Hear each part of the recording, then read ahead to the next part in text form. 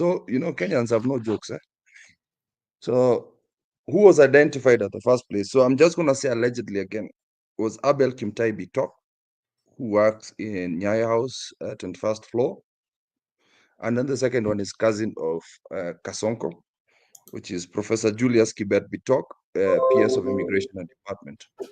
So these are allegations that we all say that. So just within seconds, we already knew who these idiots are. By the way, guys, before we continue, that's my friend Jeru Maura. Please subscribe to his channel. He's also doing the similar things. And Jeru Maura has a talk show, so it's a talk room. So yeah, when Zalendo is ready, you could share his link and please support his channel. We are here to support one another. And Jeru is there every day. Has a show in the morning and one in the evening, and it doesn't matter which time zones you are, he will be there. So again, with Kibet, also the Gen Zs also have come up with an abduction site. I don't have the current location right now. They even have it on Google Maps and the gate. So we know where Kibet is. Unfortunately, we don't know how to get him out of there. We don't know how to do that as Kenyans. And as for the original questions, Mzalendo, he admitted he's been doing this. What Gachagua said was very important. We had never done this to our youth, ever, even with the colonial period. We had never done this where we are adapting people in their 20s, people who've not married, people who don't have children, people who don't have a continuity in their legacy. That is what Kasongo is doing, which is very unfortunate. So for us, the main message I have here is basically all Kenyans, protect yourselves. If there's no warrant for your arrest, that is a stranger. If a person is wearing a mask, that is a stranger. Protect yourself and protect one another. It is time to arm ourselves. It is time to protect ourselves as Kenyans, because we cannot have people disappearing with no reason. If there's an arrest, call the person, because you've been allegedly tracking them through a Safaricom. So you know who they are, you know their telephone numbers. If they've committed a treason or whatever you want to call it, call them, take them to court. Some of these people will willingly go to court to do this. You have the privileges of sending corrupt governors, corrupt senators, corrupt MPs to go to EACC with their vehicles to walk into those places without being abducted. Why are you doing this to people? It's the same metaphor whereby chicken thieves are the ones who are being arrested. Yet, all these corrupt people are not being given the same treatment. Aren't we all equal as Kenyans? It is really pissing me off. It is really making me angry. How do we have different classes of people? That's why I say there's no Kalenjin, there's no Kikuyu, there's no Luo, there's no nothing. There are only true tribes in Kenya. The political class, I'm not even going to talk about rich, the political class and the rest of us. That is how I see it in Kenya. The political class are ruining our country. Thank you. Thank you very much, Kip. My question is, will the political class, the government of William Ruto, tackle this issue of abduction and killings? We have not learned from the Nyayo Chambers days. We have not learned a thing. Just the other day, the government compensated those who are tortured in Nyayo Chambers. I think 1 million. What is 1 million? What is 1 million shillings? Has the government learned anything? And is William Samoei Ruto really willing to tackle the issue of abduction? And how is he going to do it? And it is his government performing it. This is the biggest. He's the one who is instructing all police officers to abduct these young people. And then now he's coming up with a solution that he is going to solve the problem. Do you guys think that there's something really wrong with that kind of communication? Jeru? Yeah. Bwana Mzalendo, can you hear me? I can hear you loud and clear. Okay, thank you very much. I'm just from another show. I still do equal work for the betterment of our society, and I'm very appreciative to Kip, who has made me actually to jump here slowly, because that is what I do. Any place whereby people are talking about betterment of Kenya, I'm there. So, and we are not having this show or these shows because we hate our government. That is one thing which I want us people to be clear about. We all want a good government. Let me begin with my sister here, who is saying that as I before I answer your question, there is a sister who has said that children have to respect their parents. Even the Bible says that. I agree. But at what level do we take disrespect to failure in governance? Because those are two things which are not related. This is the problem which I have. Regardless of the situation which is in the country, you cannot do abductions. You cannot. So, Bwana Mzalendo, let's be clear. Even Muzungu alisemanga kwa uandishi wake wa Kizungu, two mistakes can't make a right. What do I mean by that? Even if the government feels they have been disrespected, there is no way in which they can end up abducting people. That is not the solution. There is a methodological step of stopping the things which are happening in the country if they think they are being disrespected. What do you do? This is what you do. Number one, you need to first of all, because you see the problem which we have with the government of Kenya is that the government of Kenya has refused to admit there is a systemic problem. Let me call them systemic problems. I agree, as many people who are saying that Kenyan problems have not started with Ruto. That is true. But there are some problems which Ruto is exacerbating or is increasing. Like which one? So kuna mtu anaulizia hapa, how can they join? So I think Mzalendo, you can share them with a link there. So what Ruto has done, he has increased Kenyan problems. And I will explain two problems which Mr. Ruto has increased. Problem number one is unemployment. It is now common knowledge that even though during Kenyatta time and Kibaki time, there was unemployment, during Ruto time, that thing has increased in the country. Why? Because there are some programs which have stopped in Kenya. And then there is no development in Kenya, as Mzalendo, as you know. Right now in Kenya, there is nothing is working. So the fact that nothing is working, there is no development. So people are idle. These cartoonist people, and you also need to know that idle mind is devil's workshop, ideologically. So what it means is that people are idle. They feel that the government is not involving them enough. I know the government cannot completely engage you. I understand on that. But Bwana Mzalendo, the problem which we are having is the same time, the government has to do considerably well to make sure that people are engaged. But the truth of the matter is that Kenyan youths are not engaged. The only so Kenyan youths, that is why the only thing they can do ni kushinda kwa mitaa na sio kupenda kwao. It is because there's nothing substantial they can do. So hata huyu mtoto ambaye anachora kasongo, the reason why anachora kasongo, it is because that is the only thing he can see, he can express the anger which he has. But let me assume Kenya is industrialized.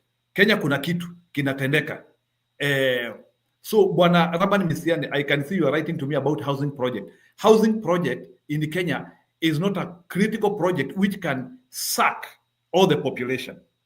So, you know, Bwana Mzalendo, when we are talking about industrialization, we are talking about an employment sector which can suck a critical percentage of the population. How many Kenyans today are working?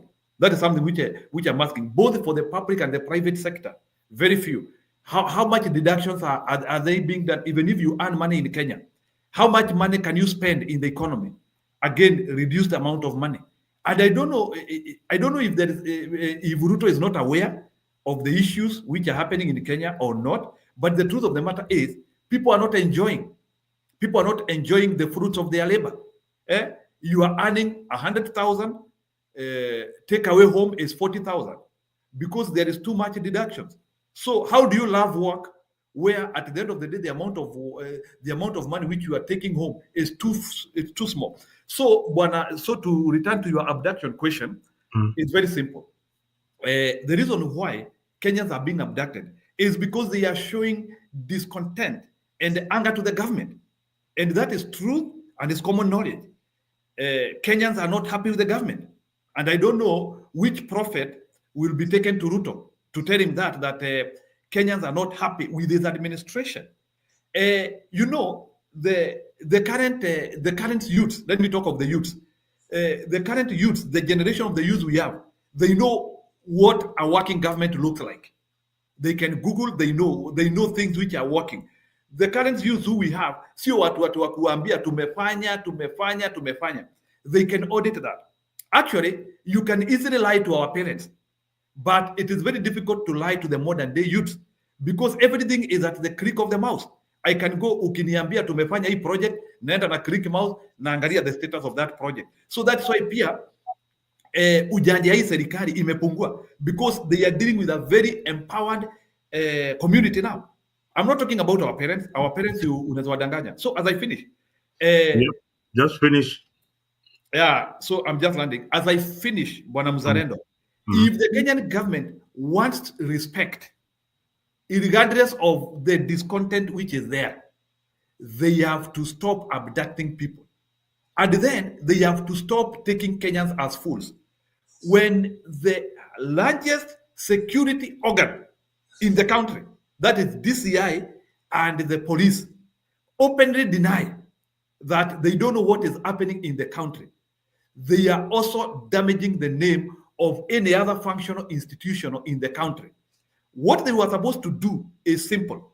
They were supposed to say, we agree there are some issues which have been happening, but abduction has never been a solution anywhere.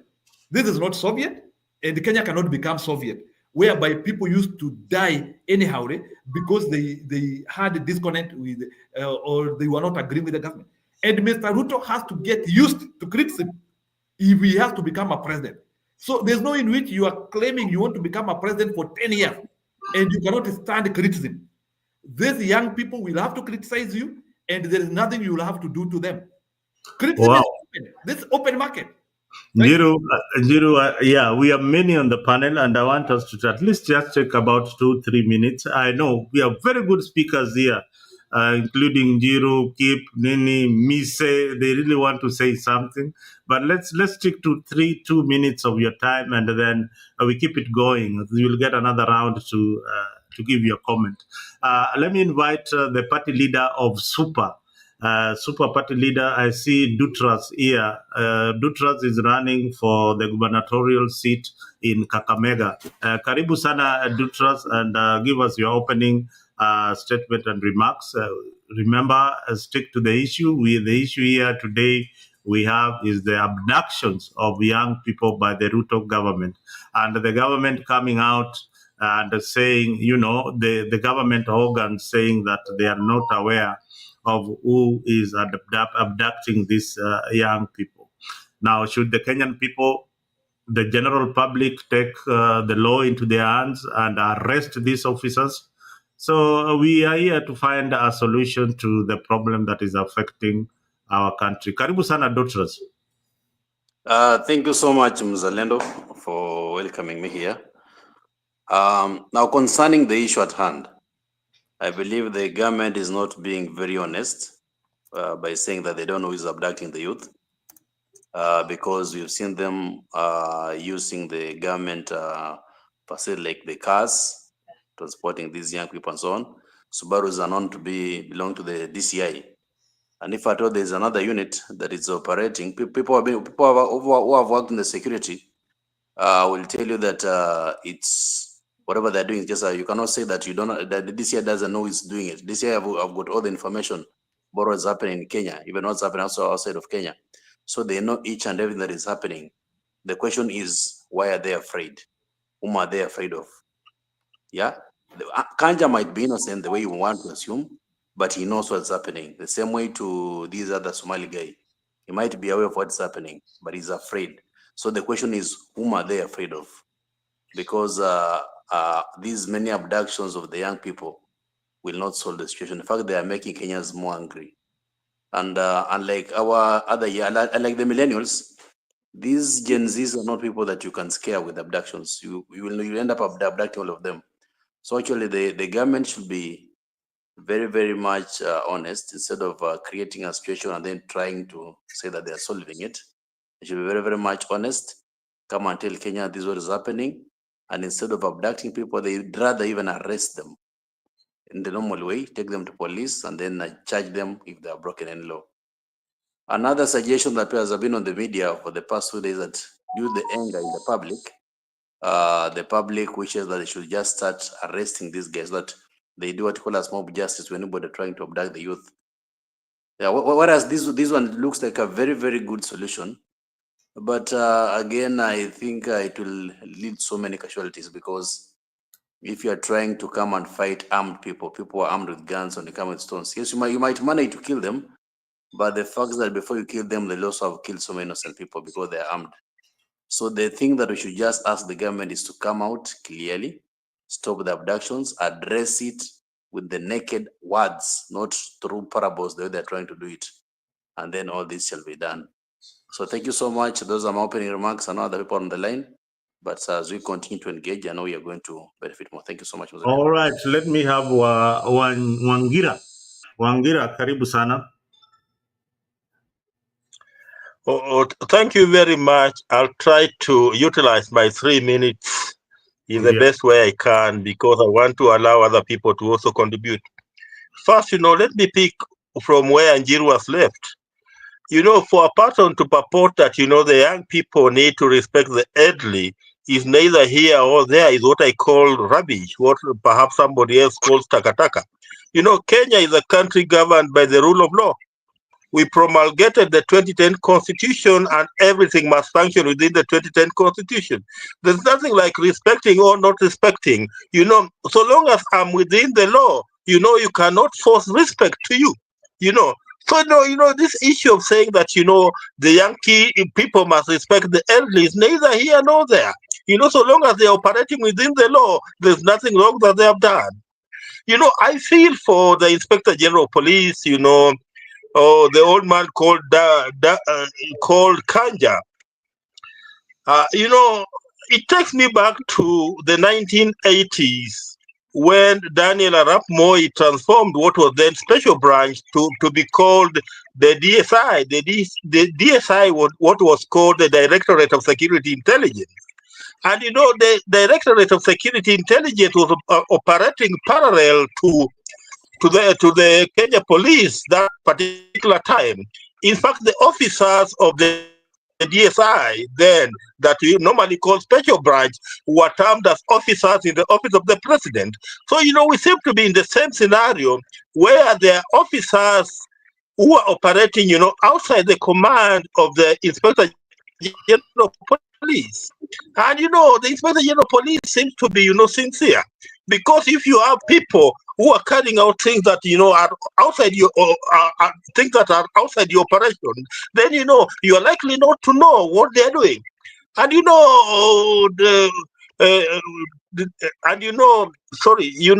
Samoei Ruto is a good student of is a good student of Daniel Toroitich Arap Moi, and he could have picked some of these political bad manners from Daniel Arap Moi, where he now wants to run a parallel structure in the form of a parallel police, what I'll call a parallel police. We are lucky that we are operating under a new dispensation of the 2010 Constitution, assuming that William Samoei Ruto was still, ruling the people of Kenya under the revised 1969 Constitution. Where could we have been? Imagine we are in post 2010 Constitution, and this is how it's operating. So imagine if we were in the 1969 Constitution, where could we have been? So we are dealing with a person who has total disregard for the rule of law. For example, when he stands up in Homa Bay, after people raised up, the issue of abductions, and he says that hii maneno ya abduction tutakomesha. What does he mean that by tutakomesha? it brings a lot of question mark because it's the president of the Republic of Kenya and he's telling the people of Kenya that, hii maneno ya abduction tutakomesha. Does it mean that he knew something about the abductions? Those are the questions that we need to keep on asking. They're the questions that we need to keep on pushing. Today is 168 days since the young men were abducted, 7 days to be precise. And nobody seems to know their whereabouts. Where are they? 24 hours, more than 24 hours after William Ruto pronounced himself and said that, they were going to commission Imaneno. We have not seen where these young kids are. Where are they? We are heading towards anarchy, we are heading towards, lawlessness because we seem to have people who want to operate outside the law. The constitution is very, very clear. There is Article 10 that's, clearly stipulates how we are supposed to be governed. There is, Chapter 6 that stipulates, how public and state officers are supposed to conduct themselves. We have Article 244 to 245 that stipulates how the police are supposed to conduct themselves. So if people are operating outside the law, what do they expect the people of Kenya to do? And that's why the majority of the people of Kenya are irritated, and they are saying that if we find you operating outside the law, we are going to deal with you in the manner that we deal with any other criminal outside there. Let me just stop there because it was a 3-minute session, and I'll allow somebody else to come in. Thank you. All right, let me have Kevin. Kevin, then I'll have Patrick Mwaluma introduce himself. Kevin. Thank you very much, Mr. Lendo. I think it's high time that Kenyans are learning that the manifesto of William Ruto was stolen by somebody we don't know. And William Ruto is implementing a manifesto that is not the UDA manifesto of the Kenya Kwanza. This guy is completely confused of what he's doing. He doesn't know exactly what he wants. In as much as he's promising so many things to the Kenyans. Actually, this guy is becoming more stronger in terms of whatever he's eating out of the so-called broad-based government, which I don't consider to be broad-based, but it's maybe super low for broadways, which they are eating together with the Raila and the Joho and the rest. It's a very bad show for Kenyans. But then, it's high time again that they are learning that everybody knows their deals. They are dealing with the most intelligent of all the times. These are not the 90s or the 80s or the 70s when people are not quite intellectual and all that. They know, the Gen Zs knows what is happening in this kind of government, and if need be, if they need any kind of information, they can always get them appropriately and at the right time. So there is a planned riot on Monday. This is just about the abductions. Of course, this is kind of bringing in so many issues. Abductions have come in, of course, based on the explanations that we have been giving out, high unemployment rates. Nothing is working out in Kenya. We've been promised so many things. The other time you saw the universities, we were promised so many things in terms of with a new model of university funding, which was found out to be very, very bad, and is going to affect so many students and parents as well. SHA and SHIF is not working. Of course, the Adani has gone underwater, but we may not tell what may be cooking thereafter. So Ruto is completely confused with his government, and people want him out as soon as possible. In the same way he came in with Rigathi Gachagua, Ruto should also be out. If we need to go for a fresh elections, Ruto should not vie for any kind of seat in the Kenyan governance system. So that is all for now. But all the same, key point is that Ruto should never be the president of the Republic of Kenya. Together with his cronies, we need fresh blood. We need fresh people in this kind of the government, the Kenyan government. Thank you, Mzalendo. All right, thank you very much, Kevin Wasonga. And I would like a comment that, Ruto maybe is using a new template in terms of governance. He has forgotten about his manifesto that so many people voted for in support of his government. So he has signed into something else. Patrick Mwaluma, karibu sana Afrika. If you are here for the first time, make sure that you subscribe to our channel on YouTube Karibu sana. Mwaluma. Asante. Can you hear me? Yes, we can hear you loud and clear. Yeah, my name is Patrick Mwaluma. I'm not new to the broadcast. The podcast I've been around, especially last year, not last year, during close to the election and after the election. Oh, karibu.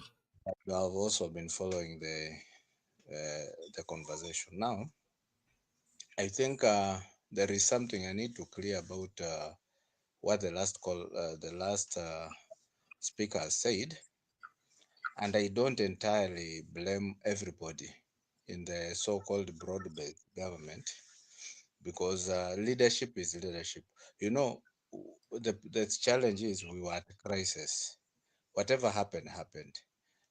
There is this government cannot justify anything on killings or abduction. They cannot justify anything. Whether whether Raila is in power, has joined the government or not, they cannot justify anything. Ruto has to do the right thing, because it cannot be that when somebody criticizes you, then that person disappears. Doesn't make sense. And we have courts. If they really feel that these guys have committed crime, the right thing is to take them to court. But you don't just pick people and then they disappear. Patrick, wasikilizaji wanasema sauti yako iko chini kidogo. Karibu sana, karibu kwa mic. Okay, nasema. Yeah, sawa. There is no justification for any abduction or killings. If the government feels, if Ruto feels that somebody has wronged him, the right thing to do is to take that person to court, not somebody to disappear, then maybe tomorrow that person is found dead. It is uncalled for. It is not right. In fact, he's one of the guys who was complaining in the last regime that Uhuru was harassing him, and he was assuring people that under his watch these things won't happen. Now what we are seeing, in fact, I'm old enough to have lived during Moi era, and I had forgotten that we had a Moi. Now I'm seeing the duplicate of whatever we used to have, because I remember in 90s when we were in high school, we could not even criticize the government. We could speak in low tones, and in fact we were talking about the same some few years ago. We were telling these young guys that there were times that we could not even criticize the government and they could not even believe. Now, it's not even about the young people to take over. It's about the right people to take over, because even we've seen even the young people being compromised. On one hand, they sing about change, and then after some time, they are compromised. They keep quiet, and nothing moves. So I think we should also renew our minds, so much so we don't just look at the age. We should look at who are ready to pay this price, because also we have young people who are not willing to pay the price, and this price includes the torture and the disappearance that people are going through. Once this has happened, people shrink. Now it takes a lot of effort and a lot of strategy for people to deal with this government, because these guys are ruthless. They even don't think about human beings. You can imagine them. People. I look at the TV. I see women crying about their kids. I see fathers crying about their kids, and they don't care. They don't give a damn. So my point is, let's join our hands together, young and old, and let's find a way to handle, from court to Rift Valley to Luo Nyanza. We fight this bad regime, because where we are not safe. Thank you. Well said, Patrick. Mise, you karibu sana Mise. It's your turn to say something. Asante sana. Um, First of all, I just want to say thank you for, it's a coincidence that we are here today discussing, all of us in the same panel, discussing this issue of abduction. It's a common problem. It affects everyone. Haujui ni nani. It could be your brother tomorrow. It could be you. You don't know. So for that reason, it's good for us to come here and talk about it. First, I want to say that George Saitoti some time back said there comes a time when the nation is greater than an individual. And now is that time. This nation is greater than William Samoei Ruto and other politicians aligning themselves with him. You have seen the statements that he has made, and I want to agree with Kip for the first time that his statement in itself is an admission of commission of the admission of the abductions. So he did not object. He did not say no.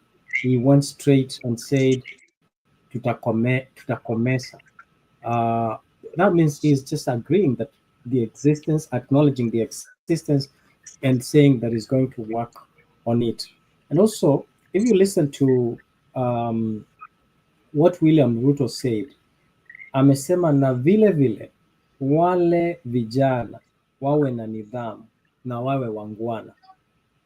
So basically, he's asking those who are asking or who are championing for the truth and fairness to stop doing that. Yani wao kuwa wangwana ni kuacha kuwa wanaharakati wa kuweka serikali iwajibike. So that is what he's saying, and that is quite unfortunate that he is depriving the Kenyans the right of expression and the right and freedom of expression. So that is what he's asking. And what is interesting is the statement of Raila Amolo Odinga as well. And Raila Amolo Odinga said that I have asked my friend William Ruto awache vijana kuwekwa pingu na kushikwa ofyo ofyo. Why has it taken him this long to ask these questions? He's an icon of whom we have known that he champions for things such as this. Himself, he was a victim, and therefore he knows what it takes when you are abducted. Silence is not really doing us any justice. And listening to Gashagua's statement, Gachagua says that we all know who is the commander. And when you start hearing people saying that, is Gachagua doing this because he cares for the Kenyans? I don't think he's doing this because he cares for the Kenyans, actually. I think he anafanya tu kwa sababu he want to score or get some points and appreciation, kutoka kwa Wakenya. So for me, what I can say is that if you look at William Ruto's statement, also said that he has asked, Kenyatta also to join the government na ako pamoja na wote sasa wako pamoja. Now, these are hii group ya majambazi wameungana pamoja kutuangamiza wote, si ati wamekuja kutusaidia. They have come there to protect their own interest, because now we have a country that can champion and resist the government's advances in oppressing them. Thank you. Thank you very much, Mise.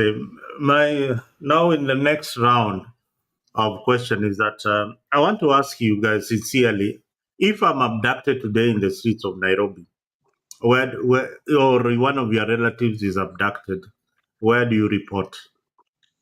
Or how do you report that case? Is there a place where Njiru, you can take that one? Njiru? I just wanted to go one step behind. it's not that I don't want to answer your question. I will answer your question, but I wanted Mr. to tell me You something. can always go back. Yeah. Yeah, I wanted to bring Mr. to something. You know, tunajuana sana hapa, and I know Mr. in other previous places. I knew like he had a soft landing for Bwana Ruto. He had a little bit like he had a soft landing for Bwana Ruto. So I wanted him to help me understand. Bwana Mise, do you still think this regime can be positive as you used to be? I just wanted to get it from you. Like, are you still positive with them?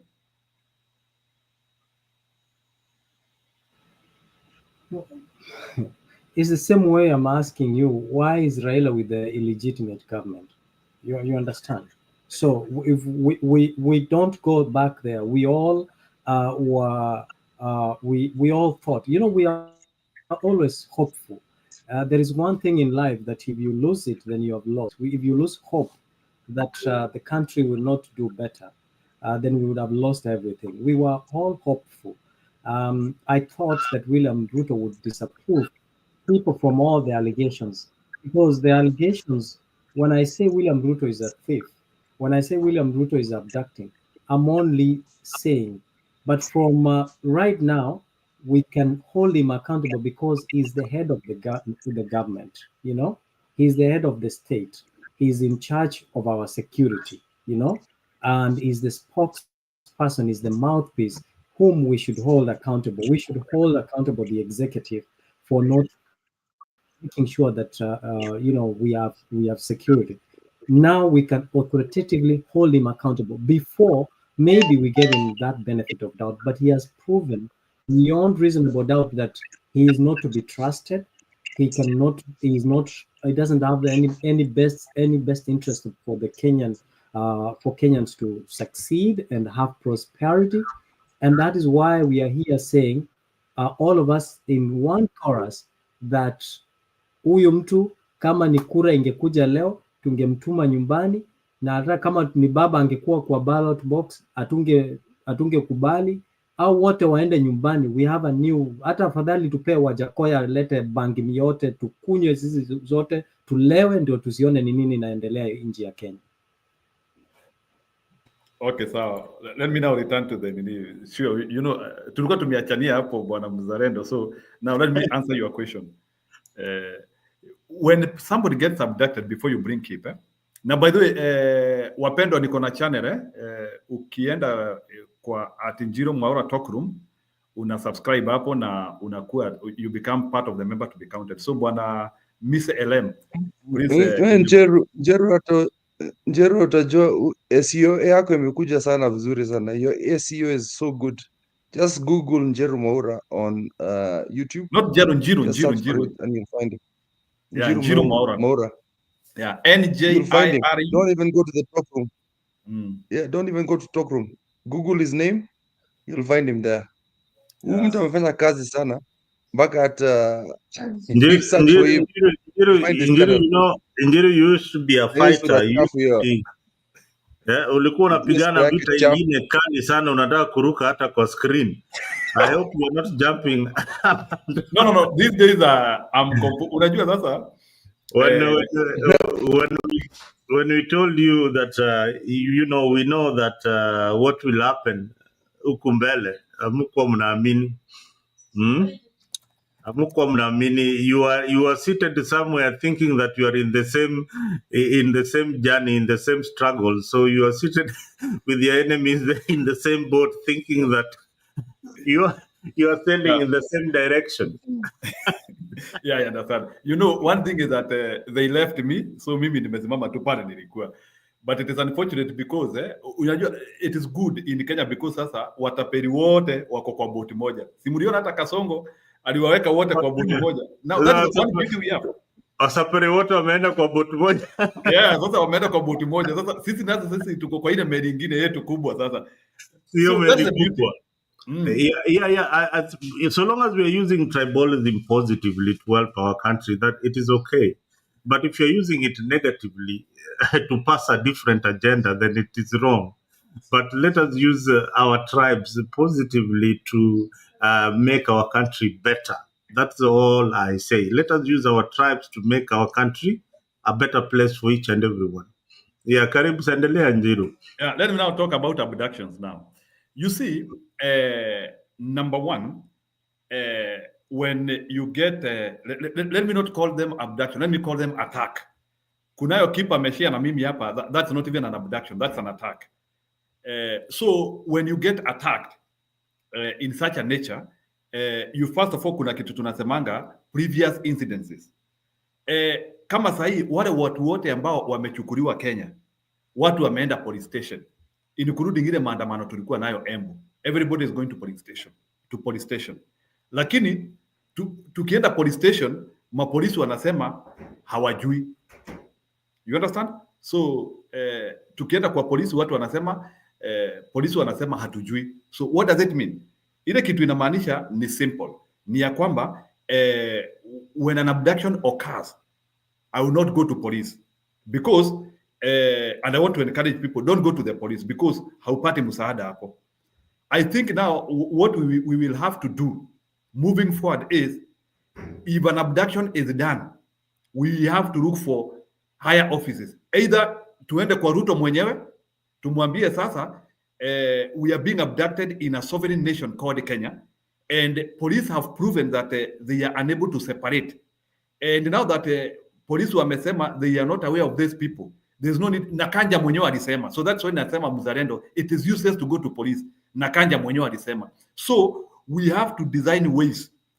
The other day tulikuwa tumesema maybe wa Kenya vile kunasemekana, and it's so unfortunate, jamaa kama huyo amewekwa kwa gari almost 15 minutes ama ni dakika ngapi hapo, na hakuna mtu angetokezea. Sijui kama watu wangepigwa risasi ama ni nini, lakini itafika level, bwana mzalendo, itabidi sasa pia sisi tuanzie kuchukua sheria mkononi, if these things will continue the way they will continue. Saa zingine I don't know at what level your wife can protect you, ama bibi ya mtu anaweza kuprotect ukikujua pamoja na watu.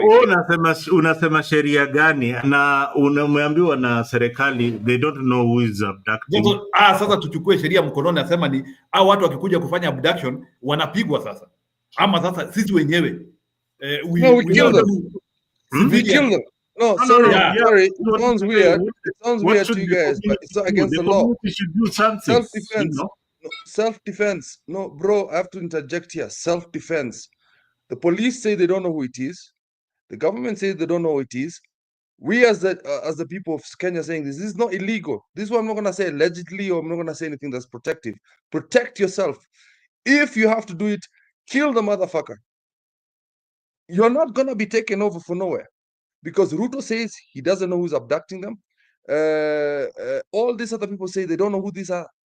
So if we don't know who these are, allegedly they're from Congo, allegedly they're from Uganda, we don't know who these people are.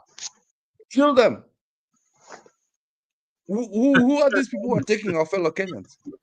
It's time to defend ourselves as Kenyans. This is not hate speech. You cannot be put in a vehicle and go peacefully to be slaughtered as Kenyans. It is impossible. If you don't identify yourself as an officer, if you come in as a mask and we don't know who you are, COVID is over.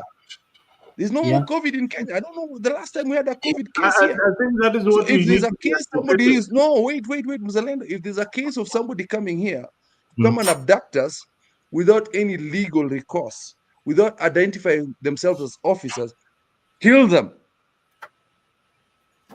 You cannot take me like that. We have the right to defend ourselves as a people. We have a right to life.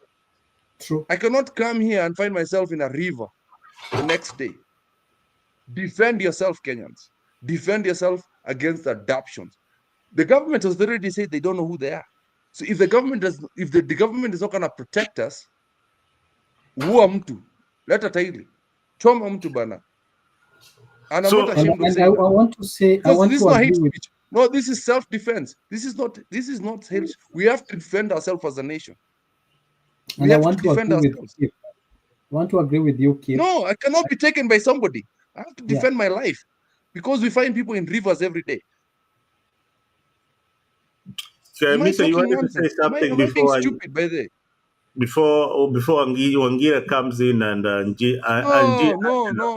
No. We have to defend ourselves as Kenyans. Yeah. We I have just to. I We just cannot be ile want abducted mishahara every day and then Kim, say nothing. si tuko na ile mishahara iko na nini, iko If na you find poison somebody sana. who's being abducted by a Subaru, whoa. No, let us agree that these are thugs who are abducting young people because the government has said and has denied. The head of security in the country has denied they don't know these people. that's rubbish, Zalendo. That is stupid. Huh? To say that is actually trying to fool Kenyans, and I mean, But Mr. You had that statement. This is what I want to agree with Kip. Hmm? Before they take you out, take them out. Okay, if then these are not government officials, then let us deal with them as thugs, right? Because what and also if you see something, say something. Let me tell you something. There is something called panopticon, where the system of surveillance works. In Kenya, the system of surveillance works like crazy. And I can tell you I didn't know that because during the COVID time, during the curfew time, nilishikwa pale Nyayo Stadium, right? And I missed an exit and then nikajirudisha mi mwenyewe mpaka Nyayo pale Nyayo, and there was a roadblock na tukashikwa tukawekwa pale ndani. And and then because nilikuwa na Canadian driver's license and I had some dollars kwa mfuko, nikachukuliwa zote, my wallet was taken, and then they put me in the communication room, and hawakuniweka kwa cell, wakaniweka kwa communication room. And I can tell you that from the communication, they could tell you how from one surveillance, from one exit, from those surveillance cameras zenye ziko Nairobi, every section, they work like very accurate. So I could hear the communication, and they could hear them saying, ndio hiyo gari inakuja, imepita nini, because they are looking at the surveillance cameras. So how come then this surveillance security system is used selectively? How come it's not able to track the criminals? We have seen in the past them using this very same system in tracking people and telling us how they were able to use the system. And now that it's favoring them, how come that they are not talking about these abductions and how they can track these vehicles and these criminals from one place to the other? So they are fooling us, and before they fool us, tunafaa kuwa na pepper spray, yeah? Tunatembea na pepper spray kwa mfuko. When these people wakikuapproach, you spray. Panga. No, it's time for revolution. Panga. Kama una kisu, Kenya ni you don't rahisi walk bwana. around. If you don't have security in this country, if you don't have security in this country, we have to protect ourselves. You have to protect ourselves. We cannot be abducted every day. Carry a knife, carry whatever you can as Kenyans. This government is not protecting us. They're telling us that they are so incompetent that none of the security forces in Kenya, up to the head of state, that's what he calls himself, cannot protect us as a people. Beba vitu bana. It's a call for protection. It's not a call for war. I'm just saying, as Kenyans, we need to protect ourselves. We are losing too many daughters. We're losing too many sons. We saw people being dropped down there in Githurai. We saw so many people in Kitengela die, and they're telling us it's a serial killer. I don't know which serial killers these are. No, we have to protect ourselves. If the cops cannot protect us, what are you talking about? It's time for us to protect ourselves as Kenyans because these guys are incompetent. Mtu akuja kubeba nani, me, I don't care. Shika mtu, choma, ni nini? What are we afraid of? Sawa, shika mtu choma. We go back to reset as Africans. Okay, we go back to the original. Just 30 seconds. This is pissing me off. Unaenda unapiga simu polisi anakwambia unilete ni sijui petrol. No. Mafuta. Okay. 1 minute. The reason why nataka kusema pia, I think the government is taking us for a ride. Can you imagine huyu Kibeti Buru hiyo siku alikuwa akuwa abducted, walikuwa na gari ilikuwa na satellite. So hebu niwaulize, who has capacity to have vehicles with the satellites za kutrack watu? Sababu nasikia hiyo gari ilipakiwa hapo karibu na ofisi ya Okiya Mtata. Ndio nauliza, if it is not the government, like I'm trying to think, who has capacity kukuwa na gari iko na satellite na communication center? Sababu nasikia ile gari ilikuwa hapo karibu na ofisi ya Okiya Mtata. It was a vehicle with a communication center to track that boy. So mnataka kuniambia criminals Kenya wameadvance to the level that wako na magari ziko na satellite? Kitu nikuuliza, nauliza criminals, yani kuna criminals yani who are not police na wako na satellite za kutrack wase. Hiyo tutauliza Angela. Angela, tutafutie mabunduki bwana, wewe ndio unatoka kwa Eastlands. Hii historia unaionaje? Historia abductions ya Kenya huko, what are people saying after kusikia statement ya Raila na statement ya William Samoei Ruto? Karibu Anje. Asante sana. Habari zenu? Nzuri. Mnanisikia? Vizuri sana. Nick, ukikumbuka mara ya mwisho nikiwa kwa show nilikuambia Ruto has nothing good for Kenyans. Instead, Ruto anataka kujionyesha yeye ndiye anaweza kila kitu, lazima mutii sheria, mkue chini yake. Now that anakana anasema abduction sio yeye anafanya. Mimi nilisema siku ingine, hata niliambia vijana wa area yetu, in case siku ingine hiyo Subaru boys wafuate mtu wakuje area ya kwetu, tulishajipanga. Warushiwe mawe, wagongwe mawe, ni kama wagongwi tena. Then from there tutaona the reaction of the government. Wagongwe mawe vizuri kabisa. Hiyo gari ibondwe ni kama ibondwi tena, ikose kuenda. Then from there we shall know, is it the government? Are they the goons? Because the government is denying, and in a real sense it is the government doing so. You know, Ruto has a Chiloba ako kwa communication center. Then what do you expect Chiloba kufanya? Hiyo ndio kazi yenye Chiloba anafanya. Oh yeah, you guys had forgotten about Chiloba. You guys had forgotten about Chiloba. Can you imagine Angela just reminded us? In all this conversation, we have forgotten that there is one guy alikuwa anaitwa Chiloba. Na ako na experience. Na Chiloba ako na experience. Na experience ile ako nayo. Ya huko Rivayala tena. Nimeona. Hebu endelea ajiri. Oh my God, Angela, yani umefungua another chapter. Another kind of worms. That is the work of Chiloba, is the one doing so. And Chiloba is not connected. He has employed some guys from Safaricom wenye wameachishwa kazi na Safaricom. What? They do what? They just look Angie's account on Facebook, on TikTok. They get my email, they get my number, then they start searching at me. Angela ndio huyo Korokocho, ametoka Korokocho, ameenda Kariobangi North, ametoka Kariobangi North, ndio huyu Kikomba, wanatembea tu na wewe na haujui. You know, mi hata ilifanya sanzi, wakati mwingine nilikuwa na post video TikTok, ilifanya ni pull down my Google location. You know? And you know, our Gen Z are having smartphones.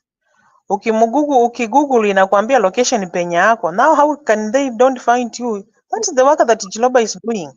And Ruto is just denying kutupaka vumbi, but he knows he's the one doing so. If he's not the one doing so, why is it that he has not summoned all those vehicles, and now that they have number plates? The one of late yenye ilishika huyu kijana alikuwa wapi huku? Silikuwa na number plate hiyo Probox. Mbona haijatafutwa na police agencies if he's not the one? No, imepatwa. The funny thing is we have the number plate ikatafuta kwa NIC. When they found a number plate, the car is a Subaru, but yet the actual car that was registered to that particular vehicle was a Toyota. So what they're doing is they're taking You all number plates and then adding them on the vehicles that they're using to do this thuggery. So hata mkitumia number plates, these guys are so vehicles are gone hired. back as thugs that even if you get the number plate, it's not the person. Wacha nikuexplain. Number Ngoja plate Angela, just a bit. This, inabadilishwa kila wakati. Angela, let me tell you what they're doing hizi because I've worked in the magari same industry. zinakombolewa kwa Ngoja nini? Kwa nini za magari?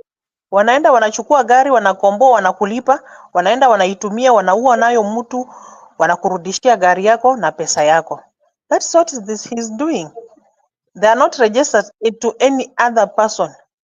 Ukisifuatilia hizo number plate hazina wenyewe, zinaenda No, zinahaiwa, zinakuja zinachukuliwa, the other zinafanya thing they're zenye doing, zinafanya, then wacha nikuexplain zinafanya kazi zinafanya because it's not the same car. haya Anji. Keep. Yeah, I want Sema to alafu explain something to tupatie Angela. Wangira aingie. Wangira amekaa kwa baridi Just one sana. second. One second. I want to explain something to what Angela has just said right now. What people don't understand. We've got something called the GDPR, which was also adopted in the US, whereby your privacy is your privacy. What you do with your life is what you do with your life. What you do with your data is what you do with your data. So what happens is, in the telecommunication industry, you have your telephone number. Your telephone number actually can follow where you're going, how you're going, from what point you switched on your phone to what point you switched it off, down to what you call the IMEI number. So hata simu yako ukizima, they can still track that. So what would happen is, with the GDPR, even the CIA or the FBI in the US cannot track, and that is the MI6 or the Scotland Yard cannot track in the US. I mean the UK. They actually respect those laws. Now, what happened is, allegedly Ruto's lawyer bought shares of Safaricom, which is up to 40%, meaning that is the major stakeholder of that particular company that we all rely on as Kenyans to make our payments, to do our telephone calls, to do our data deals, to do everything. We rely on this thing for telecommunications and our banking. Let me tell you, Safaricom is our major banking industry. So what they are using is, before we did this thing of boycotting Safaricom, when Raila told us, right now we have no choice to go by it. So what they're doing is they're tracking you. What I say is similar to Google Maps, not like, similar, because I think people confuse that. Google has got nothing to do with this.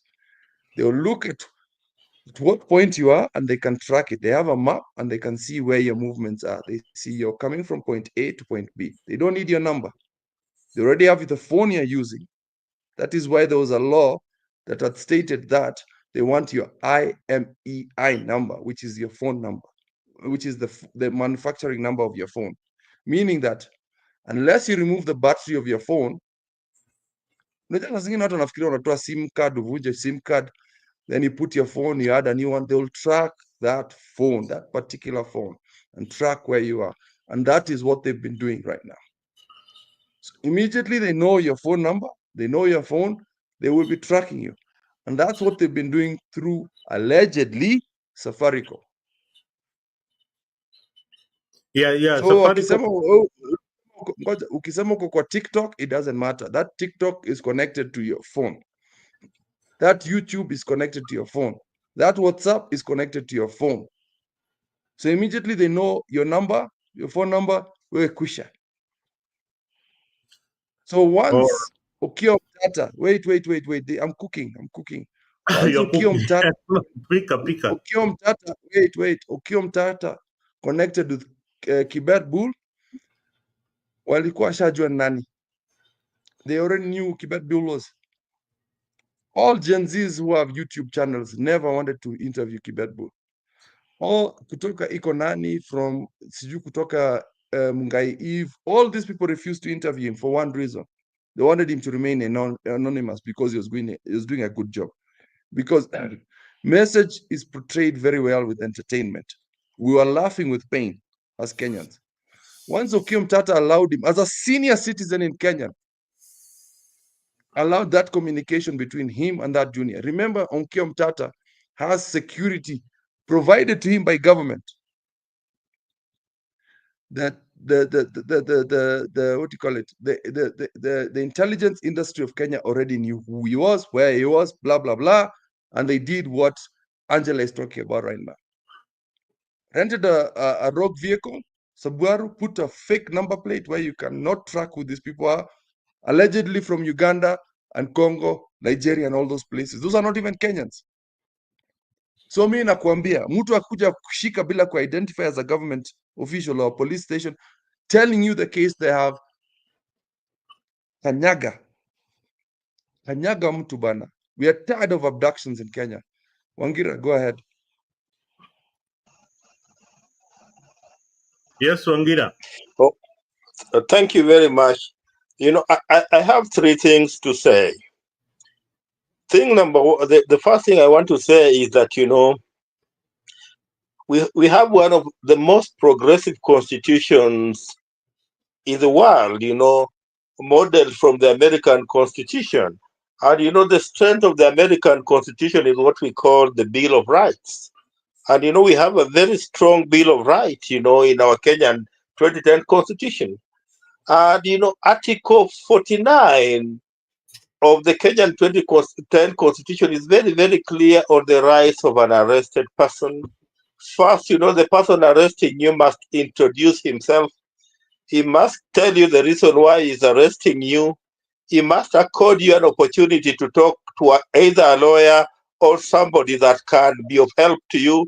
He must book you to a gazetted police station, must present you before court in 24 hours. You know, those are the rights that, you know, an arrested person, you know, had been given by this 2010 Constitution. Secondly, you know, in the same Constitution, you know, under Article 244, you know, it's very, very clear. You know, one of the reasons why, you know, the people of Kenya agitated for a new constitution, one of the reasons was because of the archaic manner in which the Kenya police force was behaving. That was the reason why, you know, the people of Kenya, you know, fought to have a new constitution. And when we gave to ourselves a new constitution on the 27th of August, 2010, you know, under Article 244, it's very, very clear that our police service must be disciplined, it must be professional. That's very, very clear. By being disciplined and professional means that, you know, it must be a police service that, you know, is operating within, you know, what we call the rule of law. Anything that is operating outside the rule of law, that no one is not the police service, you know, that we gave to ourselves, you know, on the 27th of August 2010. Third, the Inspector General of Police, you know, IG Kanja, who exercises what we call the independent command of the National Police Service under Article 245, you know, has told the people of Kenya that, you know, the people abducting you on the streets are not my men and women. Those are not my men and women. That's what the IG has said. Now, where are we standing as the people of Kenya today? Because the IG has told us that they are not his men. So, you know, we are going to assume that, you know, if you come on the street and you're trying to arrest a Kenyan outside the provisions of Article 49 of the 2010 Constitution, that is very, very clear on the rights of an arrested person, if you operate outside that provision, we are going to treat you as a criminal. And, you know, without being rigid in the manner that, you know, Keep is trying to be, you know, in Kenya, we have our way of dealing with criminals, you know. If you are a criminal, we just deal with you like a criminal. You know, there's even that rule of self-defense, you know. When you are attacked by a criminal, then, you know, the law allows you to defend yourself. So, you know, we shall tell the people of Kenya, whenever they are attacked by people who are purporting to be our men and women in uniform and who are not exercising their mandate within Article 49, you know, we shall tell them to treat them as criminals and, you know, deal with them accordingly in the manner that we normally deal with criminals, you know. That's all that perhaps I have to say. That is well said, about what you need to do and what the law says. That's why I love this particular show, that you bring in the reality to the common man to understand what the law says. But again, will will we really follow those laws if the police themselves are breaking the laws by arresting us illegally? Now, Mzalendo, You know, uh, you know, Mzalendo, that's why I've been very, very clear in just 1 minute. Been very, very clear that, the Constitution is very, very clear on how a police must conduct himself whenever he's arresting a citizen. So anybody operating outside the provisions of the law is assumed to be a criminal. And so whenever we assume you to be a criminal, then we shall deal with you in the manner that we deal with criminals. That's all that I was saying. yeah, but what the IG is saying, Mzalendo, do you know how many plain clothes police that are within Nairobi on a day-to-day?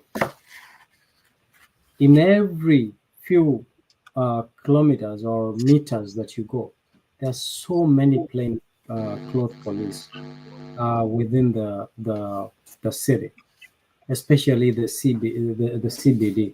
So for the IG to say that is not his men, and women who are involved in the abductions, that's ridiculous. That's taking us for a fool.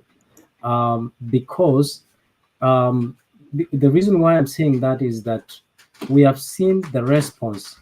Do you know how many police who walk, wanakujanga wengine wanakaa kama chokora pale, they pose as chokoras, they pose as, but they have guns.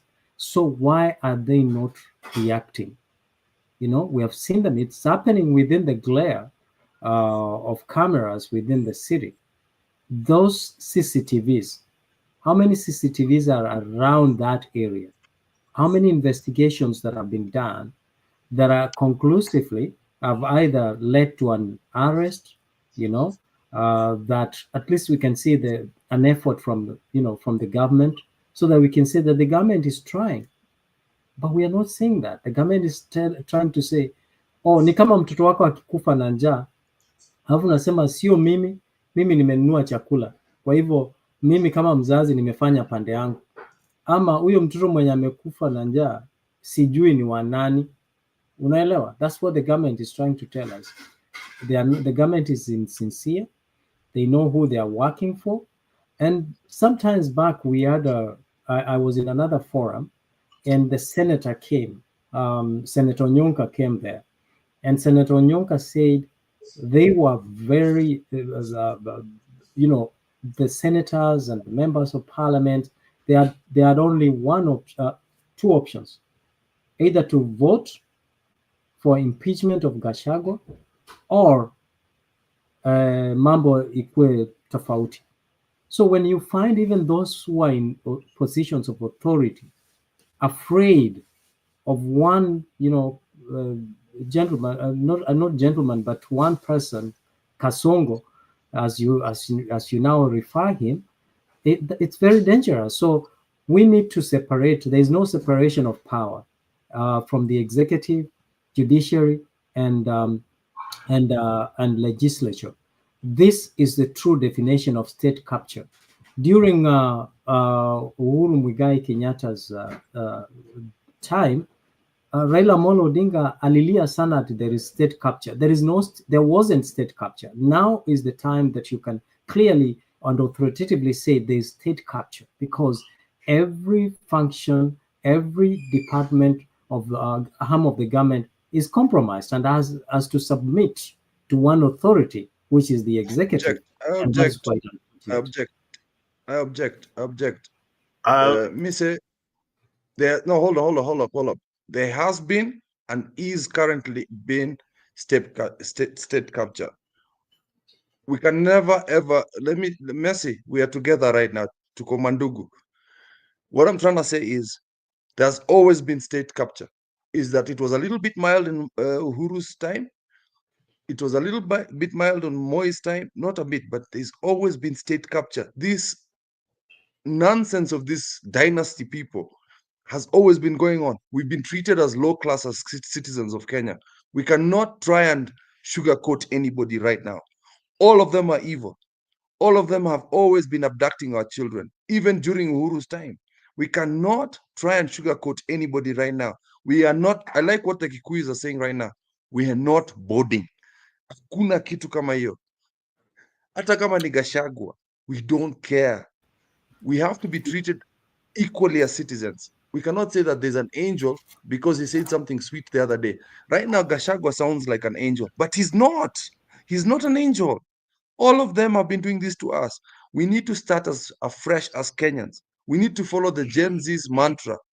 Nobody's good. We have to clear the slate completely. Mzalendo, Mise, myself, Njeru, Wangira, everybody. We've been hoodwinked by these people. They've all lied to us. They've all looked like angels, but they're always gonna go in the background and they say they're going to talk on behalf of the people, but they're not talking on behalf of the people. We are all pawns to them. So state capture has been and is currently happening. It's just that Ruto's time is more ruthless than before. It has always been there. Do not protect anybody, Mise.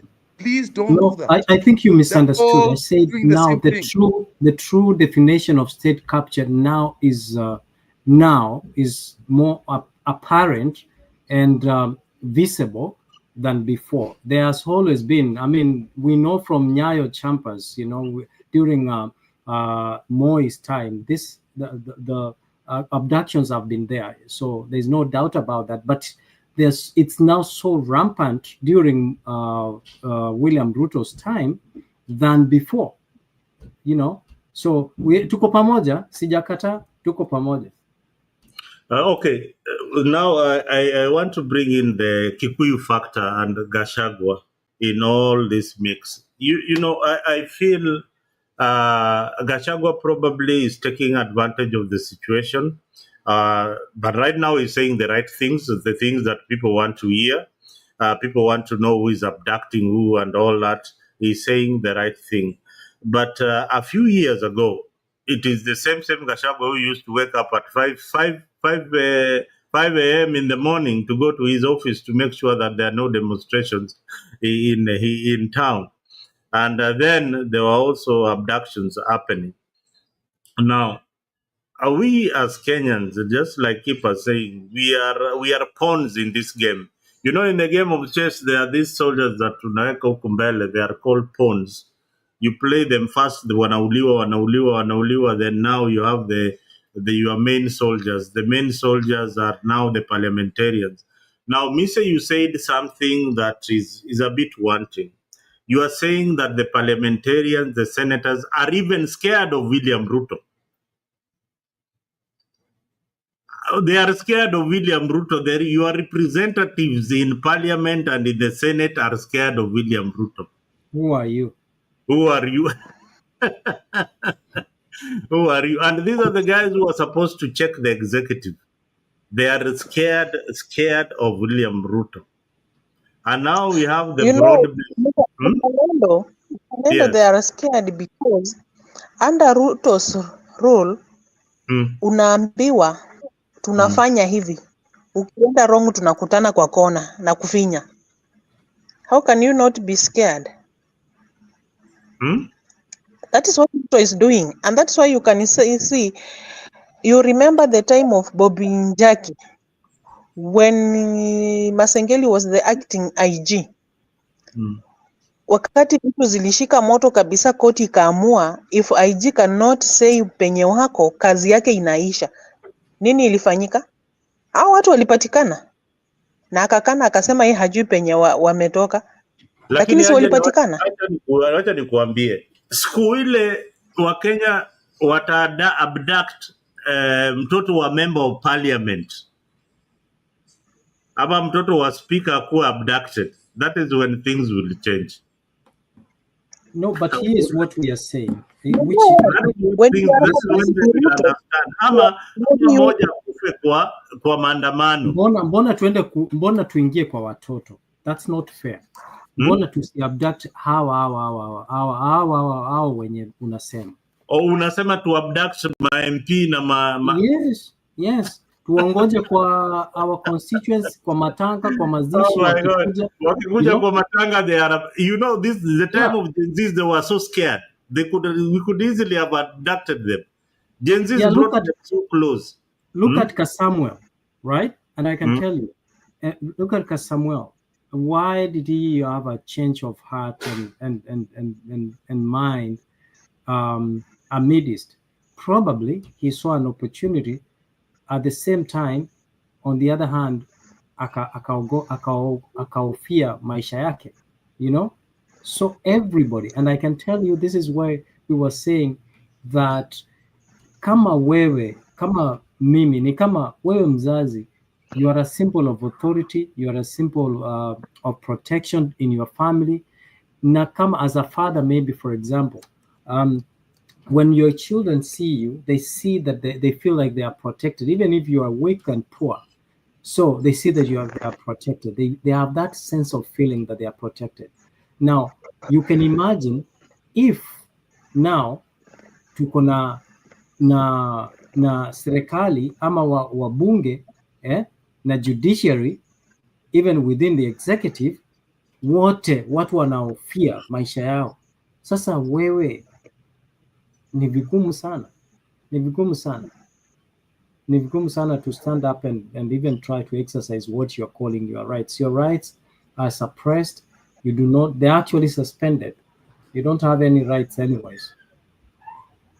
Hebu sikia story ya huyu jamaa, the first Gen Zs to be abducted. Kulianzaje? As in, what happened? Where did they pick you up from? Wakakupeleka wapi? Take us back. Ilikuwa on Friday, June 21st, I think. Ilikuwa after ile maandamano kubwa ya Thursday. So the whole day nilikuwa nimeshinda nimelala, naamka na post kuhusu the next maandamano sasa ya Tuesday vile itakuwa pia. Like sasa tulikuwa na ile tumeona watu wametokea kama wote, karibu kila mtu amechoka. So unaona ile like hautaki sasa hiyo psyche ishe. So ni kutweet tu kama nimetulia. Then kitu saa 9 hapo nikasikia mtu anagonga mlango. Ni mchana. Nikadhani nikiateka because ni rafiki zangu akuja kunitembea, huwa wana call kwanza because lazima niwafungulie gate. So sikuwa na wasiwasi yoyote. Alafu sikuwa nimejua any cases za abduction ama nini. Ilikuwa sasa the first one. Sasa hiyo kufungua, napata watu 5 kwa mlango wamejifunika uso, wako na hizi balaclava. 4 walikuwa wanaume, and then huyo wa 5 nilijua ni mwanamke kwa sababu ya vile amevaa face mask na alikuwa ameshuka. Then mmoja akaingia direct, akakimbia kwa balcony in case nitake kutoroka, mwingine bedroom. Alafu laptop yangu ilikuwa kwa meza, wakachukua simu. Mmoja wao akaniambia niangalie ukuta, akanikalisha chini, wakachukua pingu, wakanifunga nyuma, then wakanisimamisha. Alafu wakaniambia walikuwa wanachukua kidole wafungue simu. Niko na hivyo nikakunja ngumi. Nashangaa, hawajaniambia hao ni wakina nani first of all. Hawajaniambia wananishikia nini. So mbona wafungue simu yangu? So nikawauliza, mimi nataka nijue mnanishikia nini? Wakaninyamazisha na makofi tu kwanza. Mimi sasa na hiyo kichwa yangu ngumu, juu already washanichapa. Nikawaambia ni sawa, nyinyi mnipige tu, lakini bora mniambie mnanishikia nini. Wakanichapa tena. Alafu mmoja wao akaniambia, Billy, wafungulie simu. Mimi nikasema mimi nataka kujua mnanishikia nini kwanza. Wakanichapa tena. Nikaamua kunyamaza kabisa, so wajiongeleshe wenyewe. Alafu mikono nimekunja kabisa wasifungue simu na ziko nyuma. Alafu nikaona wananipeleka, nikawaambia si at least muache nivae longi because nilikuwa na kinyasa na t-shirt bado. Wakarudi nyuma, nikaona wamechukua t-shirt yenye nilikuwa nayo kwa maandamano. Mimi ngajua wanachukua evidence, but kumbe hiyo t-shirt ndio walikuwa walitumia kunifunika nayo uso. Alafu wakuacha hata nivae slippers ama nini, wakaniteremsha hivyo from 7th floor hadi ground floor mbio.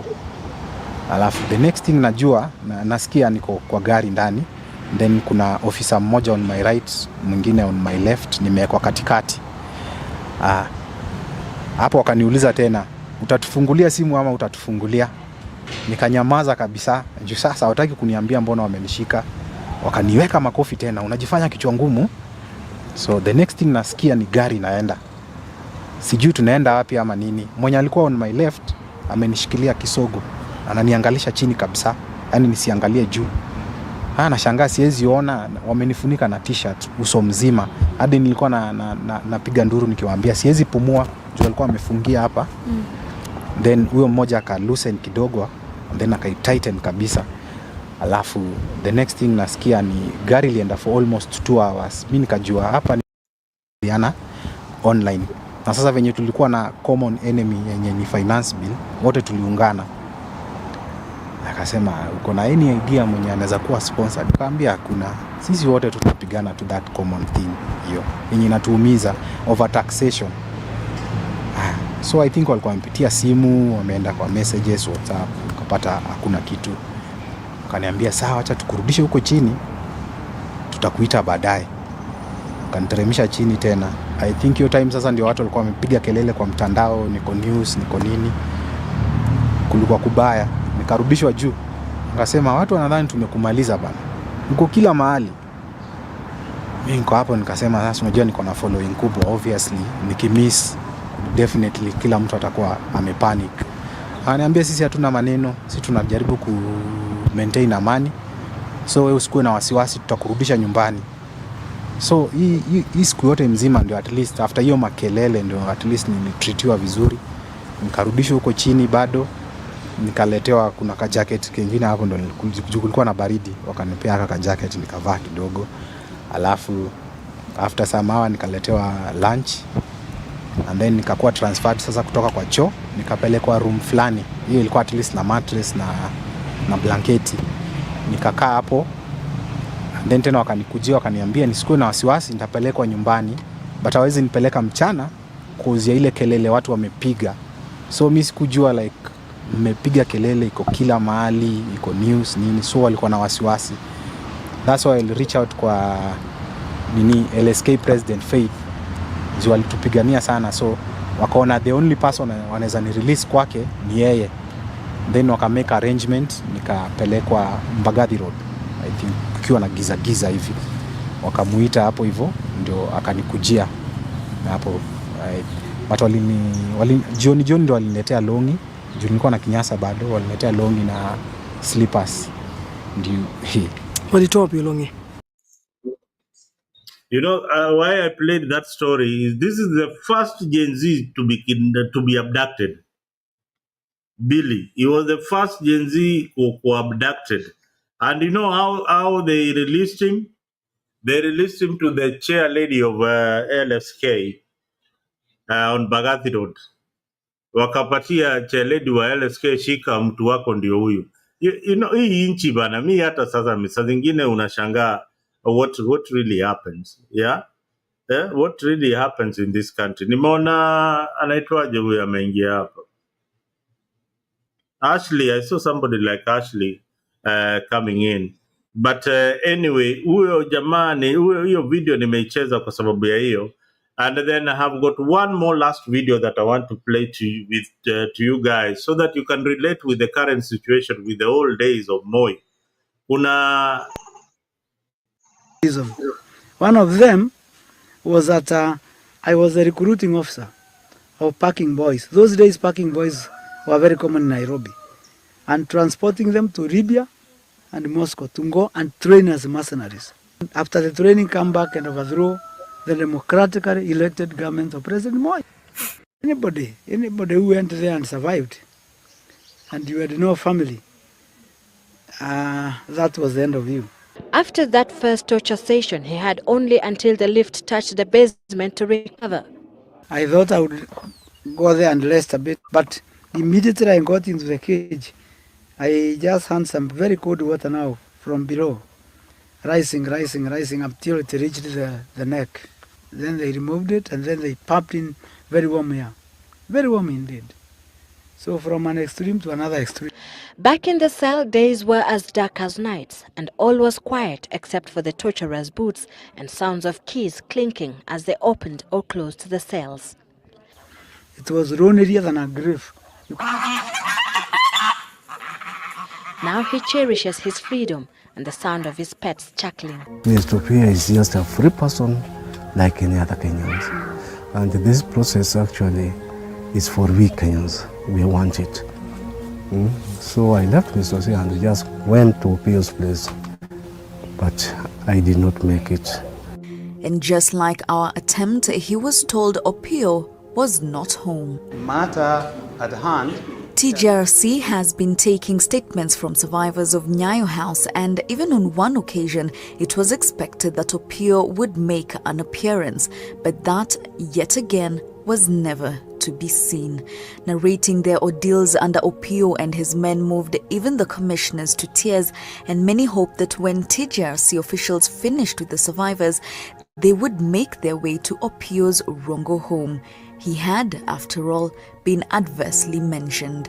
News at 8 learnt that on reaching his home, they were as well told he was not home and left the statement with his wife. However, the officials were allegedly called afterwards by NSIS officers inquiring into their business at the home. They were instructed to return the next day, where they are said to have found intelligence officers at the home, but no sight of Opio. It points clearly towards a cover policy by the state and the Kibaki-Raila administration. Now you hear that story of cover up between Raila Odinga and Mwai Kibaki's regime. And then now you get to know that this story of state and how they operate, these guys have been knowing it all along, and it is sad that we are in the middle of it. Yet again, young people are being kidnapped and are being tortured and killed. And in Kibaki Raila's regime, they came very, very close to even arresting those officers who are torturing people, but they didn't do anything. They let them go scot-free. Hata media wameenda kuwatafuta those guys who are like that Owino guy. People know where he lives, and he has never been arrested or even questioned on what he was doing. He has never even come out to apologize to the TGRC that, we were under instruction and this is what we used to do. And I apologize to the families that I might have hurt during my time on duty. So these things are state sanctioned, and it is very, very sad. It now begs the question where Kenyans right now will take the law into their hands, because we don't know who is going to protect us. Hatujui nani atatusaidia hapa mbele. So sisi kama Wakenya sasa tumeambiwa watu wale wana abduct watu si mapolisi, ni wakora. So mkiona hao wakora wako na Subaru, tafadhali don't run. Wapigwe mawe. Anybody wale wako na Subaru, wakora wale wako na Subaru wanakuja kukuabduct.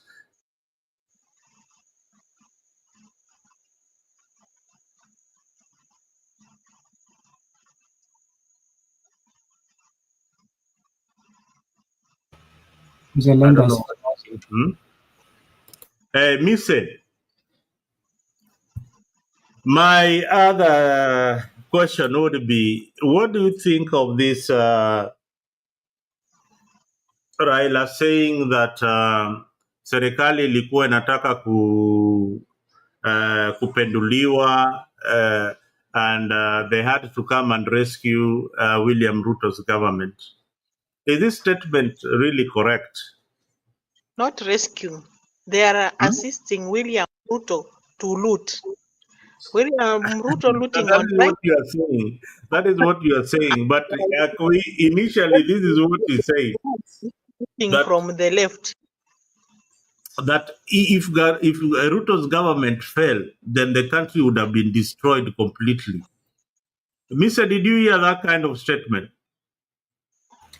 Let's simply say, someone said that Raila Amolo Odinga has been the longest serving president than any other person, I kind of agree with that because during the time of what do we call, during the time of Moi, Raila Amolo Odinga was in the government.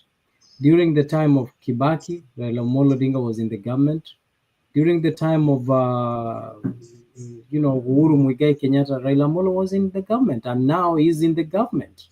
So he's speaking from both sides of his mouth, right? And he kind of creates a problem and comes out as a savior, right? And that is the role that he's playing. If you listen to his speech from Homa Bay, he said hatutaki kuvuka na dhambi kwa mwaka mpya. Unaelewa? So he knows kumekuwa na dhambi kwa huu mwaka. He was quiet about it. Now he's coming as though he's advocating and he wants to resonate with us. The other thing that he said that I found very contradictory, or he said that nimemwambia, William Ruto came and said we will stop abduction. Okay? Na akasema, I came in as a savior, akisema nimemwambia huyu rafiki yangu William Ruto akomeshe mambo ya abduction. You understand? He always comes in as someone who's trying to rescue us from a situation, and we always warm up to him because he has been a symbol of liberation. He has been a symbol of hope for us. But to a large extent, he knows what is going on. And of course, if he really wanted to rescue the nation, then after that, we would have had talks of reconciliation as a nation, healing, and as a nation. And perhaps the people or the families that lost their loved ones during the GNC demonstrations should have had at least recognition and some sort of compensation. Not only compensation, but at least justice administered. That is the only way tungesema sahi he was working hard to make sure that the country goes to the right direction. We cannot go to the right direction when we are losing young people who are the future leaders. So what are we talking about? What he's saying. So for me, I want to see him. He has the following, he has the power and authority to start leading the nation towards forgiveness and reconciliation, which he has not actually. Ni maneno tu ya kusema nimefanya hivi, nimefanya hivi. Yaani sasa amekuwa kama William Ruto mwenye alikuwa anatuambia tumetenga na vitu kama hizo. So, Mr. What you're saying is that Raila Odinga will now be the savior of the people of Kenya. He will come up with a solution na seme sasa nime stop abductions. I talked to William Ruto na sasa abductions za Kenya zimesimama kabisa. Hadi sijui kama una maoni yako ni yapi? Mzalendo, that is Raila Odinga's formality, because he knows if he seriously tell William Ruto that stop abduction, support of AU will stop. So that is just a language of formality to Kenyans. Kwa kutufunika akili na hiyo si tuliona kitambo. Because if he was seriously about abduction, telling William Ruto abduction, he could have told him, before you support me to go to AU, let not cry about high taxes, abduction, and what you are doing so far. But you see, tumeona vitu ngapi zenye Raila alipinga, na at the end of the day, when he's in the government, he goes on supporting. And now that you want to tell me that Raila Odinga's people like Kina Wandai, they came in President Ruto's government to support President William Ruto government, for it to work. No, they came in so that they can loot on the side of Raila Odinga, and William Ruto can loot on the other side. On the other side, we have seen things like Adani. Opiyo and I in the Senate saying that Adani is the way to go. In the same day is the day William Ruto is cancelling Adani deals. Now, what that shows that the same William Ruto is now has appointed Akina Mutahi Kagwe, the COVID billionaires, to come in the government to work. How do you expect mtu alikuwa mwizi umemweka tena kwa store? Kuna kazi anafanya ama ni kuiba? Amewekwa kwa store, kazi yake ni kuiba mahindi. Ataiba ama atatengeneza? Kuna kitu Mutahi Kagwe atafanya apart from COVID billionaires? Mwenyewe hata nani anakuambia hapa, Joyce anasema Raila and Ruto no difference. Raila called demonstration, Ruto kill youths, and Nyanza is full of youth graveyards due to both wicked leaders, birds of the same feathers fly together. I always say that hata hizo compensation in Nyanza, vijana wengi wamekufa huko Nyanza, amekuwa kwa serikali bwana Raila, na hakuna pesa ama fidia yoyote hizi familia zimepata. If Raila was generous, he's supporting Kenyans. Wale watu wenye walibomolewa Mathare kwa Mtoni, wale wa mama na watoto, and Mathare was Raila's home. Hao ndio watu wenye Raila angetetea, angebeba mabrangeti awapelekee na awambie Ruto awape compensation na watafutiwe nyumba, but up to that hakuna kitu kilifanyiwa. It's only few. Kwa listi ya watu 50 anachaguliwa mtu mmoja, unatumiwa shilingi 10,000. Now what is then 10,000? Mzalendo, hauna kitanda, hauna sufuria, hauna nyumba, hauna anything, kila kitu ilienda. Raila is quiet. Now you want to tell me that Raila is defending Kenyans. Raila is looking for his stomach to be full. Bora ashibe, it's like Wetangula and Musalia. No difference. Bora washibe. Raila is like Wetangula and Musalia. Miss, I don't know, Kevin Wasonga. Are you still there with us, Kevin? Mr. Kevin. Huyu Kevin inakaa ameshakunywa maji, huyu amelala huyu.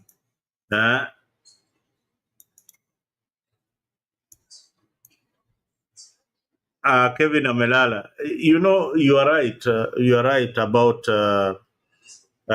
these two leaders. And umesema kitu ingine hapo Anji, that watu wa Mathare walibomolewa, wakabomolewa manyumba zao, na wewe pia unaishi huko Eastlands, umeona bila hao mama wanateseka, na wamesimama na chama, au wanakuaga wamesimama na chama, si ndio? Wamesimama na chama kabisa, na bado hawakupata fidia yote kutoka kwa serikali ama kutoka kwa hii chama inaitwa ODM. I mean, nimeona nani pia amenyamaza sana. Angela, ni nini inaelekea? Sifuna simsikii tena katika hizi siasa, amenyamaza tena. What could be happening? Nilikuwa nimesikia tu fununu. Ni fununu kwa nimesikia, I'm not sure of it, that is Sifuna and Babu Owino are planning to exit ODM. Oh, they're planning to leave ODM. Yes. That could be a very good thing if Sifuna and Babu can leave ODM. Then they will live with a whole lot of youthful supporters wherever they are going. Because Sifuna and Babu, I think they are really wasting their time on this other side. They need to be on the side of history where the people of Kenya will judge them correctly. Sahii ile siasa iko Kenya ni Kenya wanataka mabadiliko. Wanataka mabadiliko kama West Africa na hizo hizi nchi zingine. Na hatutaki tukurudi pale tulikuwa. Wakenya wamebadilika sahi kama Nairobi, you can't tell somebody that Sakaja is a leader. Anakukemea kabisa, anakuambia enda ongelelea huko kwa Sakaja. Wanataka somebody who will and who will make Nairobi work. Oh wow. Mise Pole, mimi mzalendo, mimi niko hosi, nimeadmitiwa hapa na mtoto. Sasa ukisikia watoto wanalia. Nini mbaya na wewe?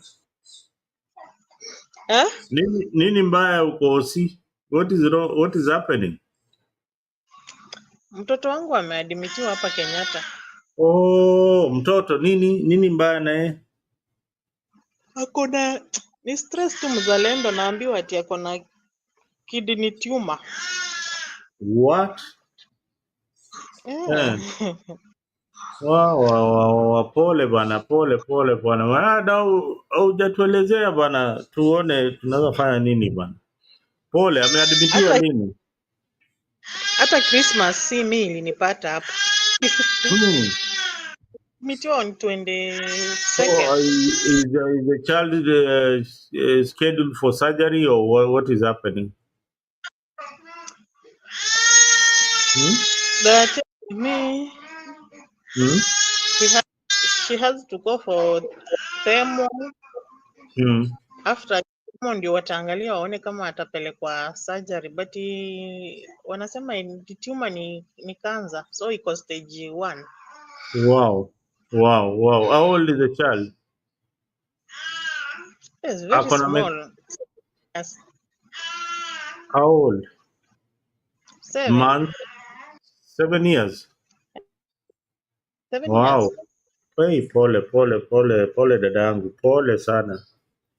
Pole kwa ugonjwa, pole. We'll pray for you and your child so that at least kama ni surgery atafanywa, but sio surgery anahitaji. I don't know. Mimi ukiniambia, unaona hiyo ward ya Kenyatta, hiyo ward ya there is a cancer ward ya watoto hapo Kenyatta. I've been nimekuwa nikiwa support for a long time. Hapo I think it's on the second floor or the third floor ya Kenyatta Hospital. So, third floor. Yeah, kuna cancer ward hapo kwa watoto wengi. Ni vizuri yako na mama yake, lakini utapata kwa hiyo ward kuna watoto wale wako abandoned na mafamili zao na mama na wazazi wao, and the reason why they have abandoned is because of the bills and they can't pay, na mtoto yuko stage 4 in cancer, na utapata mtoto hapo aliwacha shule, they're just there waiting sometimes to die. Kitambo ilikuwa hivyo hapo kwa hiyo ward ya hapo Kenyatta Hospital. So these are some of the things that zinafanyika katika Kenya that needs to be talked about. Hiyo ward, hiyo cancer, kids are suffering from cancer and parents are so helpless, and treating cancer is very expensive. Very, very expensive. I've been a victim, I know. Yani niko tu na stress, niko tu na pressure, najiuliza nitaanzia wapi, nitamalizia wapi. Na hii story ya SHA inafanya. Yeah, it is working. Hiyo story ya SHA inafanya huko Huko inafanya. Yeah, at least hapo tu peke yake ndio naweza sema Ruto alisaidia on chronic illnesses kama cancer. When you have a chronic disease, you can get matibabu bila kulipa pesa upfront. But Niki inafanya tu hapa Kenyatta, but na imeanza tu kufanya juzi. Hii kukua inafanya ndio inafanya, but hizi hospitali zingine zenye nimekuwa nikienda hawakubali, wanaikataa. Yeah, Kenyatta ni ya serikali. hakuna venye una No, accept. we pray you are in the Unajua right hii ni ya hand. serikali. Unajua huku Wow. hata ukilipa pesa, hata ukinunua nini na e-citizen unalipa kwa e-citizen. Mimi Inafanya ukiniambia kuna mtoto ana mahali cancer umeniharibia siku. Kuna dawa zingine unaambiwa haziko, inabidi uende ununue nje hivyo. Unajua ile kitu lazima ujue, Kenya sahii unaona kama huyo mtoto na sasa yuko stage 1, tafadhali waharakishe wakuambie kitu inaitwa treatment path ya cancer, because Kenya hawana laboratory ya kuangalia ile madawa mtoto wako atapewa. Hawana hiyo laboratory. Lazima wanaweza kuwa na madawa lakini hawana ile tiba ili mtoto afanyiwe biopsy wajue ni tiba gani anataka. Unajua all cancers are different. All those cancers are different. So lazima upate the accurate diagnosis na matibabu, na hiyo biopsy inafanywa ng'ambo. So kitu ile mimi unashangaa ni ama nashindwa ni sasa zile wameleta results, utajuaje hii ndio results ya mtoto wangu na hii treatment path yanafaa kufanyiwa? Hiyo ndio kitu unichanganyisha kabisa. Hizo tissue kama ni cancer zinapelekwa South Africa ama India, alafu zinafanyiwa ukaguzi, ndio au lab technicians huko they analyze the tissues, alafu wanatuma treatment path Kenya, ndio oncologist wa daktari anaangalia huyu anafaa kutibiwa hivi na hivi na hivi na hivi na hivi. But let us not give up. I know a lot has changed in Kenya. I hope the oncologists in Kenya right now ni watu wanataka ku save lives na sio kuchukua pesa peke yake. Most of the time ni watu wanachukua pesa tu za watu hapo, na wanajua hawana matibabu ya kutibu wagonjwa, especially wale wako na cancer. So that is a situation that has been happening. So we hope that your son will get well very very soon, and we are praying for him. Tutajua vile tutafanya hapa Africa family, tuko wengi. Kama umezidiwa we can come. Mise yuko hapa, Jeru yuko hapa, Kevin na watu wengi, ili tuone tunaweza fanya nini tukusaidia. Otherwise naona Njiru wewe umekuwa kwa simu ama umekuwa kwa show? Huyu jamaa inakaa amekuwa kwa show nyingine. Njiru who are you talking to? Who are you lecturing hapo kwa background? Huyu jamaa Njiru hata sikii, ako kwa show ingine pale. Inaonekana Njiru yuko kwa show. Mise, are you there? Mise, even as we wind up this particular edition, vile watu wako Christmas na nini, niliona tuchangamke na nimepata watu wengi sana on the program. I am happy you guys joined the session. Njiru, I don't know what you are doing, but you need to come back here and we wind up, then we join your show later on.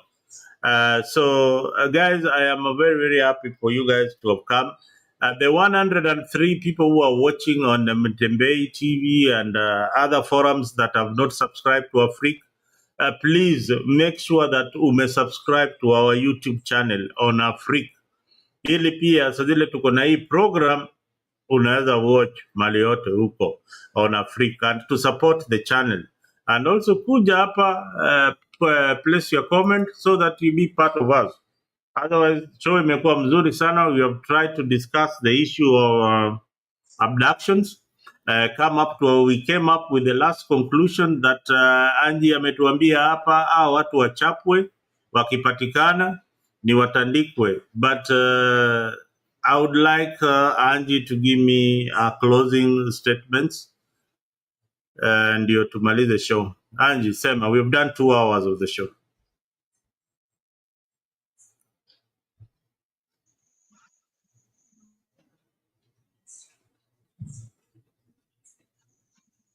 I can say this, Mzalendo, that Kenyans, let's not look into these politicians of ours.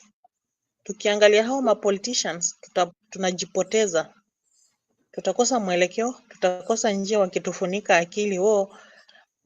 Raila amesema Ruto stop abduction.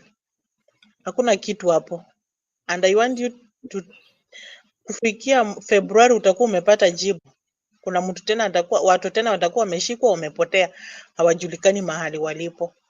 Tusiwaangalie, wacha tujiangalie kama Wakenya, and let's come up with the way forward, the way we can deal with this regime of Ruto now that sahi wameungana mpaka Uhuru ako ndani. And that's why I told somebody somewhere that Uhuru is just pretending to say that Ruto is not good for leadership, but he is supporting him underground. Now sahi imejulikana wazi ya kwamba alikuwa anamsupport. If Uhuru alimaanisha ya kwamba Ruto si mtu mzuri, mbona alikubali handshake yake ampe watu wamfanyie kazi? So hao wanasiasa wanatupumbaza, wanatudanganya, mwishowe wanaenda wanakula meza moja, wanatuacha kama tumehangaikia pale, hatuna mwelekeo. Tujichune masikio, tuache kufuata wanasiasa wa Kenya, tuitane, tuungane. Abductors wakionekana, mawe zitoke ni kama zitoki tena, then tujue wametoka wapi. Mawe zikitoka watajulikana hao abductors wametoka wapi. Ni hayo tu. Kweli kabisa. Mise uko ama uko? Ya niko na nakubaliana. Unajua Mzalendo, if you remember sometimes back tulisema the way Uhuru handed over power to Ruto, you know, tulisema hapa tukasema hawa watu wako pamoja, and there is no way Uhuru could have handed power kwa mtu ambaye ni mpinzani wake. So I agree with Angie that these people wako pamoja, and you know, it's just unfortunate. Mise, mi nauliza, do you know, anyway, I've been trying to kind of figure out that it seems that the Kikuyu community, or the exit of Gachagua, has really destabilized William Ruto's government. And this guy is panicking. Anaenda Nyanza, anaenda kila mahali. Hao Wakikuyu mbona wasichukue siku moja waandamane? You know, I've always argued that the proximity of Kiambu na hizi makina Nyeri, kina Thika, kina nani, compared to other communities ni mbali. But these guys have never used the advantage of their numbers. Hebu imagine Wakikuyu wakiamua Wakiambu tu peke yake kuingia Nairobi, na wale wa Thika wa kuingia Nairobi, na wale wa Nyeri kuingia. The farthest point ya Kikuyu ni 3 hours. The farthest to the CBD. Inaweza kuwa ni demonstration kali sana, but let us wait for the demonstration. But why would they do that? Hapo mimi ninawaunga kwamba they are smart, you know. They are smart, and because they know that they stand to lose. Most business owners like Kikuyus and Kisis in Nairobi, right? So the majority of business owners are those. So if they join and if they entertain that, they stand to lose. Look at the proximity that the same investment and development brings to the Kikuyu community. They are the first beneficiaries. When we extend the CBD, we think of going to Kiambu. Look at where Two River is, Two Rivers, Mahali. Angalia the infrastructure that has been put. Angalia Thika, the super highway. Angalia kuja Kabete. So look at the infrastructure in terms of roads and so forth. So they stand to lose if they go that direction, because most of the properties that will be destroyed ni yao. Anyway, thank you all our panelists for their invaluable insights and engaging discussion of these crucial topics. Your perspectives have shed light on the complex issues facing our nation. Abduction was a very, very, very complex issue. To our viewers, we appreciate your continued support and engagement. If you have not subscribed to our Freak and you've been watching us, please fanya tu kitu moja, enda tu hapo kwa YouTube and subscribe on our Freak 24. Follow us on our Facebook page, follow us on X. We will bring for you news as it is. We are not affiliated to any of these political movements. We might have supported one William Ruto, but aliteleza na tuweze muinua tena, bado anazidi kuteleza tu. Ameanguka, si kuteleza mzalendo, ameanguka bana huyu jamaa. But unajua huyu William, we had got a lot of hopes in him to change the country, but anazidi tu kuteleza. I don't know ni kitu gani amekuwa anakunywa muziki sana, perhaps aanze kukunywa tu whisky kidogo. So stay tuned to our Freak for more in-depth coverage and discussion. Remember to subscribe to our channel and stay updated with the latest news stories that matter to you. I am Mzalendo, your panelist and your host. And again, thank you, Mr. Njiru. Thank you, Kevin. Thank you, Mise, for being part of this. Mise, you have not said one thing that is so important, and that is your business. You have not marketed your business here on Africa. There are so many people, so many families are in Nyamira, and if you want a nice place to have your nice coffee, or you want to have some nice nyama choma, or you have to have a gathering or family gathering, a meeting, there are conference rooms. You need to tell people about the Cambrian resort. The Cambrian resort in Nyamira, it's the place to be this holiday. If you want a place to relax with your girlfriend, if you want a place to relax with your family, umetoka diaspora na uko na familia wamekumiss sana na uko pale Mogirango, kuja kule Nyamira, tutakuandalia nyama choma, tutakuangalia machapati pale, makuku pale, zote ni kienyeji bwana. So tafadhali uje pale the Cambrian resort is a very nice place to be. The ambience of the Cambrian, especially the music, and sometimes we have ongengo over the weekends playing at the Cambrian. So if you are around Nyamira and Kisii environs, and you want a place to relax this weekend, make sure that you spend your New Year at the Cambrian. Did I miss anything, Mise? Plus, they offer accommodation, places to sleep. Ukitaka kulala, umeboeka, umelewa sana, kuna hako blow up mbele, you don't want to drive. Ama uko na kashungua mahali, kajiwekelea hapo pale Cambrian, and Mise will take care of you. Well said, Zalendo. You have said it all, and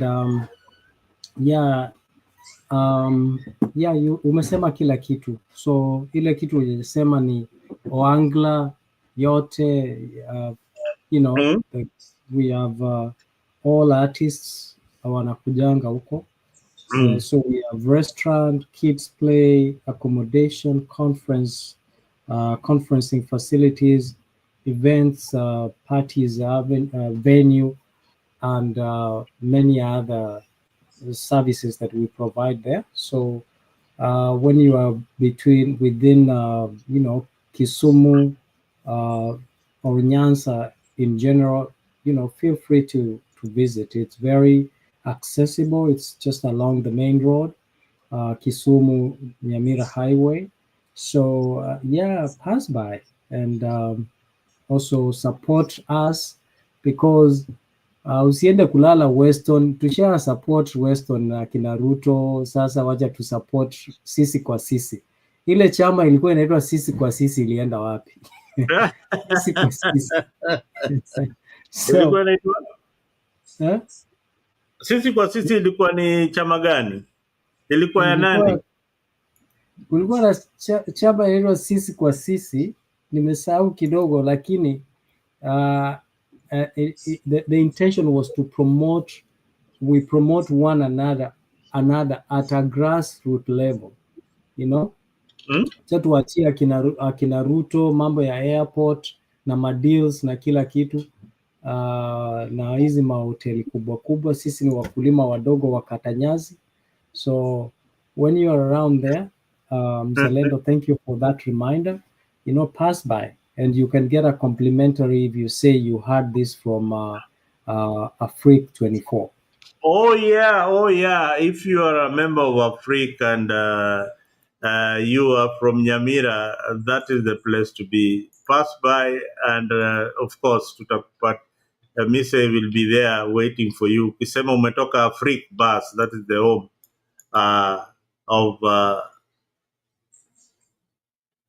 of real talent. Ninatafuta Cambrian. Where is Cambrian? Oh, Mise, I needed to have that banner for Cambrian. I needed it. Oh my God! I thought the format that you have saved your Cambrian. Which one are you looking for? I'm looking at the one for the one that you have on WhatsApp. The image.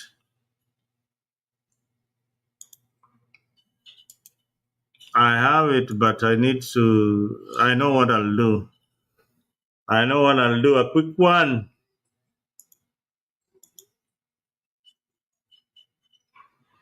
A duplicate and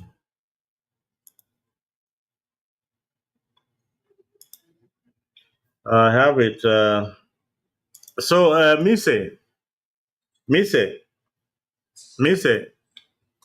are you still there? Yes. Who have you hosted lately, Apple Cambrian? Any prominent artists that you hosted lately at the Cambrian? Yeah, we are actually working with Tony Nyadundo. We are working. Oh, Tony, yeah. Tony is very popular. Tony is a very, very popular artist. Eh? Yes. Oh, you like Tony? Yeah. So, are you looking for this one, Mzalendo? Which one? The one? Yes. Is it the one? I'm actually working on one right now. Yeah. So we've hosted quite a number of artists. The local artists, like you have said, Onyengo, Kwasa, and there are quite a number of artists that we have hosted, and we are looking forward to host many. So the setup. This guy in Barambara? No, we have not had him Barambamba because we have not prepared enough space for him to run around. So we have a lot of trees and that. Oh my God, that guy is going to bring down those trees of if you host in Barambara at your event, please be sure that the trees are coming down. Okay, host in Barambara, but make sure that you are well prepared. So guys, if you've not visited the Cambrian, this is the place. The Cambrian is a very, very nice resort. Kama hujaenda pale, hii ndio the Cambrian Resort. The Cambrian Resort iko pale Nyamira, Meruka Highway, 200 meters from Nyabite Market. Nyabite, I don't know how to pronounce that word in Kisii. I hope I got it right. But the Nyabite Market, the booking, book now for your space. The number is there, 071439 5355. No, let me take it again. 071439 357. The Cambrian Village Resort.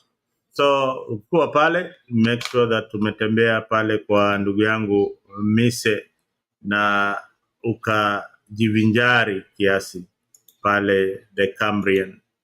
So I hope that you will promote one of us, just as he has said that sisi ni bado hatuna ile hela ya kutengeneza vitu kubwa kubwa, lakini ile kidogo tuko nayo, we try to promote each other.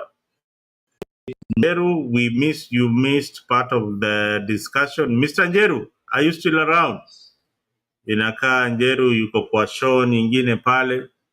We are all the time doing shows trying to educate Kenyans. If you are not in Afrique 24, you are either in Njeru Mwaura's show on YouTube. Unaweza enda kuona huyo Njeru pale. Na kama unajitaka kujivinjari, pia usisahau kuenda hapa Cambrian Village Resort. Hapa ndio mahali kuna happen kila kitu. It is a nice place to be. Otherwise, guys, thank you very much for being part of this discussion.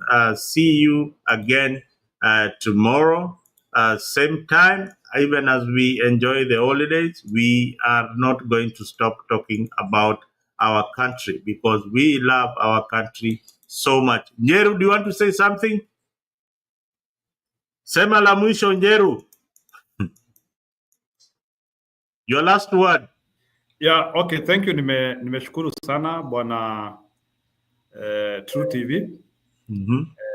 We are really happy to be here, and we have to grow this channel too. I've just seen that I was subscriber number 32. Oh, you have subscribed. You have subscribed on True TV. You need to subscribe on Afrique. True TV.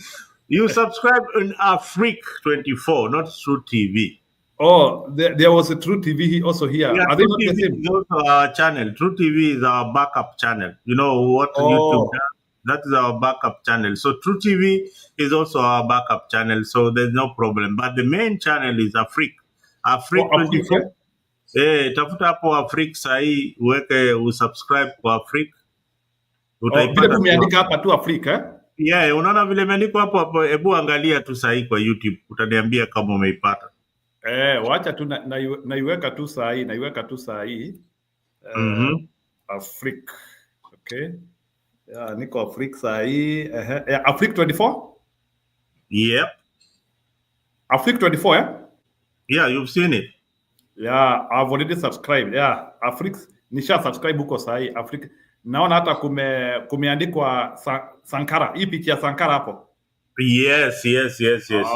Sasa wacha hata mimi sasa nianzie kuuliza hapa. Pia kama kuna mtu wako kwa hii show yako, na hujasubscribe channel yangu, my channel, ukitype tu jina yangu hapo tu Jiro Mwaura utanipata huko. Ama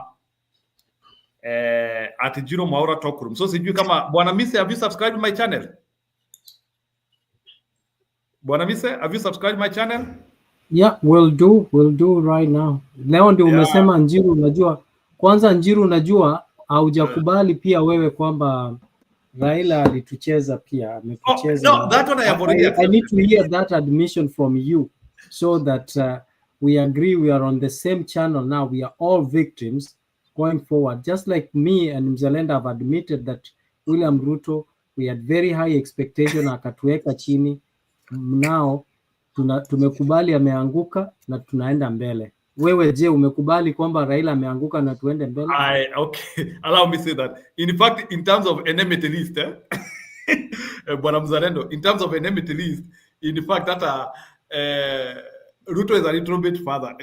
If there is somebody I feel has extremely betrayed the nation, is Raila Odinga. Because Raila Odinga had an opportunity to make the difference in Kenya. But he said that he was preventing anarchy from happening in Kenya, and I disagree with it. And he decided to betray the young people of Kenya.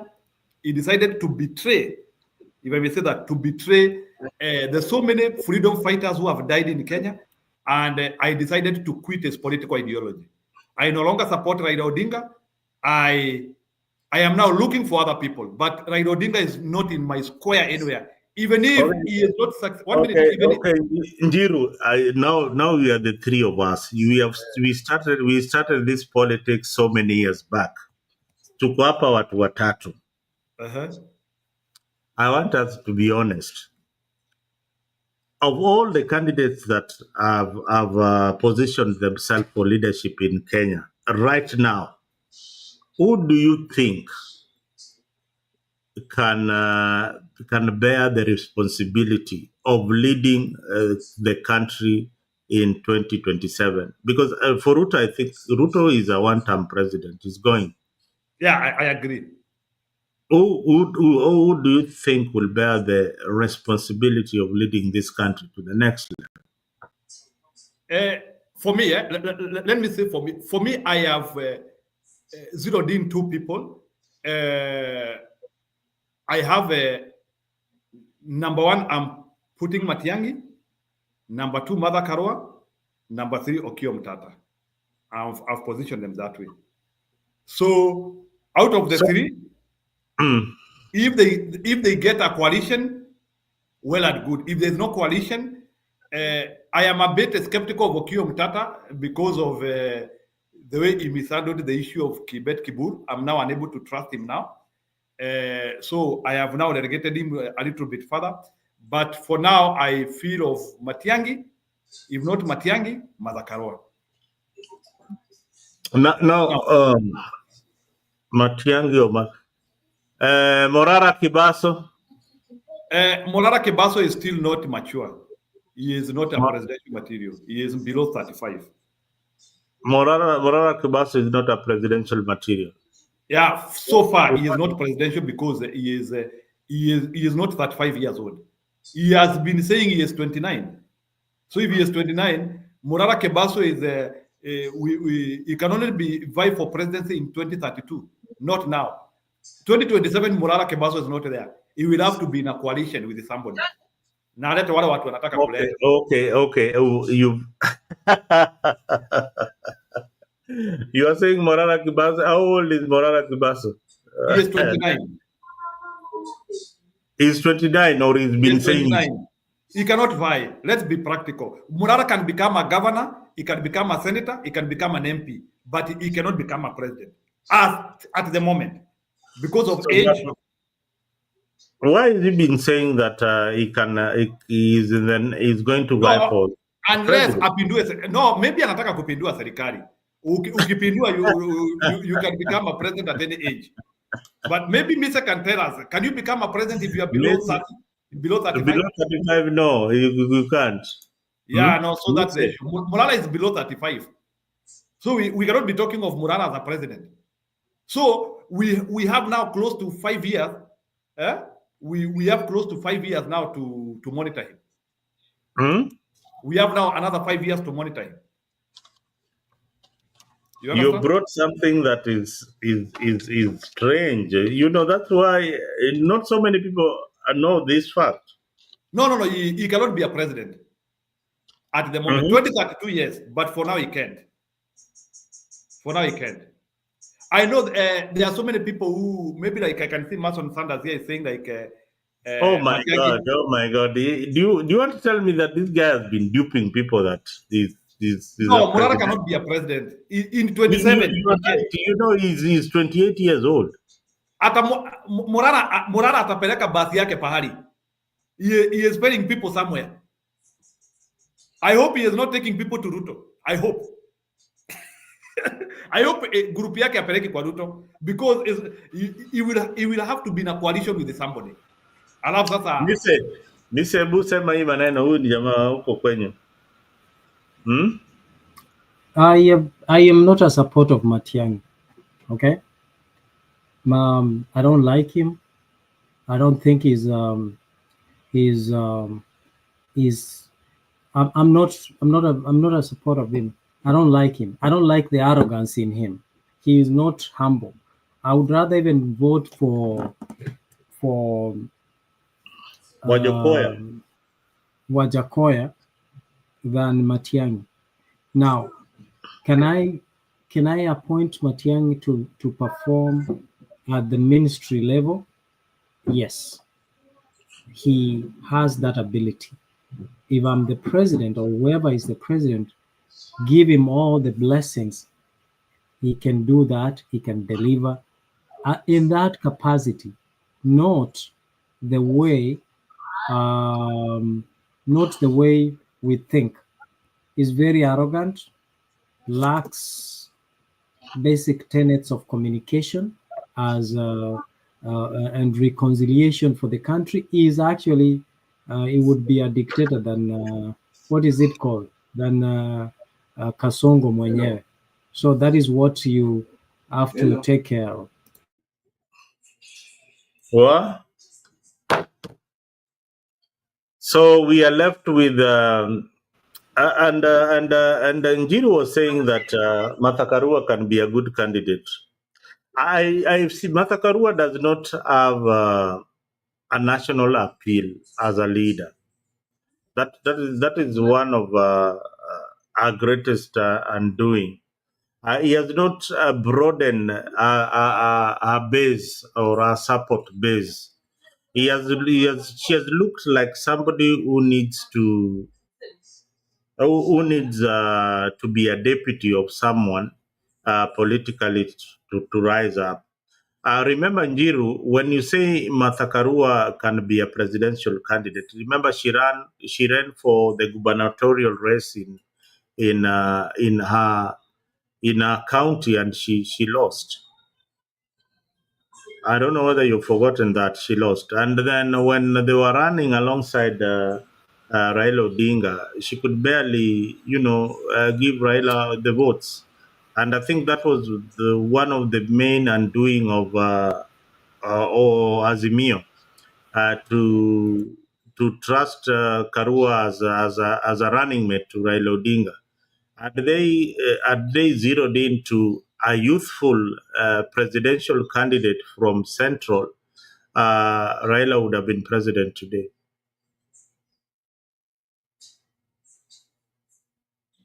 Let us not get twisted. Mother Karua served the country.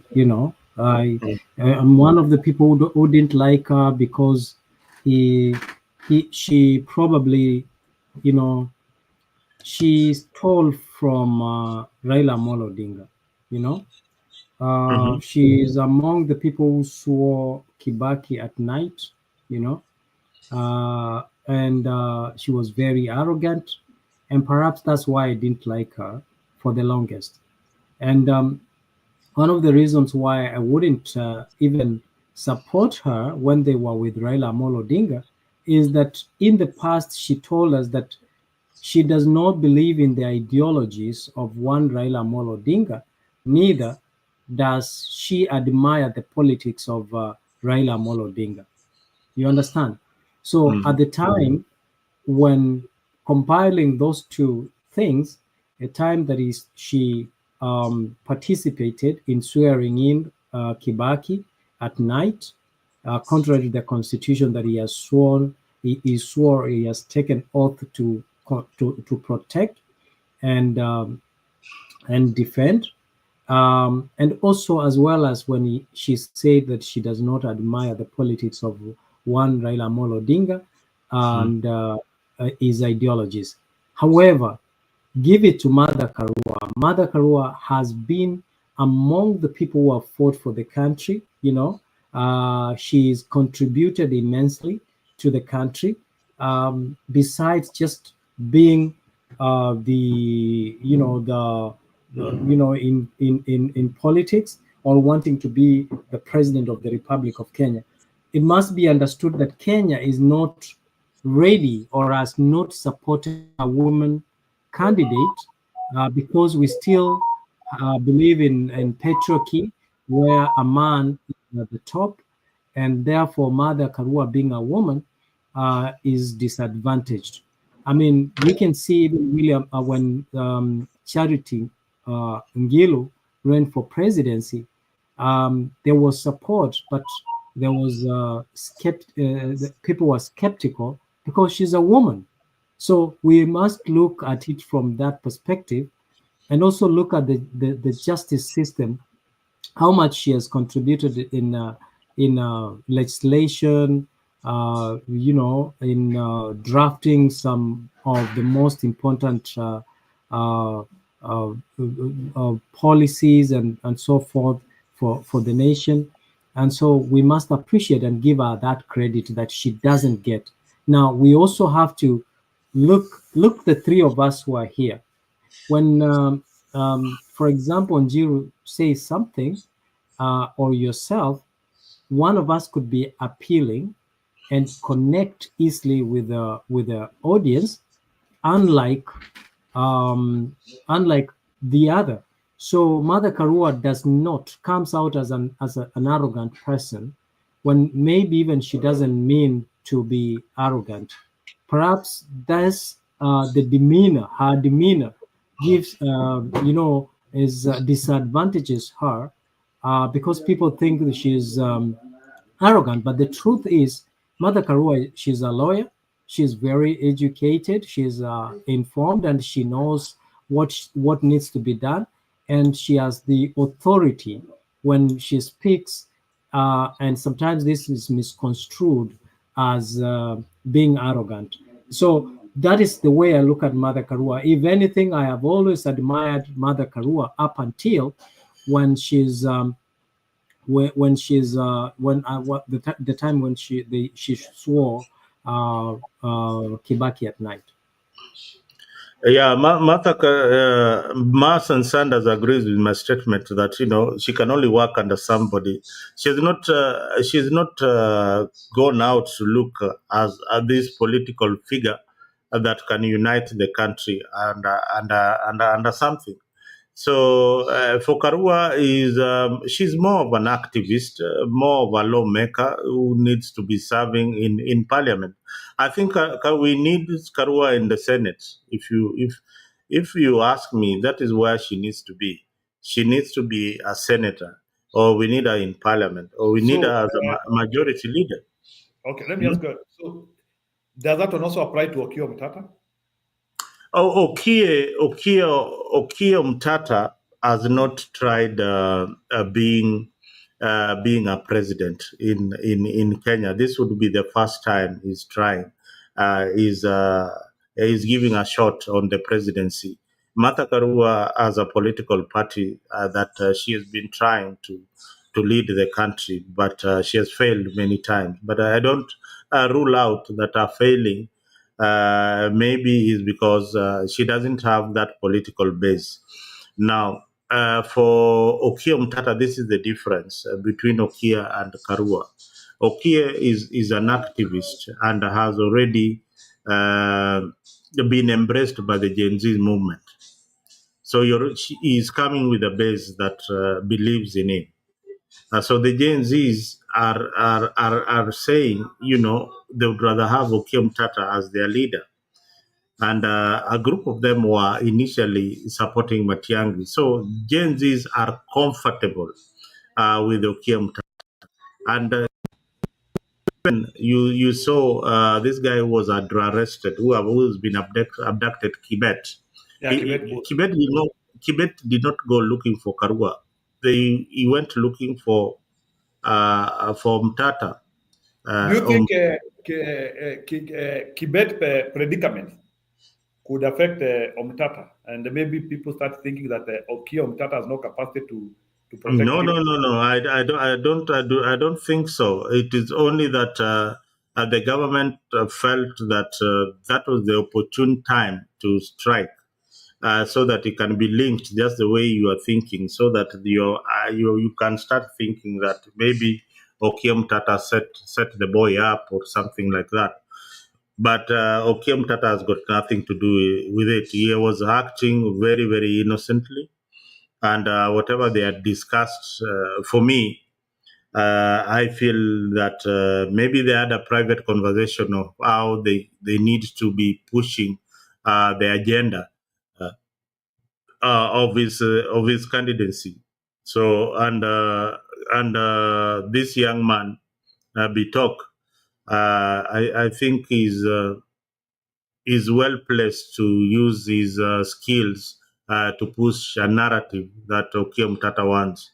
So there's nothing that people should not speculate that Okiem Tata, this is just to tarnish his name. But Okiem Tata, look at all these politicians who are up there. Is one person that I'm trying to dig to see any scandal that he's been involved in. Then you find that he is a very humble kind of person. When he launched his bid as president of the Republic of Kenya, what he did is he set up a team to look at his possibility of being a president. He just didn't come up like, hey, I'm now the candidate. People are talking about me. Gen Zs are supporting me. No. Even with the support base of Gen Z, he's still saying that, this team will look at my viability as a presidential candidate.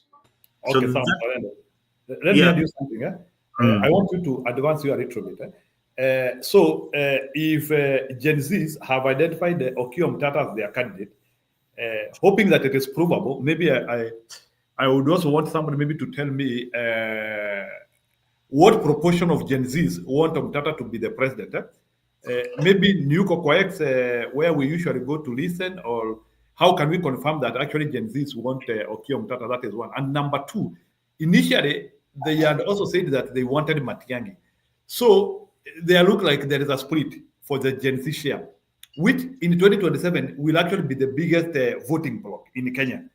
The Gen Zs will be the biggest voting bloc. So can you tell me, let's assume that both Matiang'i and Okiem Tata go all the way to the ballot. By proportion, how many people do you think will go to Okiem Tata and the ones who will go to Matiang'i? Do you think the split will be 50-50 or Okia will take like the bigger bunch? Let me say that Gen Zs are brighter than that kind of thought, that they are going to be split by the political class to split their vote.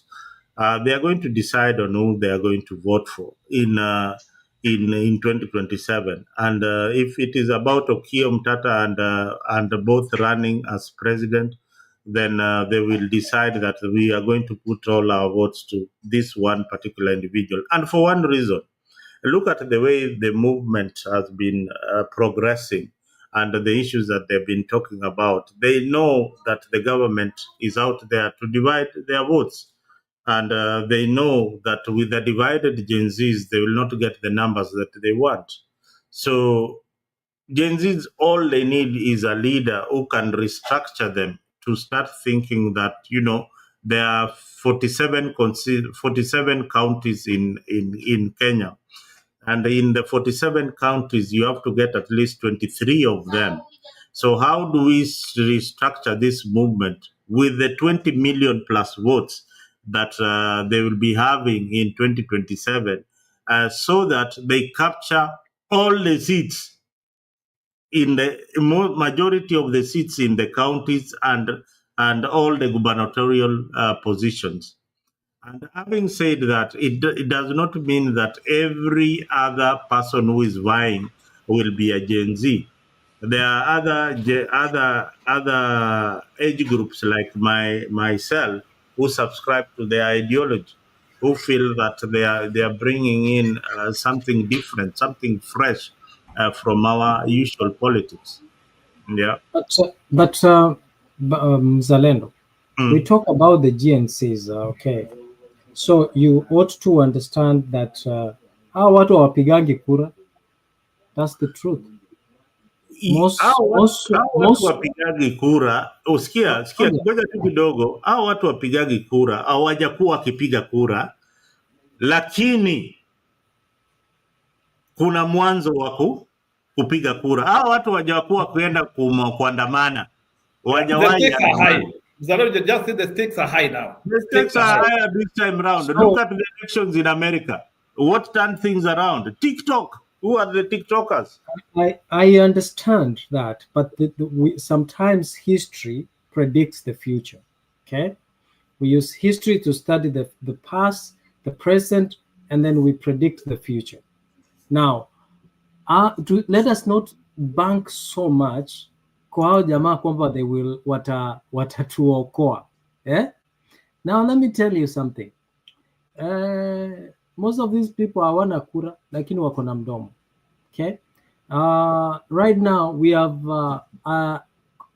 IBC that is not properly constituted, ambayo maybe if it continues kukaa hivi kutakuwa na period ambayo watu wanashika kura alafu upate haijafunguliwa watu washike kura. Ruto is very strategic and conniving. So Mimi, yes, I appreciate the efforts of the GNC, but also we must also understand they have limitations that we must be cognizant of based on the history that we have and the present. Maybe the future they will. We hope so, but we cannot rule out the fact that they might get during the election and not do what. Look at Samuel, look at Samuel. Look at people, how they are changing, goalposts to suit themselves. And therefore, you also have to understand that the most number of people who are not empowered are the GNCs. They are not empowered in terms of finances. And when someone is not empowered financially, what happens? You can easily manipulate them. You can easily sway them by giving them pesa hapa na pale. Unaona? And that is what William Ruto knows, and that's why he knows that he needs kupata pesa mingi so that he can have the power to purchase whoever mwenye ako njiani. So let us not forget about that. The other thing is that I think someone amesema Jimmy Wanjigi. I think Jimmy, I think he has the capacity and understanding as compared to Morara, and he's a more likable and approachable person. I think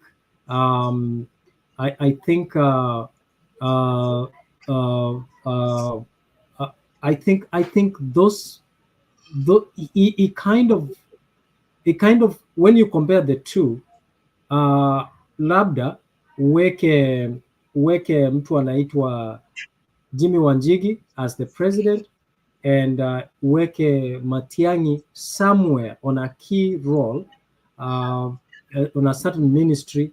We put them there maybe 1 year, and a later transformation, we move it to another, and a set pace, just like Michuki set pace in the transport industry. And there's it's good you have highlighted that comment.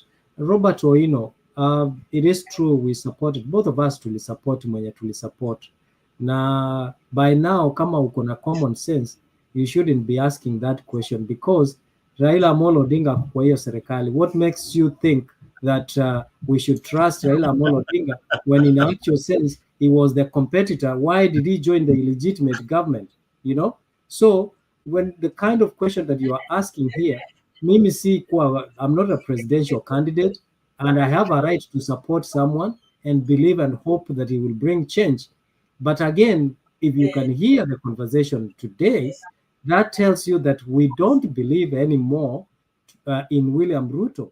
To let down, it's only a fool who cannot change their mind. Aone kwamba where the country is headed is not headed to the right direction. And we can see Uhuru Muigai Kenyatta has joined the bandwagon. Raila has joined the bandwagon. Those who are speaking up are being sidelined. These are some of the injustices that we are speaking about. So for you to ask such a question, I think you lack what is called emotional intelligence to ask such a question. When we are having a discussion here where we are criticizing William Ruto, if then we supported him, William Ruto is a human being, and if he makes a mistake, we have the ability to criticize him, and you should actually applaud us by saying, now you supported someone and you have realized that that person is not taking us to the right direction, and you are not starting. The fact that you are criticizing him shows maturity in you and understanding of politics. So there is no permanent permanent enemies in politics. If Raila is talking to Ruto, who am I not to talk to you, Robert? You know. So let us not have this scarcity mentality of not being able to be open-minded. You know, understanding that we can support one leader. If he lets us down, if the ideologies and policies are not working, we have the right to criticize them. Thank you. Well said, Miss. Well said. I know, Njiru, you have got something to say about that. Let me say something. Bwana Mise, nimekuandikia message hapo kwa private channel. If you have still not subscribed my channel, nitakuomba kwa heshima subscribe us. We do the same thing. We are in a replica. Yeah. Yeah, so we support each other. If you can support Ruto, you can support me. Hold on. Mzalendo, this gentleman, let me show him something. I have opened this channel. I need to go through. I think you can see, right? Yeah. Are you seeing? Yes. At the Maura talk room.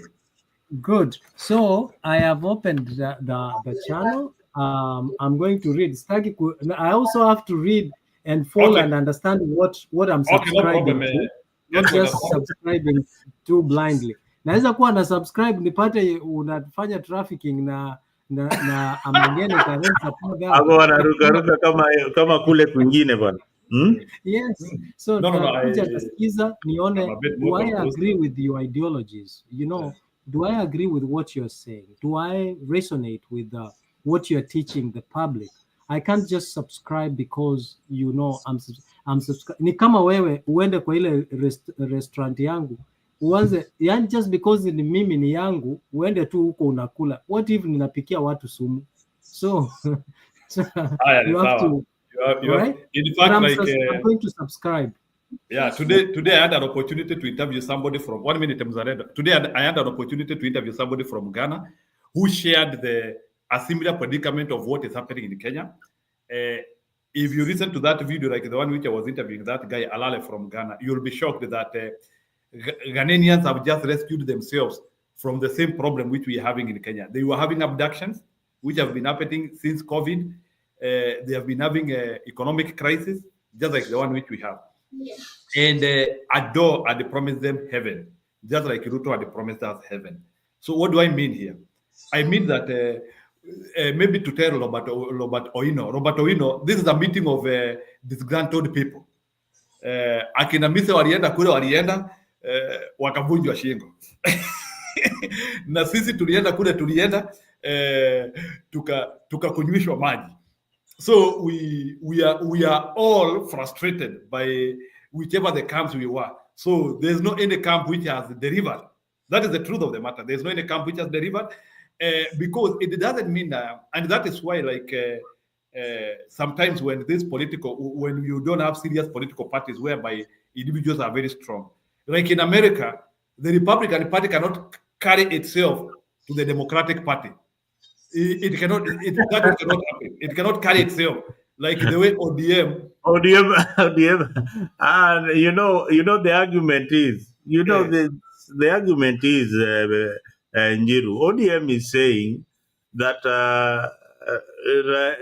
William Ruto borrowed 6 of their very good players to work in government, but they went there as on individual capacity, not as the party. They went there as individuals. 1 minute, Mzaredo. But it is not true, because UDA had 6 people who have that capacity.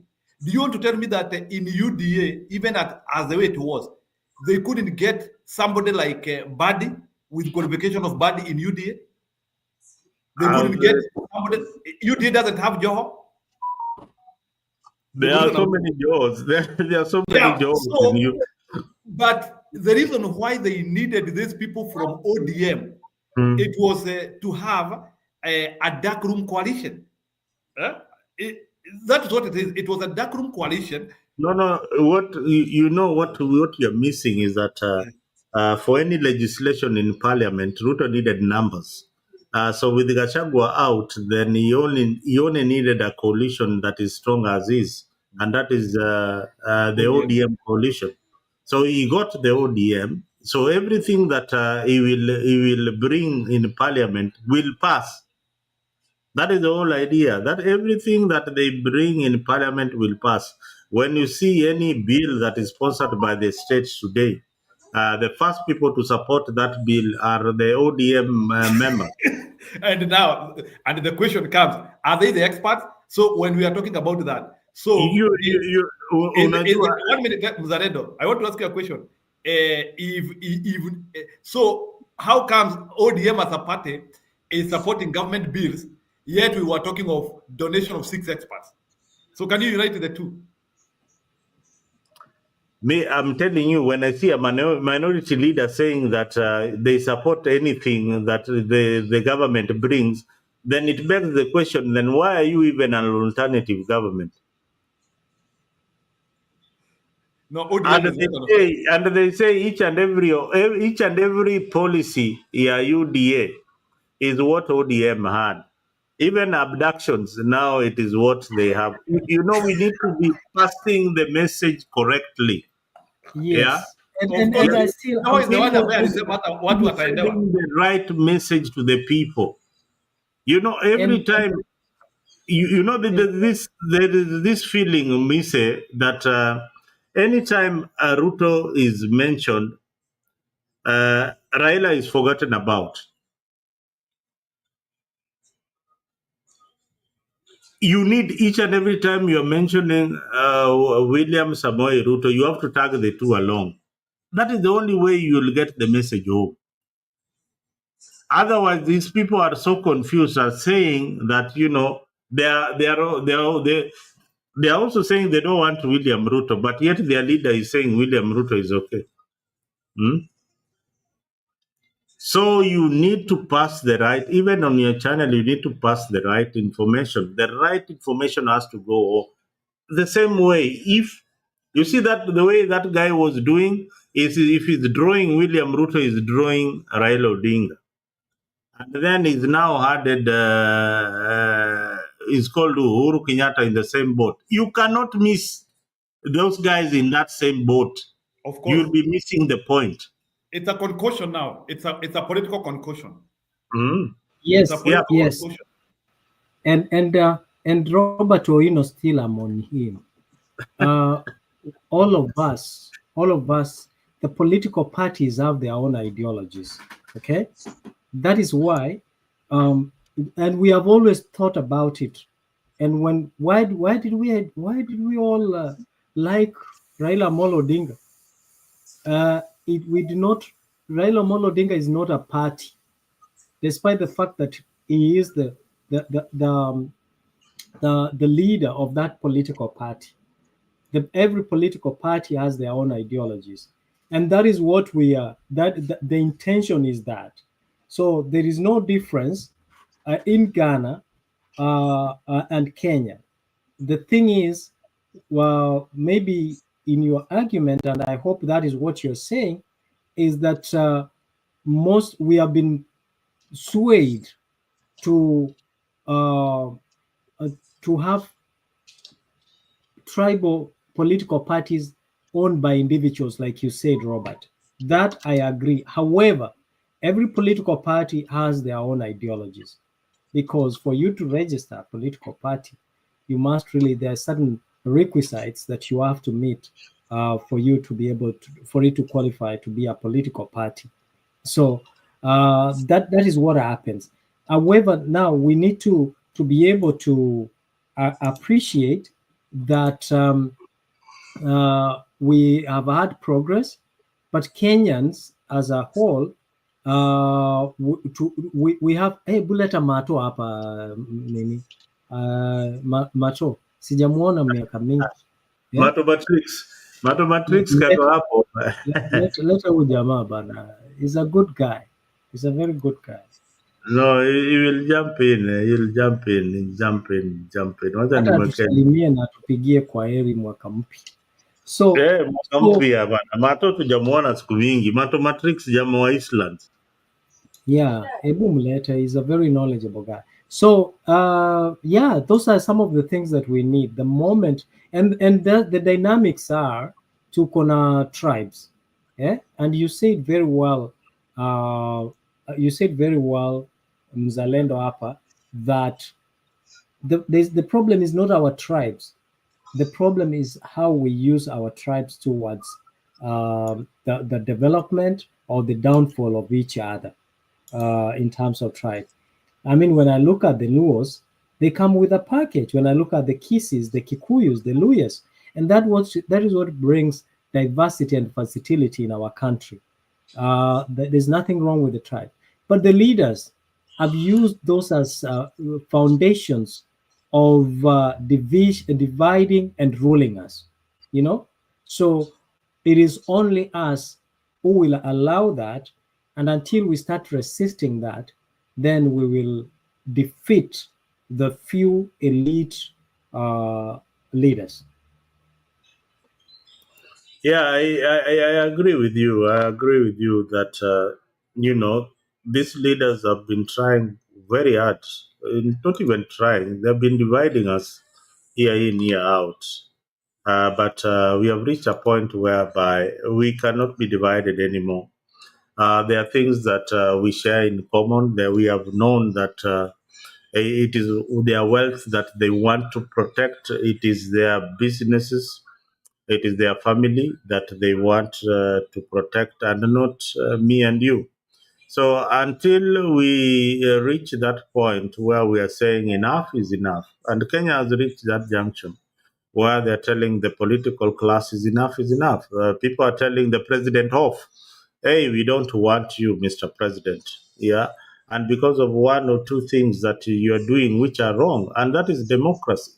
I say many times that William Ruto, and I'll keep on saying that William Ruto had got the best opportunity to be one of the most respected presidents in the world. But he lost it. He can't get it back. He lost it completely, and he's continuing to mess it up.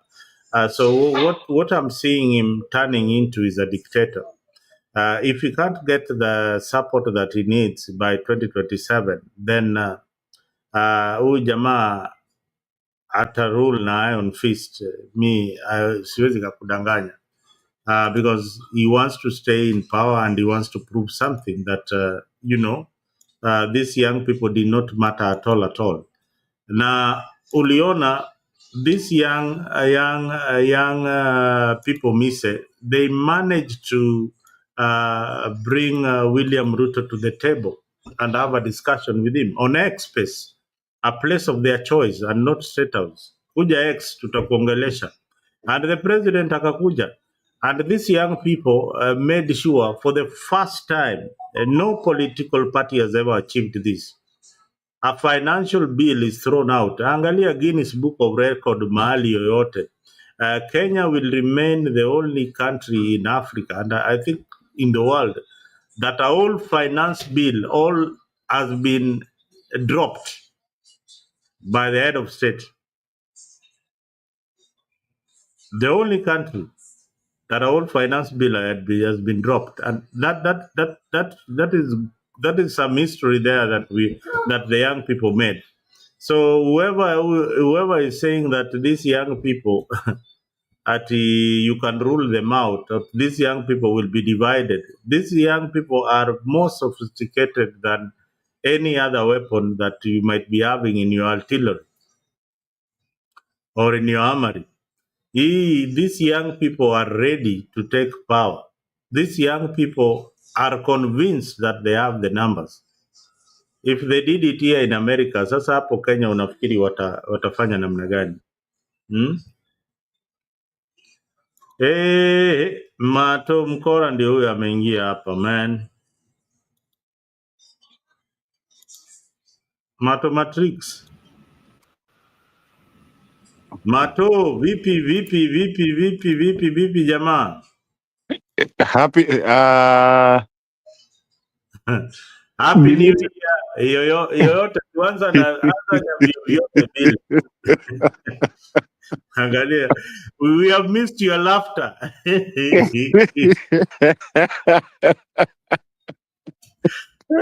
Watu nataka kujua uko wapi sahi.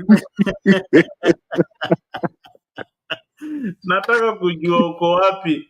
Anaomba sana nijue tu wewe kwa hii story yote. Uko wapi? Mlikuwa mnakufa na Raila. Nimekufa na yeye mpaka dakika ya mwisho.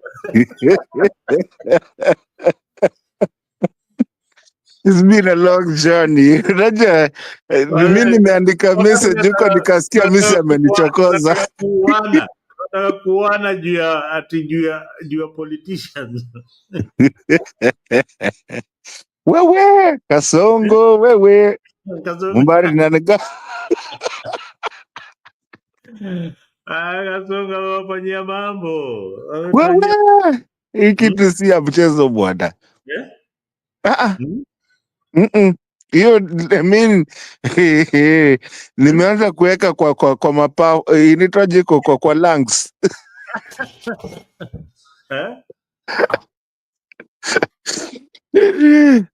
Wajua nimecomment huko Misa, hata sijui nini mlikuwa mkiongea, but I just landed on you guys. Abductions, sasa tumekuja kwa hii newfound relationship between Raila Odinga and William Ruto and Uhuru Kenyatta. Hii mapenzi yao mpya inaitwa bread-based government. You know, let me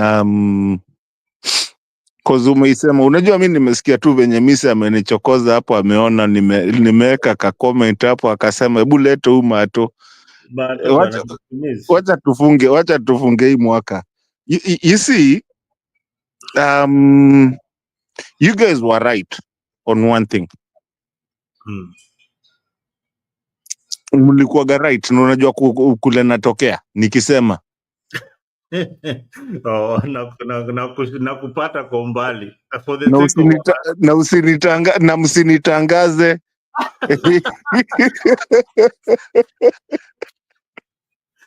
Niliambia Mato, we kuja find Africa, hapa ndio home, hapa ndio home, hapa ndio kusema ukweli.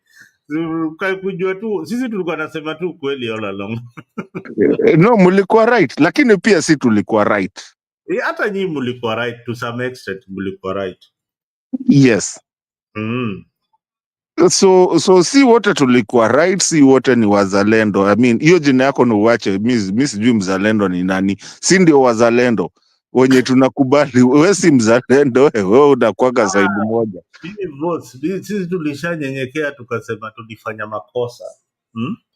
Na only a fool only a fool cannot change his mind. Exactly. Right? So for us, we knew even I'm telling that Robert guy, we were fools. But if you decide to remain a fool, we baki tu hapo. If you decide kuwa wewe ni mjinga, we kaa tu hapo. Kama uko ODM unaona tu vitu ziko sawa, we baki hapo. And Mzalendo, we were never Mato, nimekusalimia habari yako. We were never so much fixated. We were only saying, you know, give him a chance, okay? He comes as a baggage, yes, but give him a chance. We were open to criticize him to where we were able to, and we were only hopeful. What we didn't want to overthrow the government, because we had people who wanted to bring down the government and, you know, rule changuvu. And that's what we said, no, it's going to cost us our independence, our freedom, the milestone that we've made, and eventually the destruction of property, you know, loss of life is what we didn't want. He's already in power, and the way he got power, Uhuru handed power kama akukwa na shida yoyote, and you know, there was business as usual. And that's why we said we are not going to say get out of office now, okay, let's give him a chance. But we didn't actually agree that what Raila Amolo Odinga was saying, that aliibiwa kura, because hakuwa na substantial evidence. It was only allegations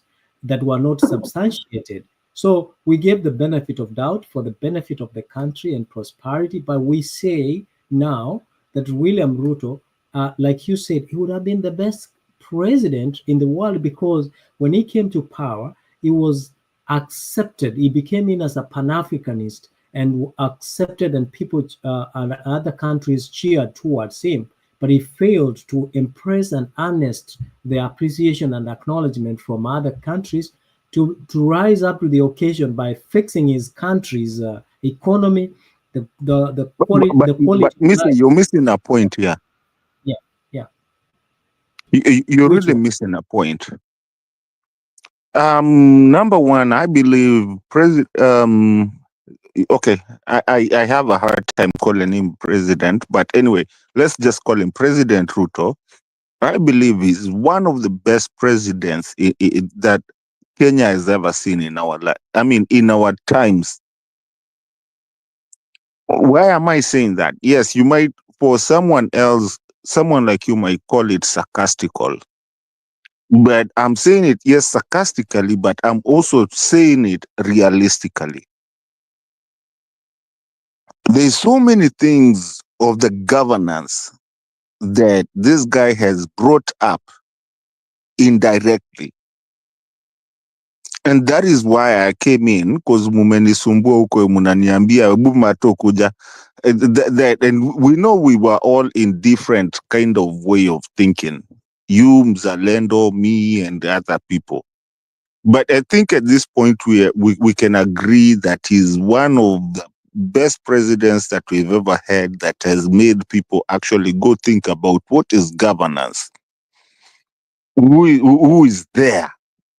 Regardless of where you come from, regardless if you are Mzalendo or you are Mise, regardless of where you live and what you do and where your life has taken you to. And he's brought a whole debacle of people having to sit down and actually think, which we never had.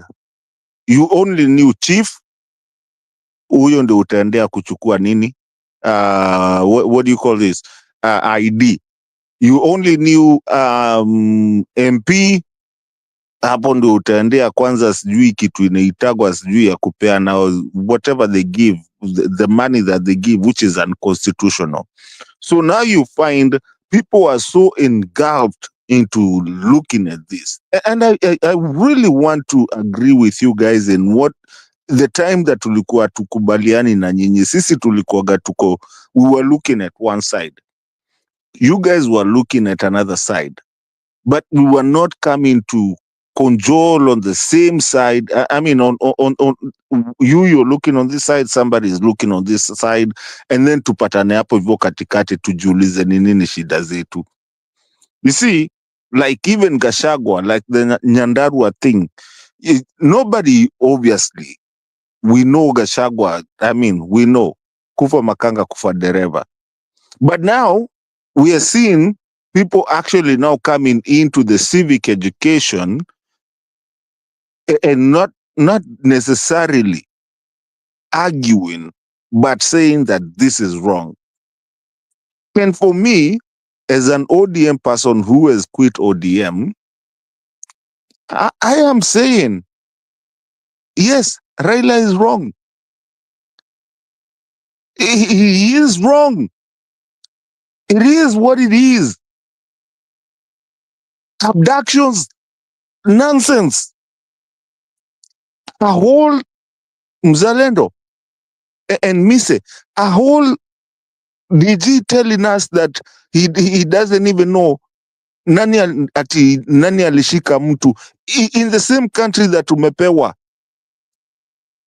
to have security, and you're saying that is not you. So why don't you investigate then? Who is this that is abducting people then? If it's not the police, why can't you even do that? And the thing is that you can see people wanarushia Ruto, hiyo lawama, and then he can even hata ajitetei. He's sitting there right there with Raila, Gladys Wanga, and so many other people from Homa Bay and other people, and that was the biggest thing that niliumia kabisa. And then he comes and says what? That tutawacha. So first of all, you've self-implicated yourself. So kwa hivyo nyinyi ndio mlikuwa mna you were the ones who were doing these abductions. You saying tutawacha, wazazi nyinyi endeni mtunze watoto alafu sisi tutawacha. And Raila is sitting right there. Gladys Wanga is sitting right there. I don't know this kinyangari kengine inajiita I mean, I'm not in ODM anymore.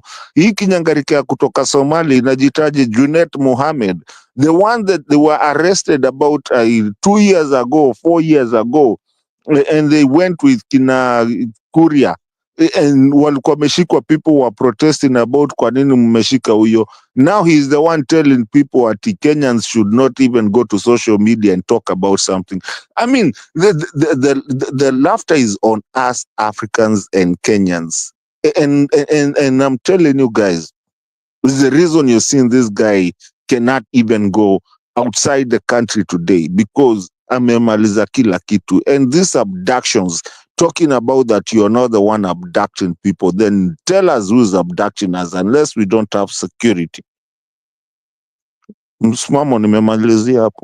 I mean, Mato, this thing started in a sequence. Raila had an interview in Bondo, his place in Bondo, and they talked about the abductions. Then he went to Homa Bay, talked about the same thing. So it had been a build-up. But now, I think there is a lot of pressure coming from the international community for them to stop this abduction that happening in the country. Plus the civil society, a lot of pressure is coming to them. But I don't think they really intended to stop abduction. But what I was saying to our viewers out there, if we want to change this country, we have to change the political establishment. We have to change this rooted political establishment. Some of them are on tribal lines.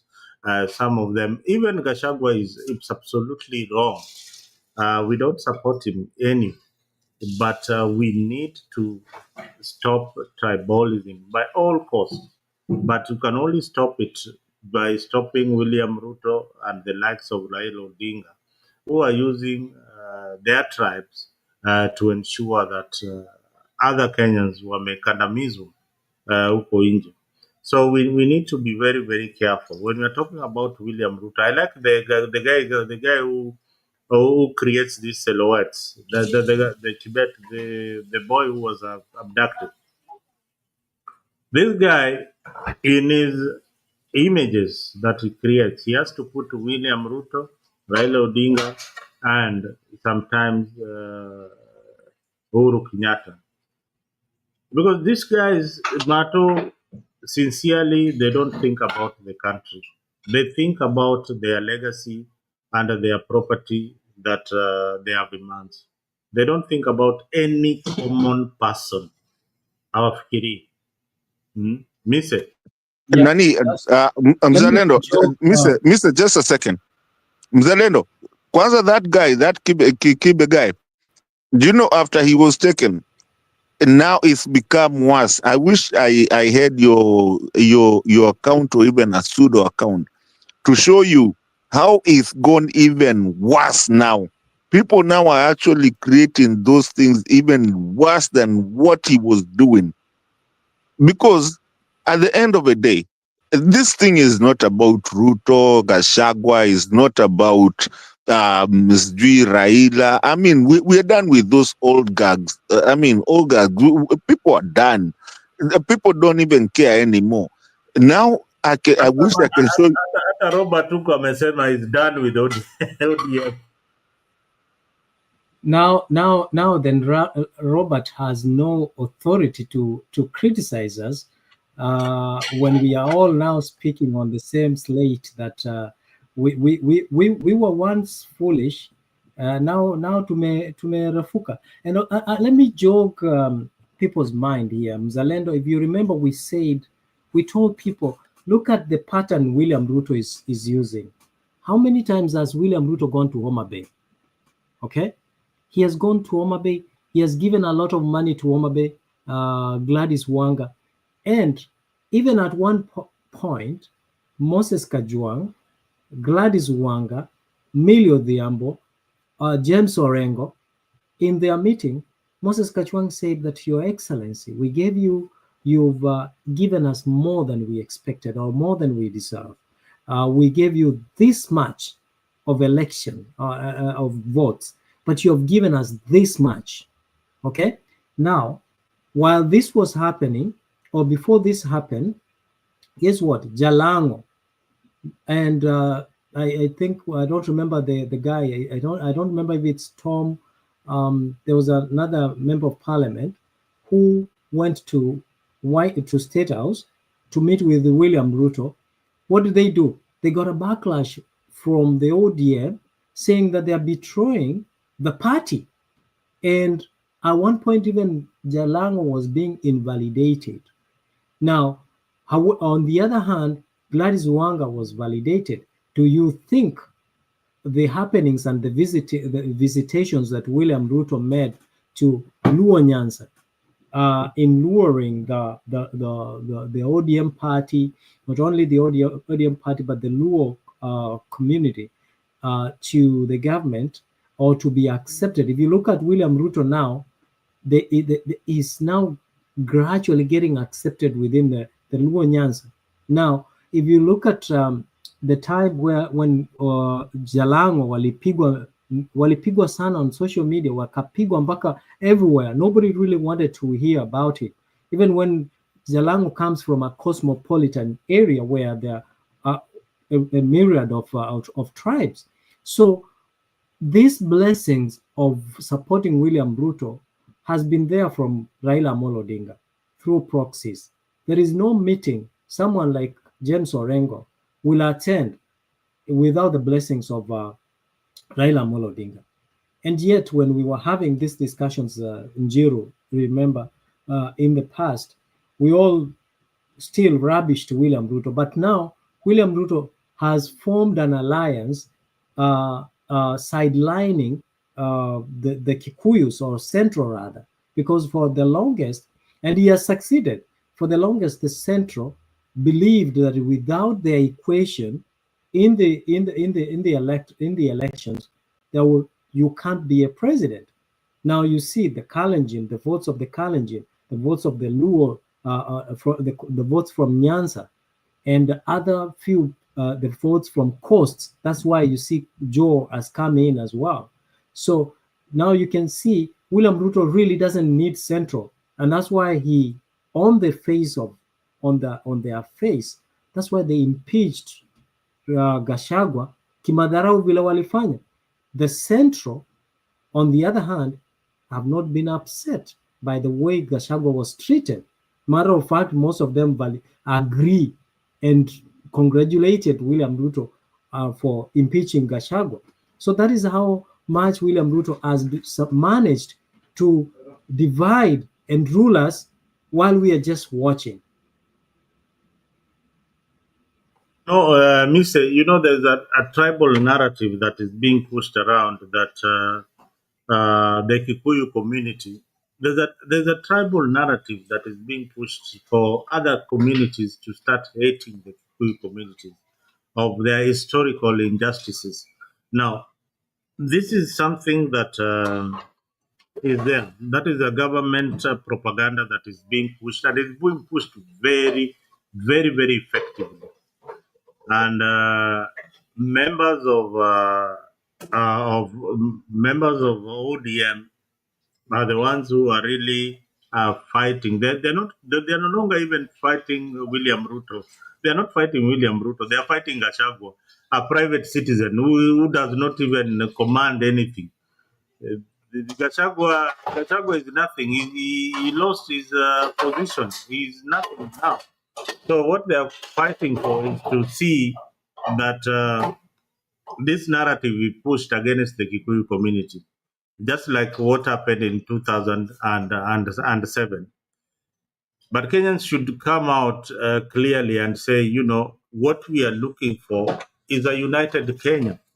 Is a united Kenya. And Gachagua Pia, he needs to stop each and every time he's around hizi Manyandarua, sijui Nyeri, sijui wapi. He has already consolidated that vote, the Kikuyu community. He needs now to embrace himself with other communities too.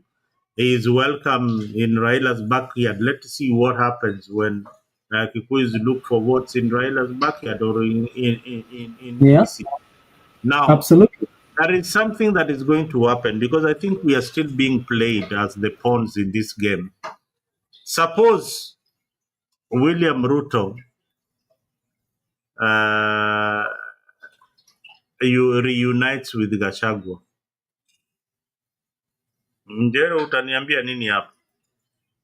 Let me, before Njiru aseme, let me say something. Let me tell you, you guys, we're at a crossroads as our country. Please, you umeuliza ndio maana nimeingilia kabla ulize Njiru.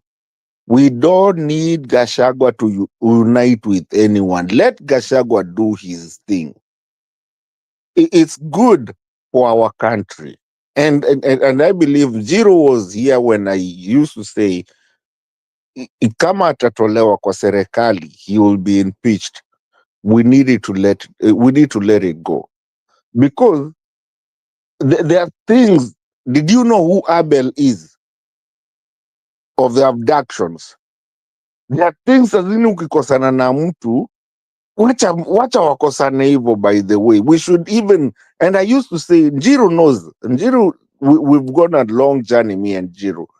He knows. I used to say, please buy Gachagua a microphone and let him keep on talking. Because even the servers that you guys were looking for, Gachagua will bring them out. Is it a talker? Please, wachaneni na Gachagua, please. Wachaneni na Gachagua, please. I'm defending Gachagua with everything I have. Please, leave Gachagua alone. And because he's gonna solidate the Mount Kenya. If you saw what happened in Nini, where they were in their meeting, where the Mount Kenya people, they are actually now fighting the police. Na ukumbuke hao ndo watu walikuwa na, you know, and something like that.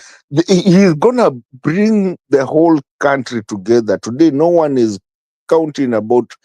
cares about Gachagua is a Kikuyu, Gachagua is what. Okay, obviously, we know hatarudi kwa hiyo presidency, but at least we need to know what he has, and we need that insight. Please, we need to defend Gachagua as much as we can. Let him go where he is. Wakichokoza, wacha aseme. Because those are the things that we never used to have. And that is what we need to understand. Sava itafunguka through Gachagua. I'm just saying that. Njiru, unajua nilianza kusema hii kitu kitambo sana. Wachaneni na Gachagua, please. We have to protect Gachagua. That's a national monument.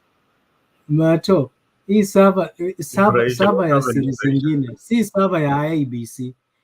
But I agree with you, Mato. I totally agree with you that Gachagua is for the benefit of Kenyans. But and I want to tell Robert Oino, do not listen to respond. You know, listen to understand and conceptualize to see the big picture. I mean, Kindiki didn't have any much influence like Gachagua. Kindiki, you know, even though they say Kindiki financed, William Ruto, the truth is Gachagua did a lot of work, you know, in Mount Kenya. When you look at the population of Merus and Kikuyus, which one is greater than the other? Which one has, in the history of Kenya, has created impact and they feel a sense of entitlement to the presidency? Is the Kikuyu. So the way Gachagua was impeached was a disrepute to the Mount Kenya. You know, if you look at Gachagua, he spoke about usiguze murima, usiguze murima. He wasn't necessarily speaking about himself. He was speaking about the interests of Central. You know, he could be one, but there are more that he could know and authoritatively speak about that than we could. So the idea of Kindiki was just a PR and a by the way, but the bigger picture is William Ruto had a backup plan kubwa, because you think about it, Wakikuyu wakikasirika ama Mount Kenya ikikasirika iseme mtoto wetu Gachagua hajakuwa treated vizuri na waseme we are voting otherwise, what would have been a backup plan for William Ruto? So you have to know that William Ruto is a man who is calculative and conniving all the time. Is always ahead of us 10 times. That is why he's where, and he knows and is connected to the ground and realities. That's why we are saying that, understanding the kind of man that we are dealing with now, we should let Gachagua be. Gachagua has been abused, and he can speak. And the way he was, taken out of office, he is the only one who can speak of that experience because he experienced it. He is the one who can, out of the disgruntled, out of him being disgruntled, he can reveal to us things that we need to know. As a country, we need to know those dark secrets. And through those dark secrets, they will understand, they will help us understand how the country is run. And for us, we have to support Gachagua. Mato, you are right. Kama Gachagua ako na mchango wa kununuliwa microphone, security, and all that, we can do that. And let me tell you, if they don't fear Gachagua, why are they trying to humiliate him in his own backyard, like what happened kwa ile matanga? You know, they know that Gachagua, given a platform, is a very eloquent speaker. You know, the only thing and is someone who speaks and appeals to the people. The only thing I don't like about Gachagua is a man who is so delusional to speaking his mother tongue everywhere. He's a national leader, and as a national leader, you should minimize speaking your mother tongue as in every public forum. Because, when you speak your mother tongue in public forums, other tribes feel that there is something that you're hiding and keeping away from them. And this was one of the downfalls of Gachagua. That's why he's labeled as a tribal or a villager, because everywhere he went, he always used Kikuyu, spoke. He couldn't speak without invoking the Kikuyu language. As a national leader, you should work towards impressing speaking two languages, which is the Swahili and English, in communicating to the entire nation, so that the entire nation can see that you're connecting with them. That's why you see William Ruto. Mato, you said something very important, that William Ruto is an all-time a president that we have never, unprecedented character of a president that we've never had before. And if you look at him, he hardly speaks Kalenjin language unless is within the Kalenjin language. William Ruto tries to connect whenever he goes. He tries to connect with the tribe or whenever he has gone by trying and impressing them and speaking their language. And that's why he became a likable president, because people feel, oh, he's trying to learn to become one of us. So he is one of us. And that's something that Gachagua failed to distance and restrain so that he can be generally accepted. And up to now, he's not doing it. And that's why he needs to go to Kisumu. He needs to take this opportunity so that even when his endorsement comes in the future, it will be meaningful. Yes, how do we remove Ruto from power? No, he's Yes. gonna go. Let me answer that question. Let me answer that question. I know Njiro is burning, but he's very Njiro. I haven't said hi to you. Asante sana, Baba. You know, we've been through this journey for a long time. Uh, uh, Nani Mzalendo, that question that you asked, let me tell you. Ruto, there's something you guys don't understand. Na sijui kama ni mimi naishikaga na watu wengine kidogo wenye tunaongeaga nao. There's this thing that people said, kufa makanga, kufa dereva. And it trended. Makanga alienda. Naona Stony PK pia anajaribu kuingia hapo, sijui ingia tu click a freak. Later Stone Eh? PK. Stone Makanga alienda. Na hatukuwa na mchezo tukisema kufa makanga, kufa dereva. Kufa dereva, kufa makanga. Kasongo ni because Kasongo ilikuja after nini, makanga ashaenda. Dereva ataenda. Na anaenda. Whether you like it or not, ataenda. Wakenya, you know, there's this thing, you know, the Kenyans are not. I did, and Jiru, you remember when I was talking to you about this, I told you I walked into the streets of Nairobi and hata nikaenda mpaka Saidiana Manga, and I walked even Nakuru. I was just walking, and then every time nikienda kununua kamaji hivi nauliza mtu. This is about a year ago, and I was asking people, na hii serikali na sikupata. You know, I never even got one positive. Not even one. And I went all the way mpaka Karatina, Ukambani, Eldoret, Kisumu. Nilitembea mpaka Njoro. I remember Njoro, karibu ni chapo nikiuliza story ya Ruto. Now, basically what it is that Ruto has stepped on a live wire. And I am not blaming him. He came in at a time that things are not the way he thinks they are. The people that he's playing with are not stupid.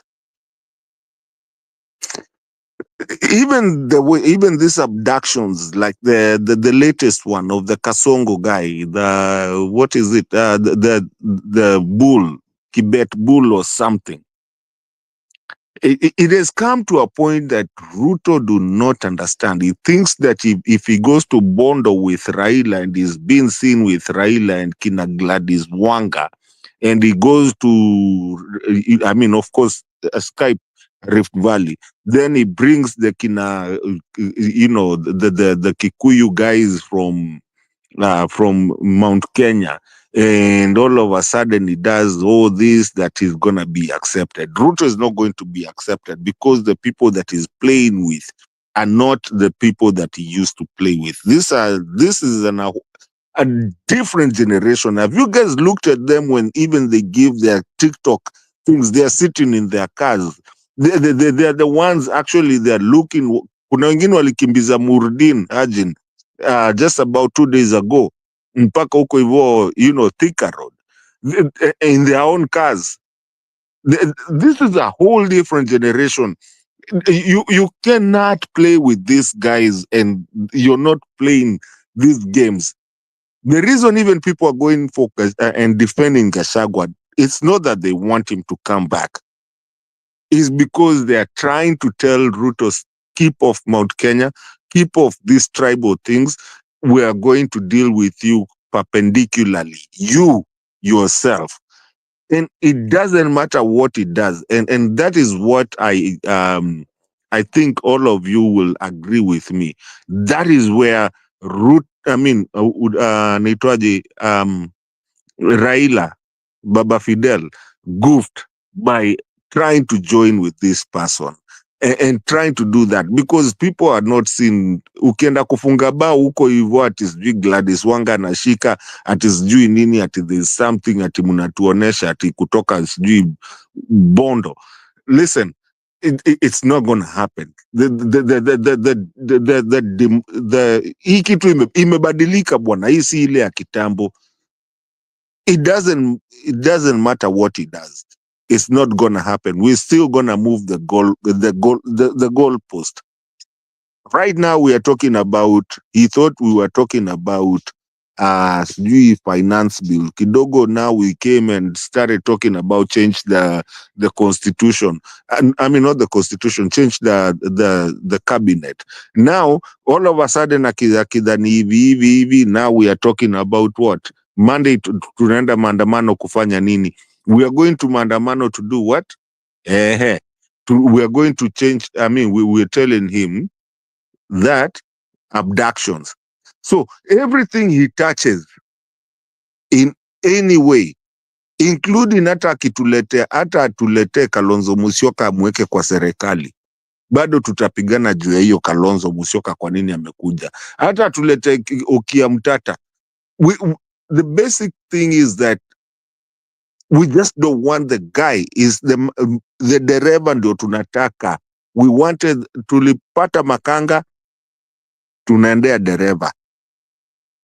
Uhuru hata jaribu, hakuna kitu atasaidia. Njiru will tell you here, on their side, hakuna mtu anasikia. Sila wamechapa huko Nyandaru, wamechapa mapolisi na nini. Ama ni jana. Yeah. So, there's nothing. He's cooked either way. However he does, aende wapi. Today, by the way, have you seen him go outside the country anytime soon? I mean, lately. He's not gonna go. Ataenda wapi? Hakuna mtu anamuinvite. Atakikani Central, atakikani wapi, hata kwao ni ngumu. Hasa anajaribu kutumia baba ati sijui aende Bondo pia huko wanaenda kufanya sijui hata sijui nini. But pia hata Wajaluo saizi wataamka tena waseme hata kama baba yuko hapa tumeacha. Because we're not going to deal with all gags anymore. We are done with them. Baba, ODM, kila kitu, we are done with all gags. Watu wenye tulijuanga politicians since we were born. Asante sana Matonjiru. Okay, thank you. I had to give my brother some quite a unique time. So, Bwana Mkenya Mkora, najua you are a man of many faces.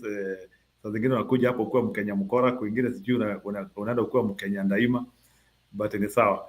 All in all, I get you. I hope you have subscribed my channel. We are 6 less 1,000. So kama uja subscribe channel yangu Bwana Mkenya Mkora, consider and do so together with your friends. You know we equivalently do the same thing there. Nimesikia Stone PK alikuwa anakuja, so I also wanted to wait for him. Lakini kuna swali mumeniuliza. I also wanted to handle it, but before I handle it, kuna kitu nilikuwa nikitaka kuongeza hapa. You know, in Kenya, hakujawa itendeka revolution. Let's be clear about it. And what is a revolution?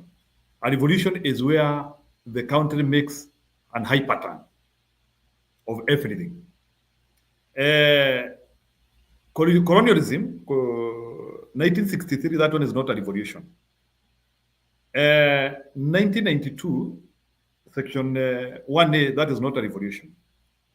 2002 is not a revolution. Election of Ruto is not a revolution. So, itabidi Kenya tupate hiyo revolution. And what is a revolution? Revolution is where systems and everything changes at once. And there will be a generation which will be responsible for revolution in Kenya. I don't know if it will be our generation or the generation of our children, but a revolution will come. America got a revolution which changed everything which was there. America used to be a country of mafias. Wale watu wanajua. Europeans, they had their own revolutions, including even having First and Second World War. Wakachinjana, wakafanya kila kitu, wakaheshimiana. The problems which we are having in Africa is that I think Northern Africans, they tried revolution. I don't know it aborted along the way, but sisi wa Kenya, a revolution has to happen. So the type of revolution yetu nile sasa sijui is at what scale it will happen, but itafika level in Kenya whereby the ruling class and the population will crash, and the crash will be so much that issues like tribalism and other things will become very minimized. But that time is coming where leaders will get abducted, ama kitu mbaya itawatendekea, their houses could be burnt, something will happen to them. But a revolution will have to happen to Kenya, because without a revolution, all these things we are saying, good governance, a change of issues, will never happen. So a fierce revolution has to come. So hiyo revolution ile sijui ni will it happen during Ruto time? I don't know. Will it happen for the next president? I don't know. But Kenya will have to undergo a revolution. Not a mental revolution, a physical revolution whereby we are put at a step of a reset. Because in Kenya we don't, we know what things are happening. Wale watu ambao hawana pesa ndio wako na pesa, wale ambao hawajasoma ndio wako na ndio they are the ones who are like our system is inside out. Yule ambaye ako na masomo hana kazi, yule ambaye ako na hii ndiye hana opportunity. So for us to change that system, a revolution will happen. Sasa nijibu sasa hii swali ya Gachagua. Sasa mmesema kwa nini Gachagua aendi eneo zingine? This is what will happen. Gachagua is beginning to do a scarecrow, ana behave kama scarecrow. Gachagua is trying to scare Ruto that in Mount Kenya you don't have anyone. In Mount Kenya you don't have anyone. And Gachagua will eventually go to other places. But sio sahi. Sahi ile kitu anafanya ni kufrustrate Ruto. Kumuonesha ulinitoa. He is trying to prove himself relevant. I was the most important person in the government, but you despise me, you engineered my oster, na vitu zimetendeka hivi na watu wamekukataa. So for the next close to 1 year and until hata hii mwaka yote, hata ukisikia Gachagua pahali kama Nyanza, pengine kama aende mazishi huko ama aende kutembelea rafiki, but he will not have an event there. So that is what I wanted you to know, is that for now Gachagua is just trying to frustrate Ruto that in my home you have no one and these people will never accept you. The issues of Gachagua going to other areas, he will go to those places through a coalition with somebody. He could go in the Karonzo to Ukambani, maybe along the way, maybe they could even interact with the people like Akinokia, Mtata, you don't know. Because Sai Gachagua anacheza kama namba 6. Gachagua atacheza kila pahali. So Gachagua, I see, he will penetrate other grounds, but he will go through people. But for now, he will be oscillating in Mount Kenya region as a frustration tactic to William Ruto. That's what I wanted to add. Njiru, ebu ita Gachagua Gachieta vile ulikuwa unamwita. Of course he is still a Gachieta. But oh my God. Vitu zinabadilika, vitu vichenjanga. You see, I'm an orphan, I'm a political orphan. I was left, I used to wait for Raila Odinga to speak. Sasa kama sasa ningekuanga nikisikia Raila akiongea naenda. So I was left with no one. Until now, Gachagua started becoming palatable. It's so unfortunate. Now Gachagua becomes now the yardstick of what will he say today? What will he tell Kenyans? But it is important that we are now starting to listen to Gachagua. Na ni maombi ya Gachagua, anakuwa kwa kanisa kila siku, ni maombi yake. But anyway, I agree with most of you what you are saying about what we need to do as a country.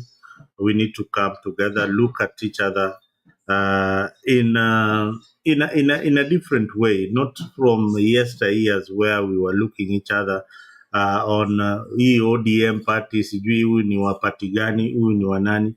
I have seen even members of ODM, people like Babu Awino, people like Sifuna, they're trying to look elsewhere for other political parties. Yeah, other political formation. Babu Owino is coming with a political party next year with Ndingi Njoro. That is a political party that we need to look at what they are offering on the table. It is a good thing. It is a good thing when people are thinking differently from the establishment, because we are being played big time. We are being played big time by these politicians. And until the day we all realize that there is a problem. Now, I don't know how the middle class. Mzalendo, there's something that has caught my mind, and I was listening this morning. With your indulgence, I would want to say it.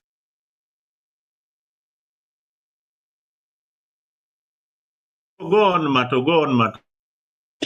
Yeah, there's this guy, I don't remember who was saying. I was watching something this morning, and it kind of caught my mind of it, na ikanishika sana, that there's always a problem, and kama kuna mtu amewatch your video of who said that, mnaweza nikumbusha, that you cannot have an oblivion of where you take everything, and it reminded me the laws of physics, of where, like, you go grab Raila, you grab all the parliamentarians, you grab everything. Something is gonna have to fulfill. I mean, to get in it, it will have to get onto that empty space that you've created. So, like, now that we don't have opposition, or we don't have people who are correct in the government, something somewhere will have to come, laws of physics, something somewhere, someone somewhere will have to do something. So, like, when Ruto pulls even Baba, and then he leaves anaacha kitu hapo hivo, an empty space, someone will have to fill that space. Laws of physics. And I wish kuna mtu anaweza kutuambia hapa hivi kwa comment section what I'm talking about, because I just can't remember who was talking about that someone will have to fill that foot.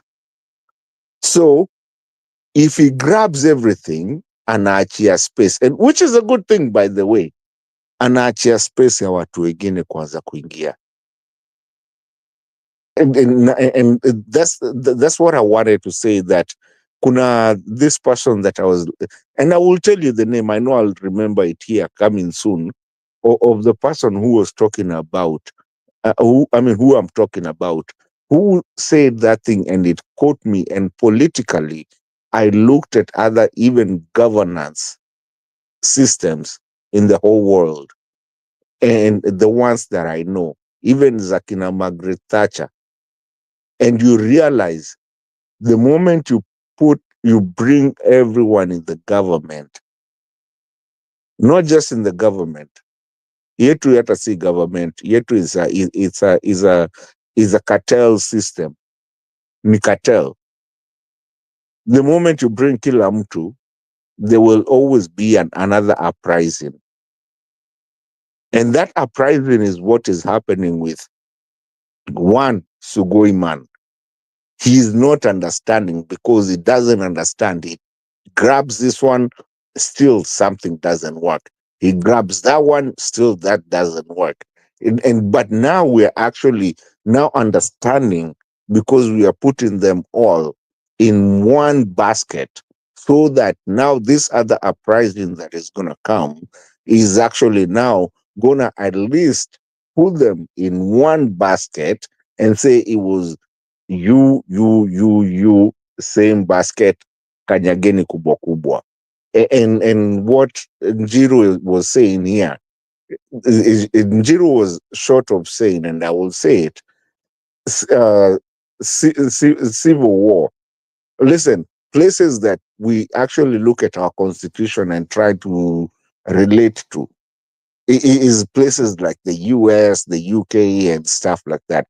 These people had to go through civil war. Please, we might end up in a civil war if we're not careful. We might end up in a civil war, which I wouldn't be surprised, so that we end up to actually having good governance, because we do have a constitution that we don't even follow. It's now that people actually are starting with the civic education that is happening today in buses, in the trains, SGR. I've been seeing videos of people doing civic education. I've been seeing people who are very rich, let their cars and just ride on the buses to just at least give civic education. Civil war might come up. Anyway, Mzalendo, back to you, lakini nilikuwa nasema there's something. If you take everything if you buy everything, someone has to refill where kitu yenye imebaki. Laws of physics. So I'm thinking that's why you're even seeing new people coming up, and we don't even understand, because the government thinks it's the government, and as long as you're in the government, wewe ndio mwenye kusema. Sorry.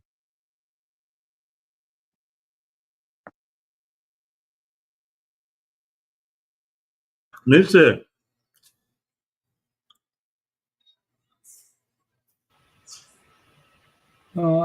I think we have said enough, and I think tuanze kuheshimu Gachagua and call them the right names. I don't know how we sanitize now these people once they come to our political camps, so it's better we keep we don't disrespect them, but in actual sense, we criticize them objectively, not subjectively.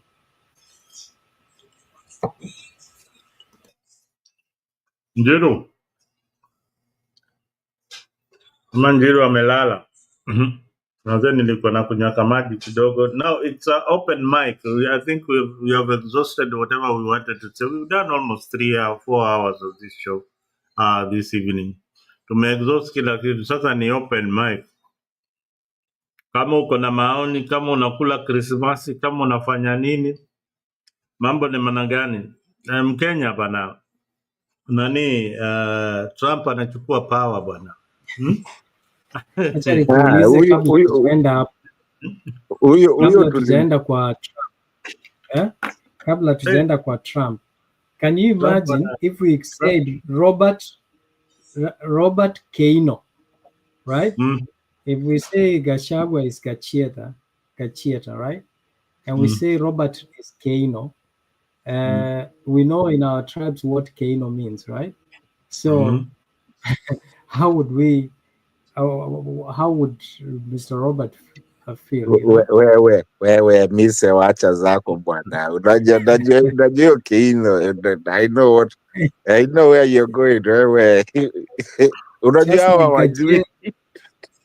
Just like Gachieta, Mato we niambie Trump alishindaje bwana. No, Trump ilikuwa hivyo. Kwani mlikuwa mna expect? Mimi tuko na expect huyo jamaa ashinde. No, Trump ilikuwa hivyo, ilikuwa inaenda hiyo ilikuwa inaenda. You know, the problem is, first of all, hakuna Mkenya mwenye nilikuwa najua ama mwenye najua hadi wa leo. Mwenye si ati tunamtaka ama tulikuwa tunamtaka. Tukuwa na choice to accept vile iko. Ndio tungependa mama aingie, lakini sasa pia unajua, okay, wacha nikwambie story ya Afrika sasa. Na by the way, hiyo nakwambia immigrants. Immigrants na especially Africa. Na msidhani ati Ruto hakuchangia hii kitu. Ruto alichangia sana because all the Kenyans wote walisema eri Trump. Wakenya wote walisema eri Trump. Mimi included. Yaani hata wewe. Hata mimi nasipendi Trump kwa kitu yoyote. Messi kwa hapo. Mimi nilipigia Trump Rosafi. No bother. Mato. Mageni ningekupatia kijana yangu angekwambia, yani angekwambia I wish I just call him umulize tu iswa, yani umulize Trump, yani utasapotaje Trump? Atakwambia how do you hata nimuite yani atakwambia kitu kingine utashangaa. But anyway, it is what it is. No, mimi the reason nilikuwa nataka Trump ni kwa sababu kwanza Afrika. What? Sema Mrs. Mzalendo. Unaona kwa lugha ya Kijaluo chieth inamaanisha nini? Mavi. Shonde. Si ni shonde? Shonde, mavi, yeah. Sasa tukiita Gachietha ilikuwa inamaanisha tu Gashonde, right? Sasa angalia, Robert is so proud kuita Gachagua Gachietha, but yeye hataki kuitwa Keino. Kwa sababu unamuita Keino na yeye ni Mkisiwa huko kwenyu na yeye si Mkale. No. The same way Gachagua is not Gachietha ya kutoka huko Nyanza. So in other words, what I'm trying to teach Robert is to respect so he's missing the point. You guys, niambieni how Ruto is going home. Hii yote ni kelele tu, lakini this guy is so smart. Wait, nani? Mr. Chair, wacha nikwambie kitu moja. Huyu jamaa anaendaje home? Wacha mimi nikuulize. How is Ruto? Tell me how Ruto cannot go home. You just wacha nikuchapie nini reverse psychology. Wacha nikwambie, sawa. Wacha nikwambie the reason why sometimes he cannot go home. You know this monster called IBC? IBC has been used in the past to manipulate elections. Tell me how that is going to stop. If you tell me that, then we have an answer. Okay, I will tell you. Ruto thinks he's very smart. And he's always thought he's very smart. The thing is that hiki tu ya IBC by the end itampeleka home. Because first of all, he thinks that atatumia legal manners. But then again, he's also the same person who has been changing laws and making them a moving roller coaster. That ikiwa hivi ana change law hivi inaenda hivi. That IEBC hiyo ndo itampeleka home. Because hata saizi, when you start talking about if anything was to happen to him, of course we have Kindiki mwenye ameingizwa saizi. First of all, we have and Mrs. here, at least we have mtu mwenye amestudy law. We know that Kindiki aliingizwa without the constitutional way of putting mtu kuingia huko ndani. Again, the other thing is also that we've actually tested the presidency of impeachments. So either way, Kenyans win. Now, if Kenyans say, with or without the IEBC, we don't want you, and Misa is here, and you know the constitution, the chapter 1 of our constitution inasema nini? Ni sisi wenye kusema.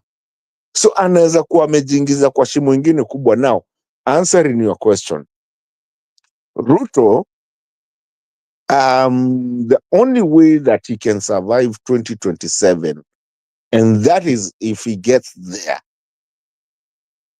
the only way he can survive that is this Gerald Gay thing that is trying to bring of 7 years, so that we don't have election at that time. But if we do have an election, and to just answer your question, vizuri sana, do you remember that, okay, so the constitution says IEBC has to be in place 3 years before election. But the IEBC that actually put Ruto in place, the Chebukati one, remember when they were formed as Misi utanikumbusha, and maybe I know you're looking, and maybe you know, na pia hata wewe mzalendo, these guys were brought in just about less than a year to it. So there's a precedence of that. So for him, anaishikilia sana to use the constitution, but for him, he came in unconstitutionally, because even that IEBC haikuwa supposed kuwa, haikuwa imetumia constitution, because hawakuingia 3 years prior to election. So unaona, so tutatumia tu hiyo yake tu yenye alitumia kuingia, tutampeleka tu na hiyo. I hope I answer. Mi unaona hiyo okay, hiyo ni another way of looking at it. But suppose we just change the laws a bit. Of course hakuna mtu atakubali kuchange hizo sheria. But hii sheria ya kubebana na kura kwenda Bomas na nini, that thing should change. We don't need that Bomas nonsense. Hiyo Bomas nonsense should stop completely, because hizi kura mato in your village in Mtaboni, in that classroom, kura ya president imeshahesabiwa. The agent there already knows the vote ni ngapi president amepata. Haja gani tena kubebana na hizi kura tena kuja nazo Nairobi? That is the only way we will sanitize our election. And I agree with you 210% kama kuna kuagana kitu inaitagwa hivyo. I agree with you. Hiyo tu ndio story. Hiyo ndio story watu wanafaa wanaongea. Because remember, Maraga's ruling was simple. On the Maina Kiai's case against IBC. Maina Kiai, Maraga ruled that, elections are done at the polling center. The counting is done at the polling center. Everything ends at the polling center. The transmission is done at the polling center. Every counting is done there. History yote sijui saba huko, sijui nani huko, sijui nani, sijui commissioners wa 6, sijui wa 10, sijui wa 12. Wewe wacha ni kuongezee bro. Tena ati sijui Kamago. Umesema hii ni open. Tena Kakamago ametoka sijui wapi, country nyingine amekuja tena. Ametoka wapi? Hesabu kura yangu nijue Mato amepata kura 10. Hapa kwa hii polling station Mise amepata kura 5. Njeru presidential candidate amepata kura 50. Mzalendo amepata kura 8 kwa hii polling station. And that vote, if we could only agree that the media can pick up that information, because this is the age of technology. Kuna iPhones, kuna nini, hizo information zinaweza fika kwa tallying center almost immediately and be transmitted the way they are. No, unajua hiyo ndio kitu ilituumiza sana, especially wetu wenye tulikuwa tukifuatilia elections this last elections. Unafuatilia results zile haziko. No, unajua sisi tulikuwa tumeka groups 3, kulikuwa ya US, ya UK na ya Germany, alafu tulikuwa tunaangalia zote because watu walikuwa huko hivyo, unapigiwa picha, unaoneshwa okay, hii polling station mse amefanya hivi, alafu tulikuwa tumekaa down manze, mpaka watu wa IT manze tumekaa down, wana compile, mse anapigiwa, anaambiwa we Kisumu kumetokea nini, okay, polling station fulani nini. You know, that's how we came up with that Ruto got 3.7678 That is all you 3.67 million. That is all was needed, and Raila went to this election knowing very well, but anyway alikuwa kuna confidence juu alikuwa na serikali on his side, but so si tulikuwa tunazipata kutoka kwa polling station, and so si tu hata tulianza kucelebrate mapema because tulikuwa tushajua baba yenyu huyu baba Fidel, siku hizi mimi si baba kwangu, huyo nishamwaga. Anyways, huyo mwenye mnaita huyo wa Bondo, huyo alikuwa already alikuwa shashinda, tunaangalia hizi vitu, na huyu mwingine wa kutoka Sugoi alikuwa amepata sijui nini yani guess what, all of a sudden una vitu zinaanza kugeuka, tuko like ayaye Mato, you know mimi Mato, unajua mimi nimetafuta kura na nimekuwa kwa ballot box. Okay? Yeah. When Maraga said that elections are won at the ballot box, it's actually translates to the reality. Okay? So the way the system is structured is not what you see, is not the transmission that yenye ulikuwa unaona. Ukweli inakuanga pale kwa ballot box. This is something that Mato, you guys never agreed, and still I think you've not agreed. It is difficult to when a document is transmitted, is encrypted, and to decrypt a document during the transmission period, it takes a while. You understand? So mise, wacha kuniongelea, tumesema ni open mic, wacha kuniongelesha kizungu mingi. Listen, I went to school. Yeah, I went to school, najua 1+1 nikiona naiona. You can debunk what I'm saying. First of all, we are talking about the file format. Elections, the results are sent on elections is not on file format, it's about numbers. No. The votes we are talking about, they are scanned and sent through electronic means.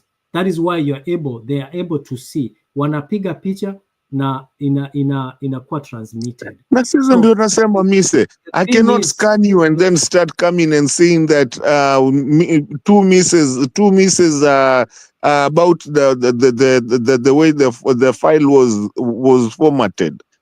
We cannot do that. A mise is a mise. No, the argument that we have never agreed that elections iliibiwa hapa katikati is twisted and far-fetched. And Mzalendo, that is why the Bomas of Kenya cannot, hatuwezi toa Bomas of Kenya, because the idea behind Bomas of Kenya is that it's like a display center of elections from all centers, from all from across the country. However, if by any chance kuna shida, kuna a serious dispute that from this polling station, what you are displaying at the Bomas of Kenya versus what is at the polling level is not tallying, that is where tunaleta the physical ballot box tuhesabu pale, you know, the only place yenye tunaweza hesabu ni pale ifunguliwe, ndio tuseme hii ni moja, hii ni ya nani, hii ni ya Raila. Physical ballot paper. Hii ni ya nani? Hii ni ya Raila. Hii ni ya nani? Ni ya Ruto. How many in total, right? Does it tally with what was transmitted? But to say that there was an interception of during the that was manipulated during the transmission of results, that actually is far-fetched. Ni vile tu tunauzia watu kitu yenye si ya ukweli. Thank you venye umesema kuuzia watu kitu yenye si ya ukweli. Let me ask you, Mise. First of all, niko na tu swali mbili zako na maybe mzalendo utansaidia kuanswer these questions. Do Kenyans know how to count?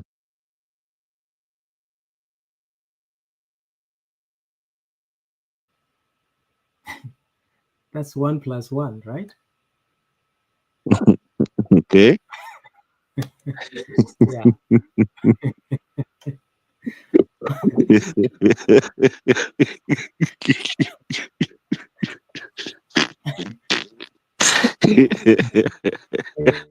Watu wanakuanga na mchezo sana.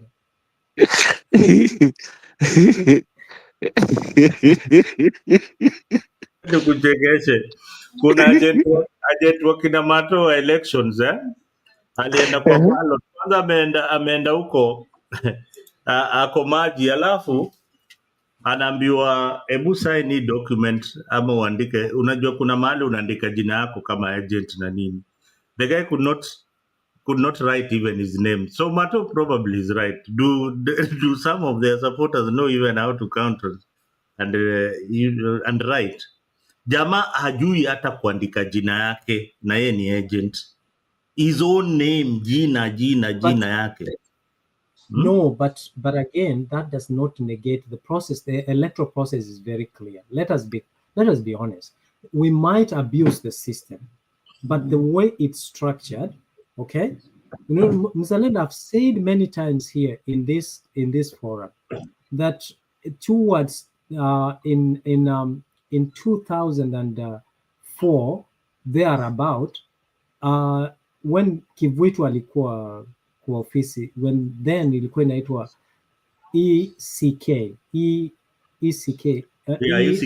Kivuitu, Electoral Commission of Kenya, ECK. Now mimi nilifanya job na ECK on contract. During that time, ECK had started ilikuwa ina establish what is called dial-up connections in their offices. The idea behind that was transmitting results first, immediately, and then the ballot papers can follow later. Unaget? Now, and I was allocated Nyanza, Eastern, and Coast. Unaona? Those were the areas nilienda nika set up in every electoral commission office. I set up what is called dial-up connection. Those days when you were connecting, you dial up, kulikuwa na simu, you dial up and then you connect with Outlook. Kama unakumbuka hiyo system. Now, this was now simplified through a portal. During this election, it was simplified. Elections can be transmitted through a portal because now we have a better and strong internet connection and infrastructure that can sustain that. What I'm disagreeing, I have an IT background as well, matter of fact, in security. I wanted to tell Mato that any file that is transmitted there must be a file format, either JPEG, PDF, Word, or TPF, I think. So those are file formats when you're transmitting. DIF. So when you're transmitting this file through the internet, they must be secured. And to secure this document, to transmit it, it must be encrypted. Now, when it gets to the receiver, at the intended receiver, at the other end, they can now, when they download it and open it decrypting it. Now, by the way, hold on, because this is very. Let me explain this concept. The time it takes, because we are on a network, and the entire nation was actually glued and connected using the network in viewing the results, using it in very many areas.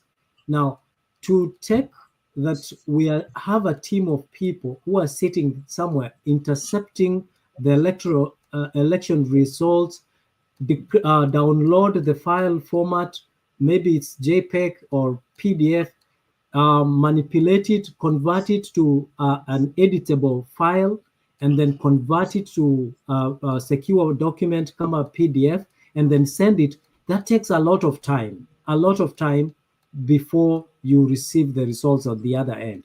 So what I wanted to tell my brothers here is the idea that elections are manipulated at the server level is actually twisted. Elections are manipulated at the polling station.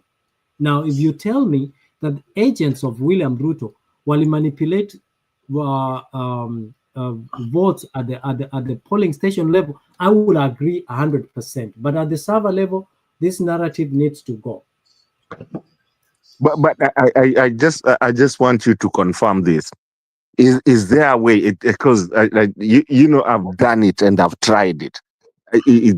Because sasa tumefika hapo na umenifikisha hapo, because I see mali Kenya or Kenya waligongwa, and I don't know, we needed the Gen Zs at that time. I will tell you, and I know you know it, there is no way you can change either a GIF, another format into a PDF that is editable. It doesn't happen. You can't do that. I mean, hiyo kitu mi ilinishinda yani, and how people accepted that thing sikuielewa. Mzalendo, 1 minute. Mzalendo, 1 minute. We have PDF editor, you can edit a PDF document. We have documents that you can edit them depending on what was the. We have tools that can do editing. That there's no problem about that. But one thing I know is that the wakipiga picha, they were sending PDF format, right? Which is more. No, you can send. Huwezi piga picha utume kama PDF. Come on, man. I'm not dumb. Okay. Wacha niwaelezee. Hapa ndio sasa kuna shida. Hapa ndio kuna shida, watu waelewi. When you take a photo, a still photo of anything, whatever gadget that you're using or whatever software that you're using, it comes up with a configuration of how you need to send it. You can either send it as a PDF format, a JPEG format, a PNG format, or GIF format. GIF means there are layers of that image that can be manipulated to play around with it. You can change it. Now, where the confusion is, and this is where most people are so confused. And I tried to explain this, but nobody understood. But now, let me explain to you PDF. PDF format is an editable format of document, but which I can take any photo and decide to send it as a PDF. But if it is a still image, the way that paper is, hiyo paper iko na maandishi yako, iko na handwriting. You can't edit an handwriting. Thank you Mzalendo. Thank you. Hiyo handwriting hiyo ya PDF ikitumwa PDF ama itumwe JPEG, the results is the same. Yani hiyo document ikikuja kama PDF na nijaribu kuiconvert, I have to have a software to convert that and have the similar handwriting ya ule jamaa aliandika huko signature, niandike the same, ni convert, nitoe.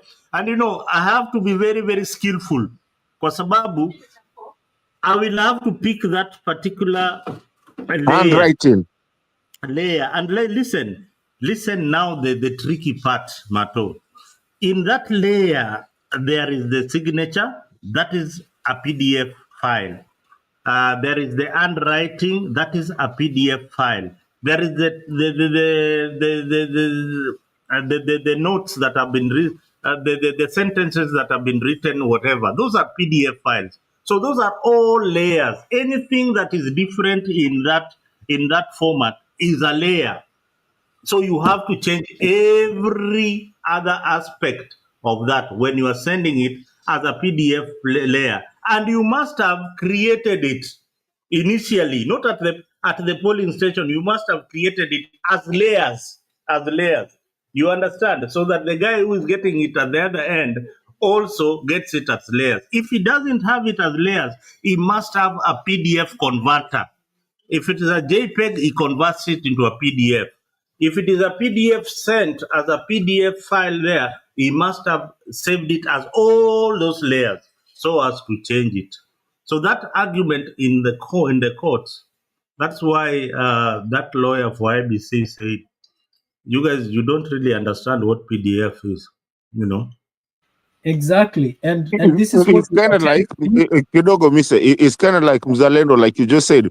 It's kind of like right now, if I took a picture of a letter that I sent, assuming I sent my mom 2 years ago, right here, I took a picture of it and I sent it to you. As that will come as a JPEG, right? No, it depends on how you will choose, what you will choose. No, vile utachagua kwa hiyo format. Unaona vile utachagua, you later choose, I want to send it as a PDF, I want to send it as a PNG, or I want to send it as a JPEG. Okay. Na ukumbuke hiyo barua yenye nakwambia saizi nilikuwa nimeandika na mkono. Sikuwa nimeandika na computer, by the way. Nilikuwa nimeandika na mkono. Endelea. Nikutumie. And then you want nikutumie send it. If you send it to me, I will convert. You see that letter that you've written? I will convert it into. I will convert it into an editable, into an editable letter. But I will not achieve that handwriting of your mother. Exactly my point. Unaona, so PDF sasa nikitumia hata kama ni PDF, yes, unaweza, cause you will have to override what nilikuwa nimeandika so that you can write yours, but at least wewe yako itakuwa lazima ikuwe na romance na nini, lakini mimi mkono yangu iji kuandika romance.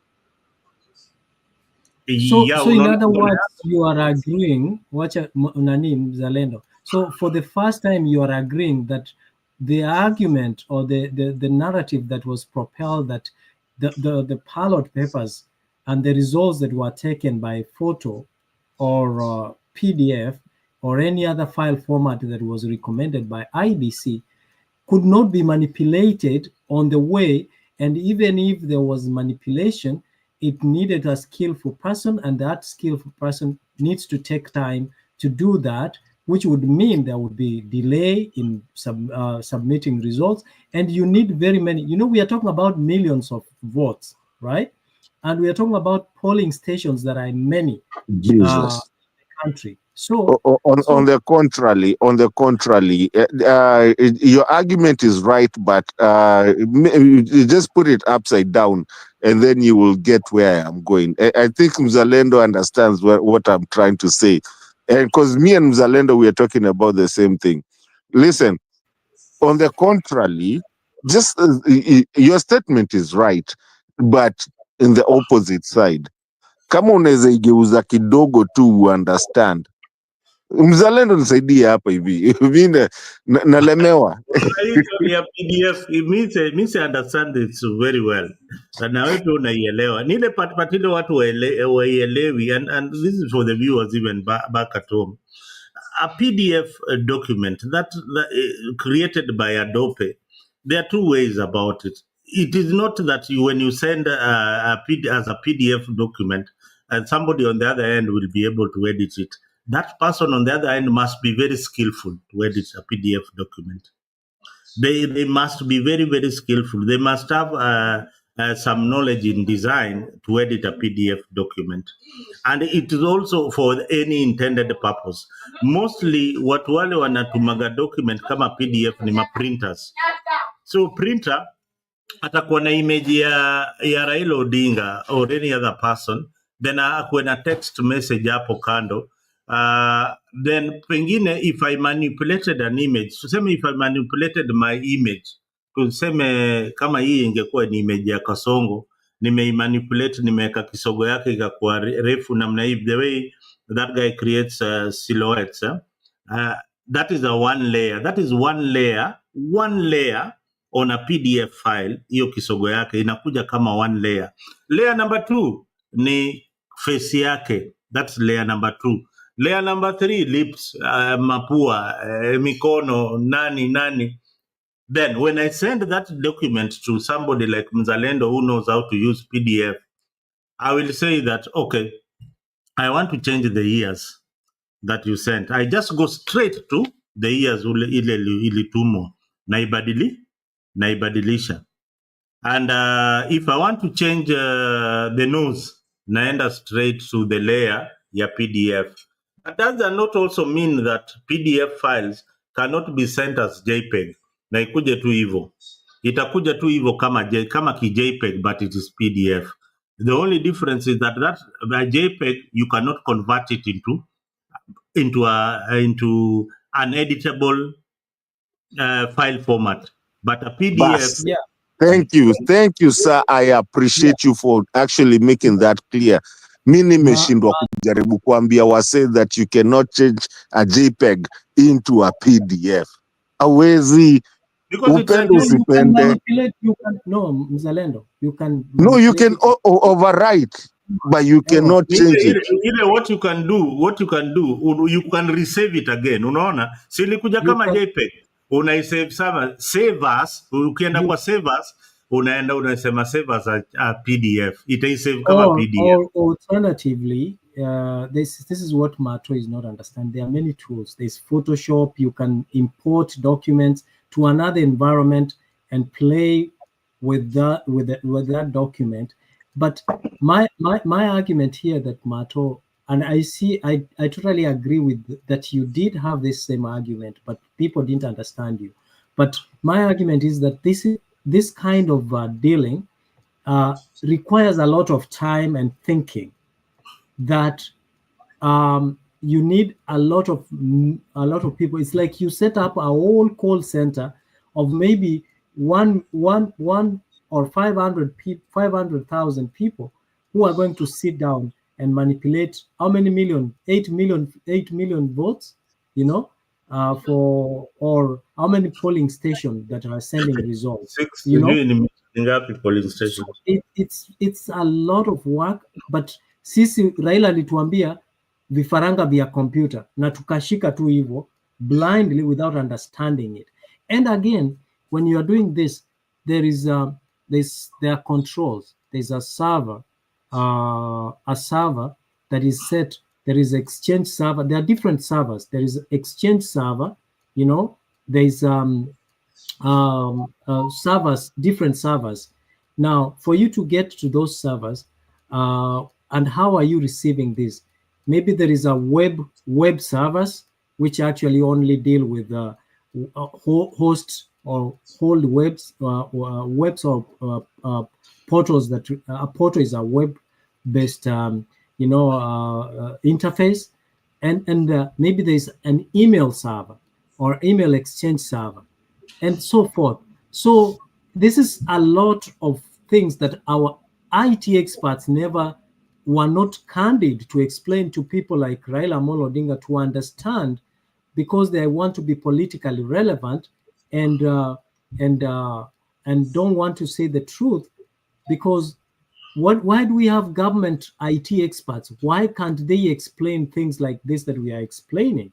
And this is a challenge. Can I ask you a question? Yeah, sure.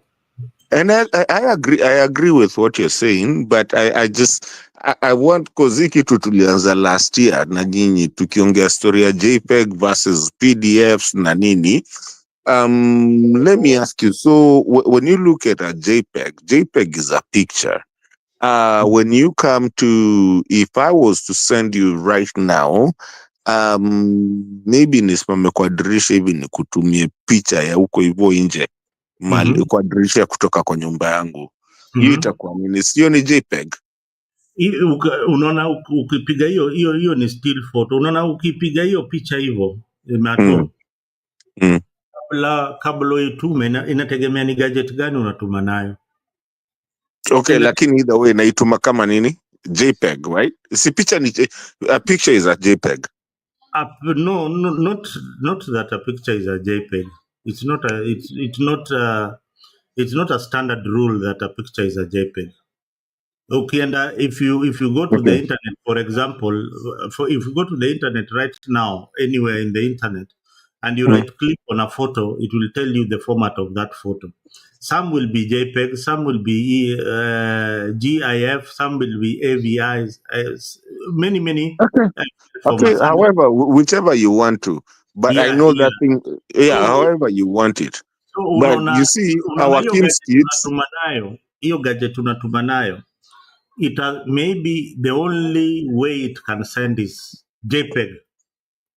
But most of the electronics right now, the things that the gadgets, computers, and all that.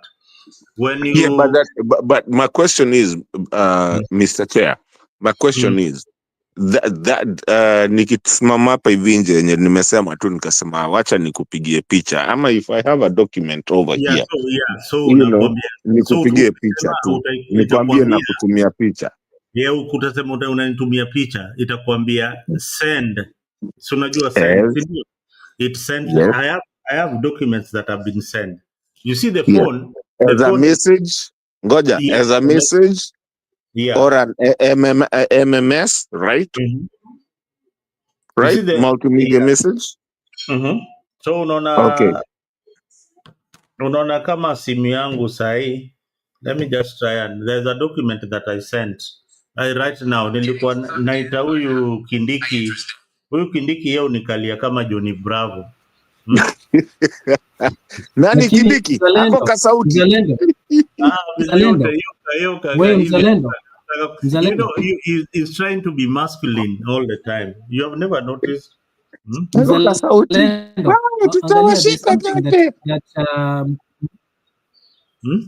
Mzalendo, there is something Kenya Mkora has asked that we need to guide him. And I've done a simple Google search. Can a JPEG file format be edited? Okay. Editing a JPEG file is easy as editing an other raster-based image file. A designer needs to open a file in their chosen image editing program. That is why I was telling Nani. Exactly. You came to the raster, umekuja sasa. Because listen, I deal with rasters. Listen first so that you can understand. So, and by the way, do you know what a raster is?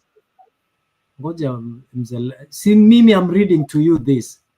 Something that you've been struggling to understand, that a JPEG file can be edited, but not in the environment you send it, but on a different editing environment. For example, PDF is an editing environment.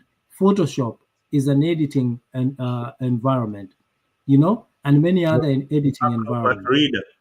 Acrobat Reader. So there is a possibility. The only challenge, we cannot dismiss the fact that given time, enough time, people can edit and manipulate results. However, the authenticity of the documents sent, but bro, on the other hand, the integrity. Bro, kuna swali nataka kuuliza. Do you know what a raster lines is? Unaniulizaje swali kabla sijamaliza kukuelezea kitu yenye nakwambia? Okay, pole. So the editing is there, can be done. The issue is the time.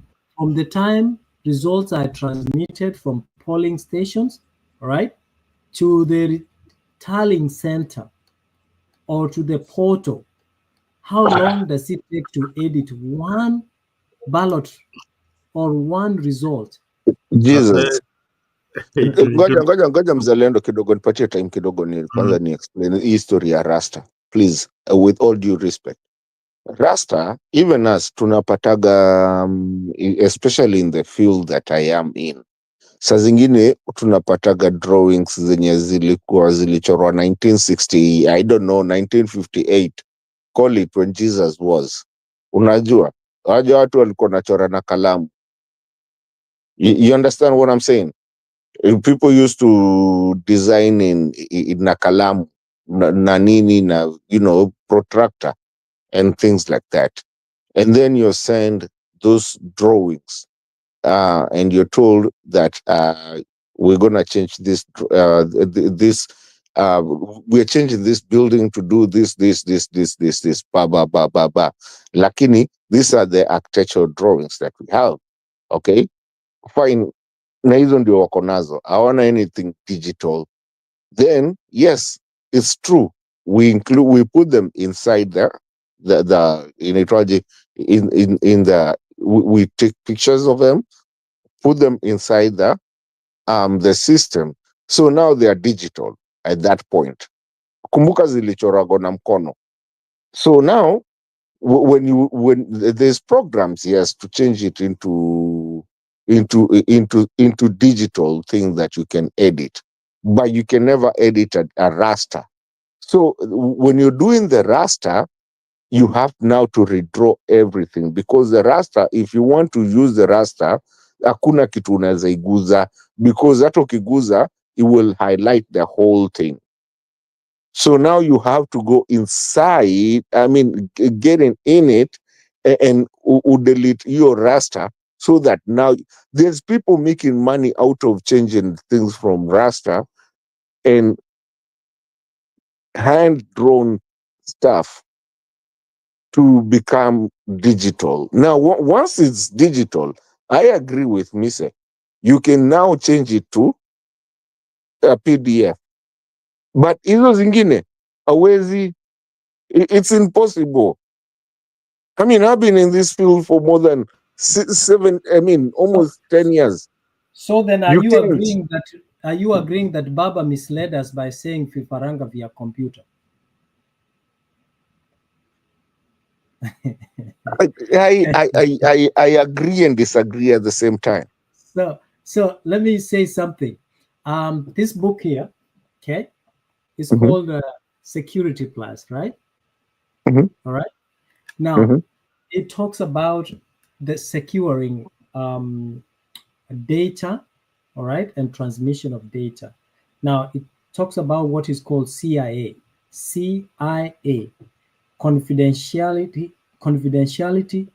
integrity, and availability. Okay, when you go to the internet, so how does the internet communicate? An internet communicates, it's a single line that listens. You, like now we are talking, we can't talk at the same time to elewane, right?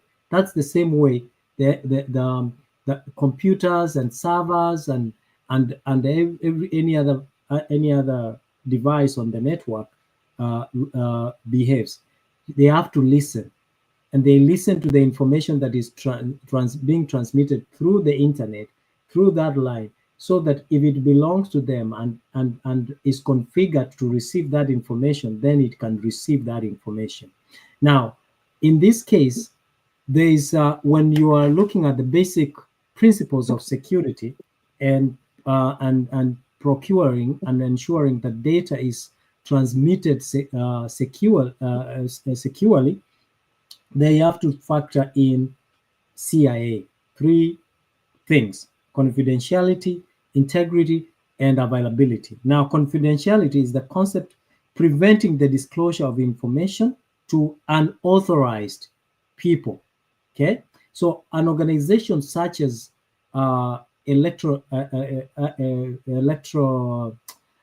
independent and electoral boundaries is a huge organization that must take care of this.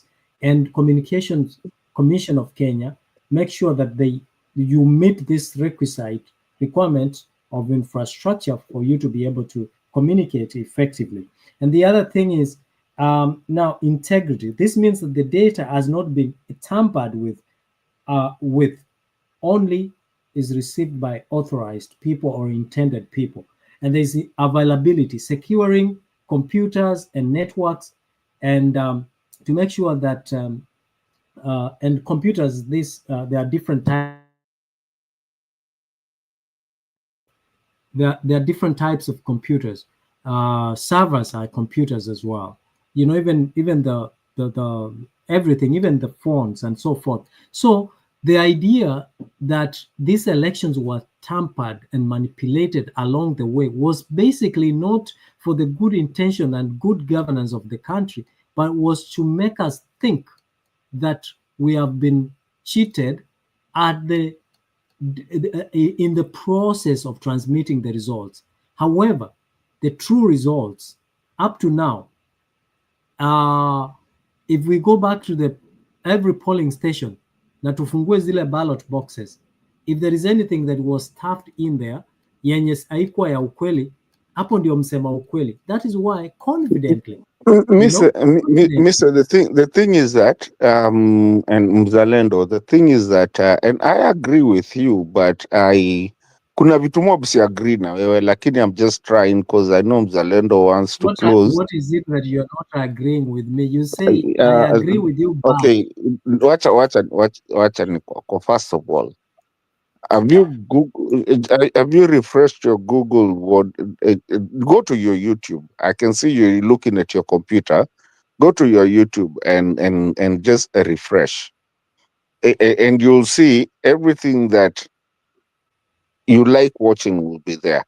Yes, people like to call it a logarithm. That's fine. I'm not going to talk about that because sitaki kupeleka hiki kitu badly. What I'm trying to tell you, that time, the reason I still stick with my thing, Mzalendo, that Ruto got 3.758 M is because those are the numbers I have, and these are not the numbers of sijui kupitia ABC kupitia kwa computer. These are numbers that most of us, especially because tulikuwa tumechoka kuibiwa on the previous one. Tulikuwa tumechoka How did you get the numbers? Just see, I'm explaining, brother. See what I maliza. So tulikuwa tumechoka. We have a community out here. Ni watu wa Canada tukuwa tumewaingiza ndani kabisa, lakini we have communities out here. It's the same thing zenye tumefanya watu wakuwe na tunaambia watu kweni na iPhone, fanya piga picha karao. Unaona makarao siku hizi hawezi kushika kama hawajajifunika, but we had come out and we had told people, listen, nyinyi mkienda pale hivyo kwa ile polling station, tuma hiyo namba wakienda kucount. Kumbuka hizo namba venye Mzalendo alikuwa amesema hizo zina count yangwa wapi? Kwa polling station. Tuma. No. No, niache kidogo, please. Don't just listen to argue or to rebut. Hizo namba zote zina kaunti yangu. Unaona pale hivyo kachuo kale kenye mimi naendanga ama Lang'ata primary, which is where mimi niko registered. Hiyo namba zote zina kaunti yangu hapo hivyo. Zikimaliza kukaunti hapo ndio sasa mtu apeleke kwa nini huko kwingine, zinaenda zikipanda. Listen, si tulikuwa na wasee tumeweka pale hivyo. Na si ati wasee tulikuwa tumeweka kivyetu, ni because we had people that we can talk to. Tulikuwa tunasemanga we unavotiaga wapi, unajua watu wangapi huko hivyo, mwambia msee mmoja tu akae nazo hapo hivyo. So wanatutumia hizo namba, ikikauntiwa hivi si tunapata. Na watu wa Norway, actually Norway ndio Norwegians wa Kenya. hao ndio walikuwa na the main of the diaspora. Hao ndio walikuwa wameshika kila kitu because zilikuwa zikikuja tunawatumia, alafu pia sisi tunafanya zetu. I'm telling you, by the morning of that day watu already walikuwa washajua hiyo jamaa hajafikisha hata, I mean yes, numbers zilikuwa zina, variance is okay, but the variance that was there was not less than plus or minus 500,000, plus or minus 500,000. Everything was falling at about 3.7, somewhere there. But plus or minus 500,000, what do you get? Hajafikisha hata nini, 4, 5, somewhere around there. So basically we'd already know, tulikuwa tushajua.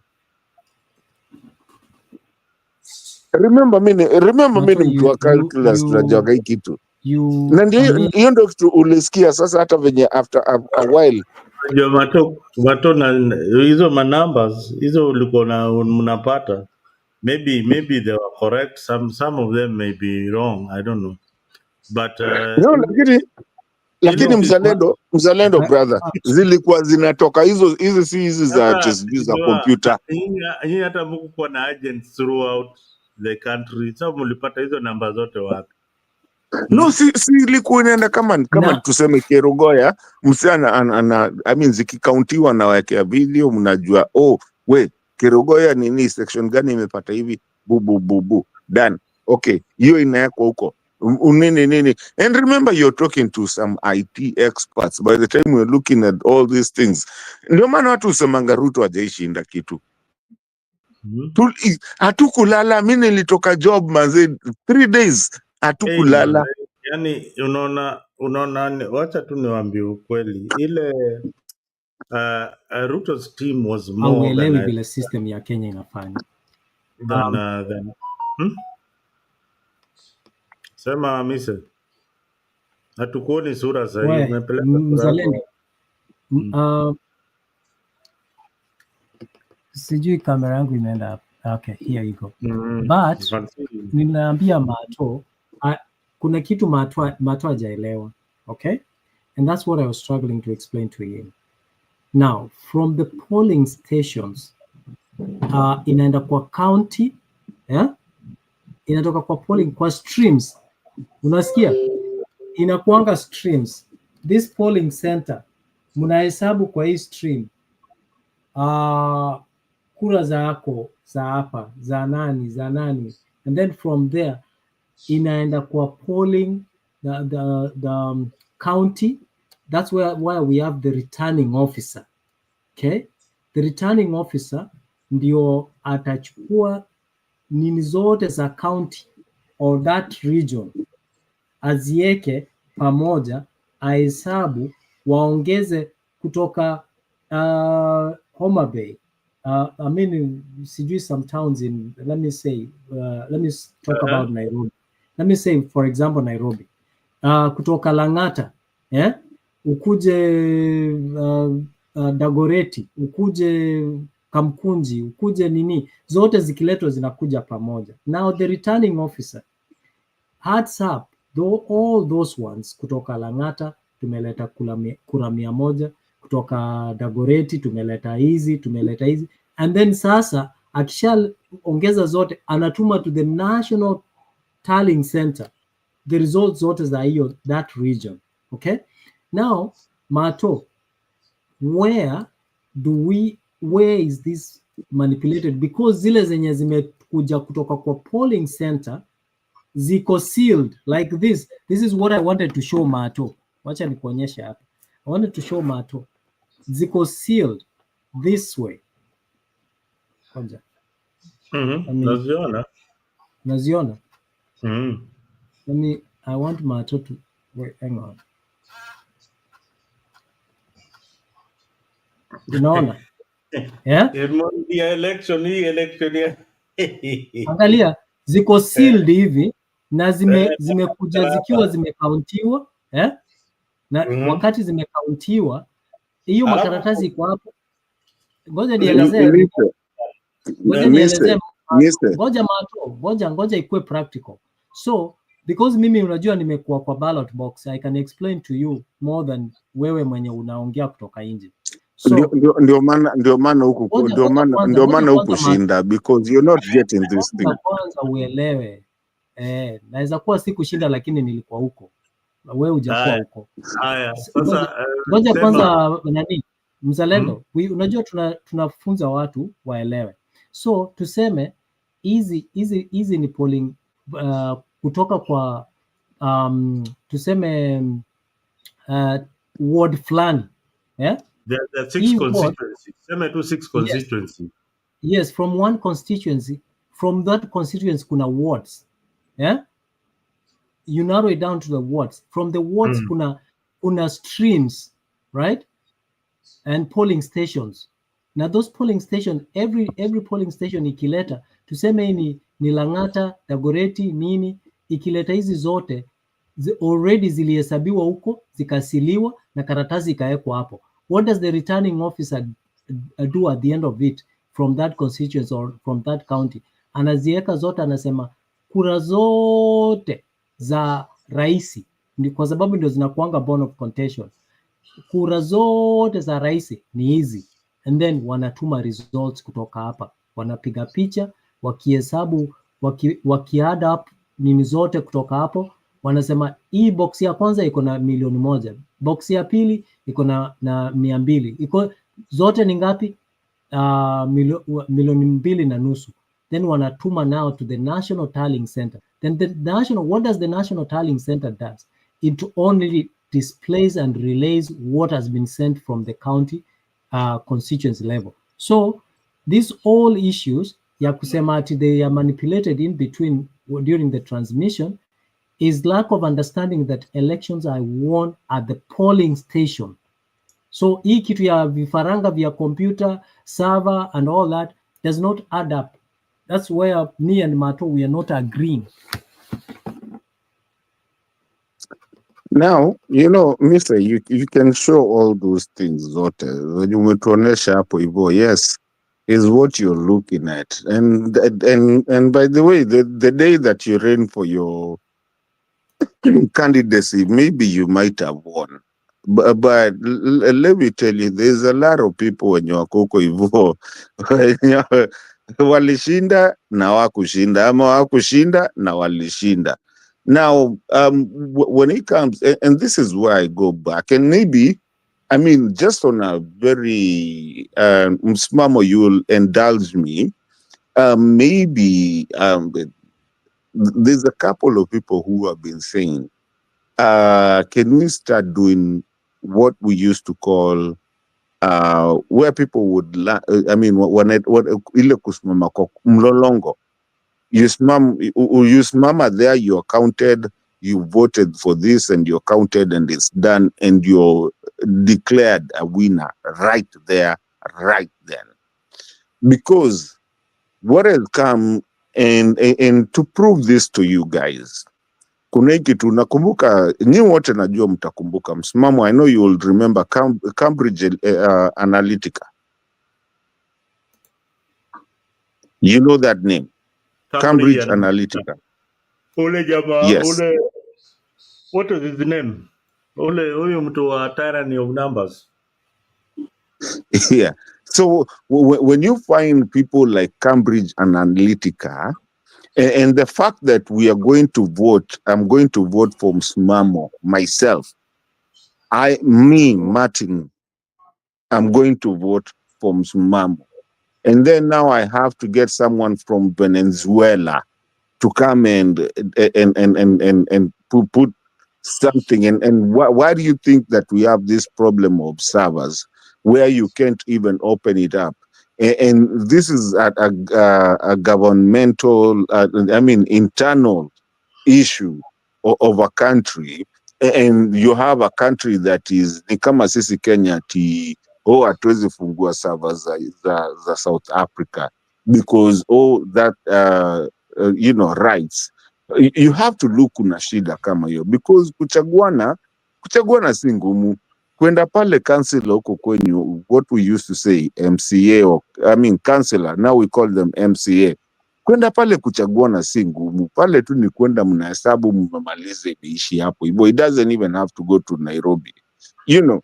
And is the same point that you brought you know, Mzalendo, about hii kitu ya Bomas na hizi vitu zenye kina Mise wanasimamia, sijui tu zilienda zikakuja zilizopendwa, you know.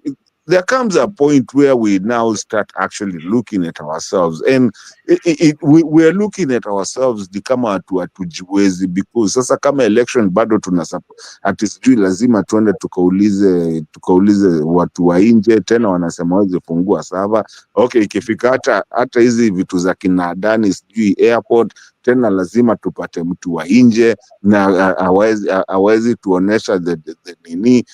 I mean, I'm just thinking, then do we even have a country? We would rather just shut down na tuseme hakuna country, there's nothing. Na hizo university zote ziende kabisa. Leo tulikuwa kwa open mic and we are almost winding up. Ile kitu ile iko ni, this is I think we are all dumb sometimes. We are dumb, and the reason why I say sometimes we are all dumb. Can you imagine a practical example? I have got 5 oranges in a classroom. And these oranges belong to Kenya Mkora, the 5 oranges. And the 2 mangoes belong to Mzalendo. And the 1 apple fruit belongs to Mise. We have counted them in a classroom. We have verified. Our supporters have said, yes, Mato has got many mangoes in this classroom, and he has won in this classroom. The same fruits are carried to another destination, and they are counted again to verify that whatever was counted in that classroom where Mato won is the same. Now, the same fruits are transmitted to a tallying center in Nairobi, Bomas, to ensure that Mato and everybody else got the same numbers. Now, Bomas has to wait for this guy who transmitted the electronic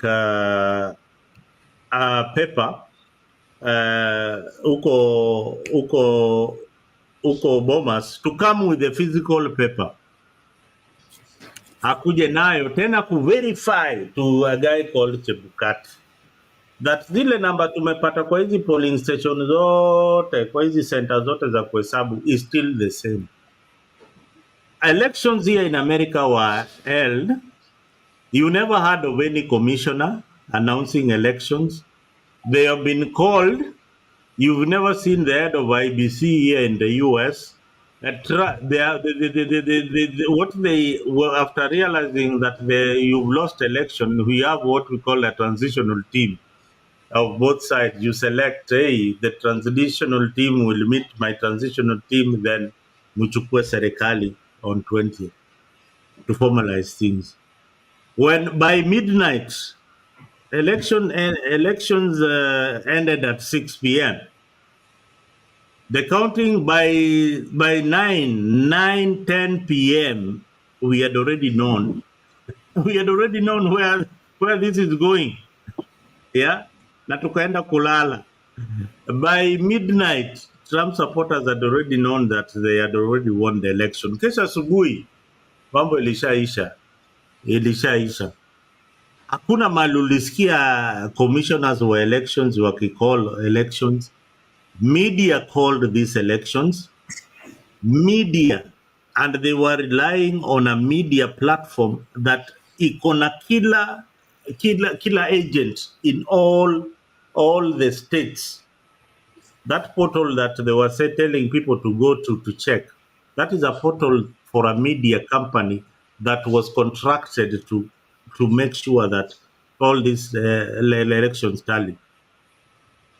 Ukienda Fox in the last elections, uyocha hii ile ingine, Fox, which is a supporter of Republicans, called elections in Georgia before even the results were finished. Walicall nani ameshinda, Biden ameshinda kabla hata vitu zihesabiwe zote. And Trump was very furious that this is our media house, how can it call that nimeshindwa? But wakisema hii election hata hizi zingine zikuje zote bado utakuwa umeshindwa, bado utakuwa umeshindwa. So in the elections that are coming in 2027, this is what is going to happen. The government might shut down the internet, but what they will not do is to take away your phones. Now the phones ndio zitatumika sana, phones ndio zitatumika sana, and these young people will be in each and every polling station counting, ensuring on video, and hiyo election itakuwa imekoliwa hivyo tu.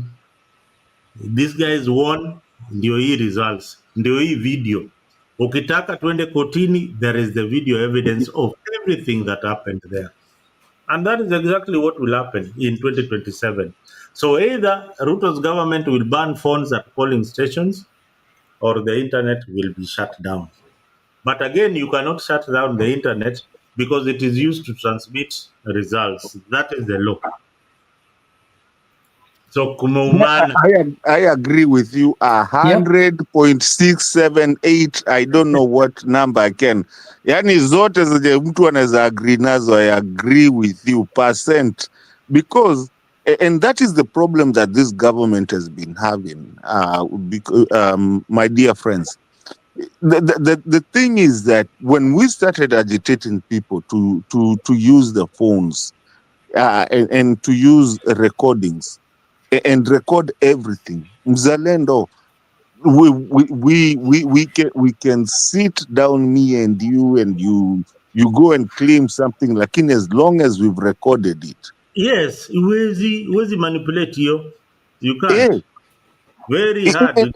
And it's the reason that today, even the abductors today of the Gen Zs, they're using, unaona wote, the police today, lazima wakwe na kaska fulani wanajifunika uso.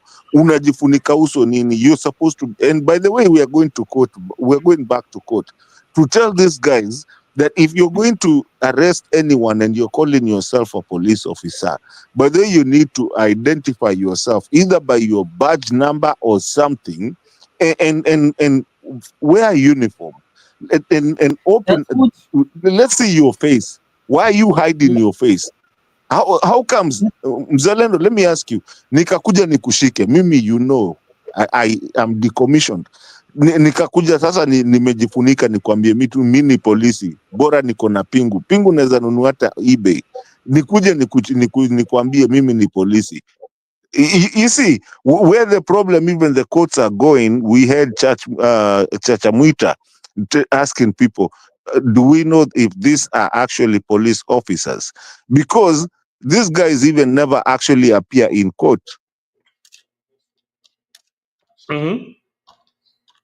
Because who's going to appear in court? Na hata ujui ni nani, ulishikwa tu kaambia mimi ni polisi na mtu ameweka tu nini. We have to go back to the rules of law, which applies to both the citizenry and also the lawmakers, because you can't have someone who's covered their face na si ati kuna snow. Kenya doesn't snow.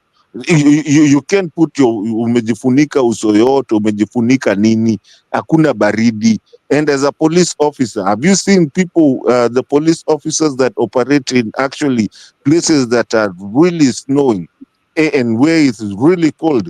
They never cover their face because you're supposed to actually document of what they are doing.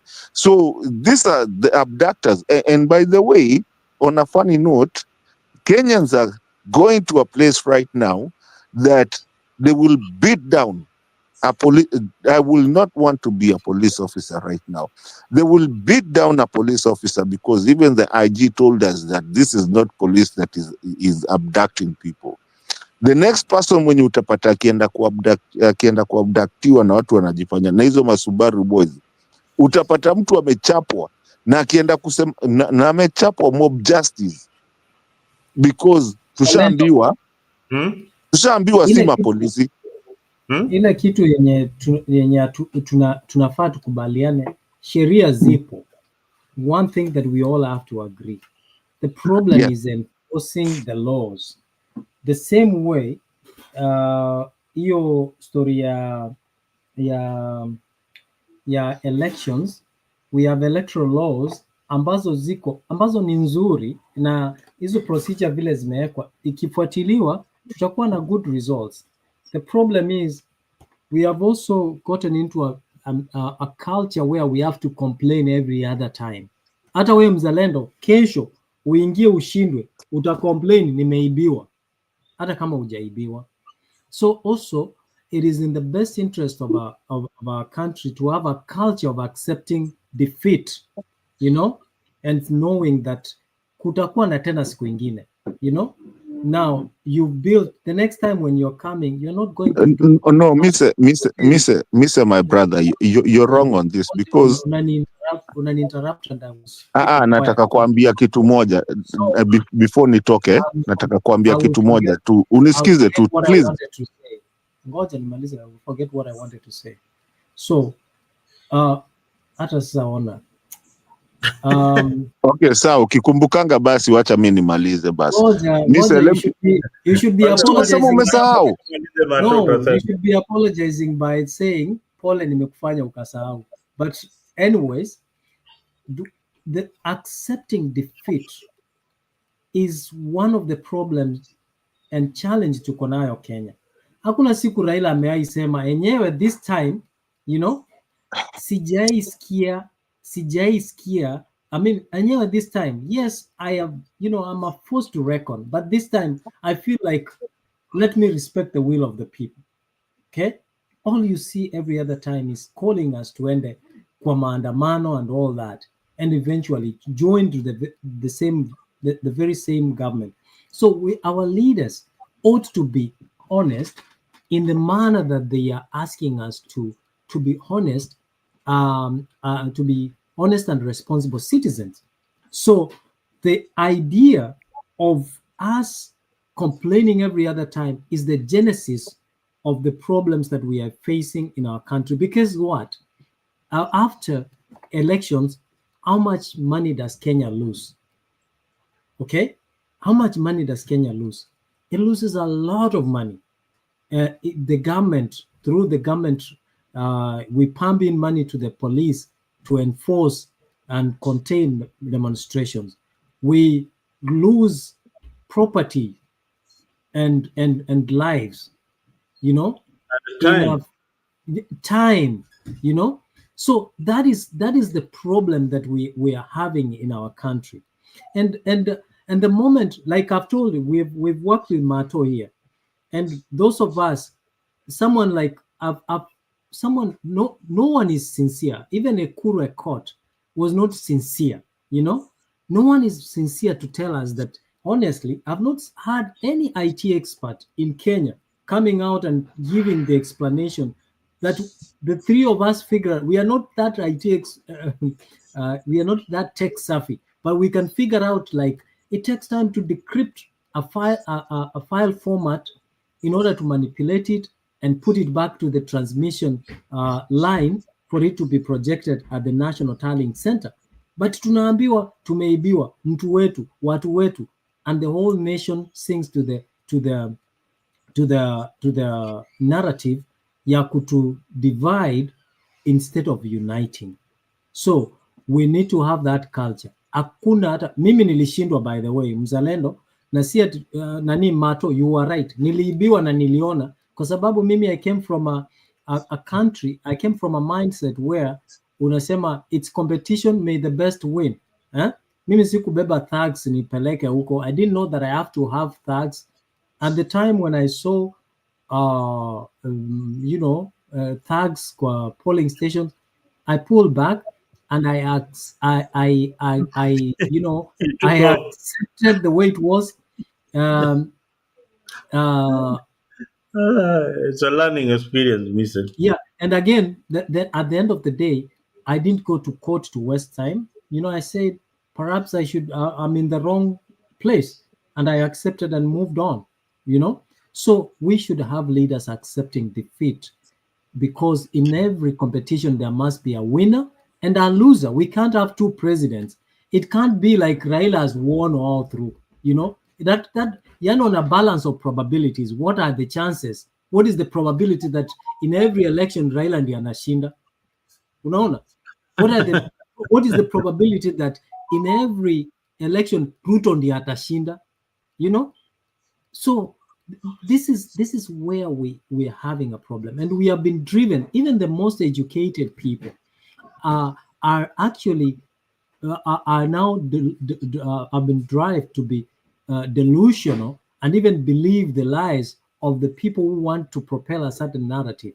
That's why we are lagging behind as a country. When ukiangalia in America, when Joe Biden, waliona is not competent, people pulled back. Even those who were in the same political party, they said, no, we don't think you are fit for office.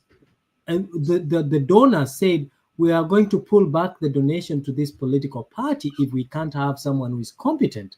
When will we get there to say Raila right now, or Ruto, or Uhuru, why we can't fund this political party? We can't continue supporting you because we don't feel you are heading this political party to the right direction that is to the benefit of our country. What? That insincerity ndio inatusumbua mzalendo. Mi nakwambia Mato amechange opinion bana. Mato si mtu wa ODM tena. He left there. Sasa hivi anatafuta chama. Ingia kwa inject movement ya Morara. Inject tukudunge. But anyway, Misa, we have done almost 5 hours of this particular edition. We have learned a lot. We've talked about the abductions of many Kenyans, and at least I believe that by the end of the week, this other young man will resurface somewhere in Naivasha, walking alongside the road that amewachiliwa na serikali. Sasa unashindwa. Me, the only thing I'm wondering is like this guy called Bitok, the guy who is abducting Kenyans. So ye jioni anarudi home anasema vile ametoka job amefanya kazi mzuri sana. Ama hao mapolisi wanaua hao young people, like the Kevin guy who was killed, his face sijui wameweka acid na nini. Unaenda home unasema manzee, nimetoka job, nimefanya job mzuri sana. You come back to your children, you have killed so many Kenyans out there. I mean, it is sad that it's happening in our country, that we have such vicious people among our neighborhood. Unaishi na watu kama hao. You see somebody anatokaga job kila siku, kumbe jamaa yeye kazi yake ni kukuua hawa Gen Zs. It is very very sad. We mise nimeona Kenya Rebel pale chini, nimeona Gypsy Kona, nani. Merry Christmas kwa wale wote wako hapo kwa comment section. Today we had a very very good show. There were so many people. 59 people are still watching. Kindly please subscribe to Afrique 24 so that we can always have you in the shows. Mato bana, we umepotea sana, lakini tutakuwa pale nyuma kwa tent tupige story kidogo, utuambie ile uwezi sema onea. Najua wewe ni mtu wa baba, lakini kuna vitu zingine uwezi sema onea. No, let me tell you something. Of all the people that we debated with that were supporting Mato, was supporting the other side, Mato was a very fair guy, Hey, at least Mato was fair. But Mato can agree that Raila Raila never wanted Acheni to be, hizo musical never wanted nachukia to be mtu a na president. sijachukia mtu bwana. Unaona? Kuna hata nikupagie story Mrs. siku moja when Mtembei gave me the rights to kuweza kulogin kwa hii you remember that day StreamYard. So hao jamaa they've been kicking me out but they wananifukuza bana, narudi tu na Wewe hizo ni vitu za backstage bwana, tukoonea. Unajua tunaongea juu ya operation. Hapana, wewe wacheni hizo bwana, wacheni za ovyo. Freedom of expression. Hizo ni za backstage. Hebu funga show tuongee huko nyuma bwana. Ngoja mzalendo. Wacha basi, lakini hamjanipatia my closing remark lakini. Closing remarks alafu tumalize. Before you get the closing remarks. The thing is, there was freedom, there was suppression, there was we were gagged. Our We tumesema hizo za huko nyuma. Let me finish, wacha nimalize nini.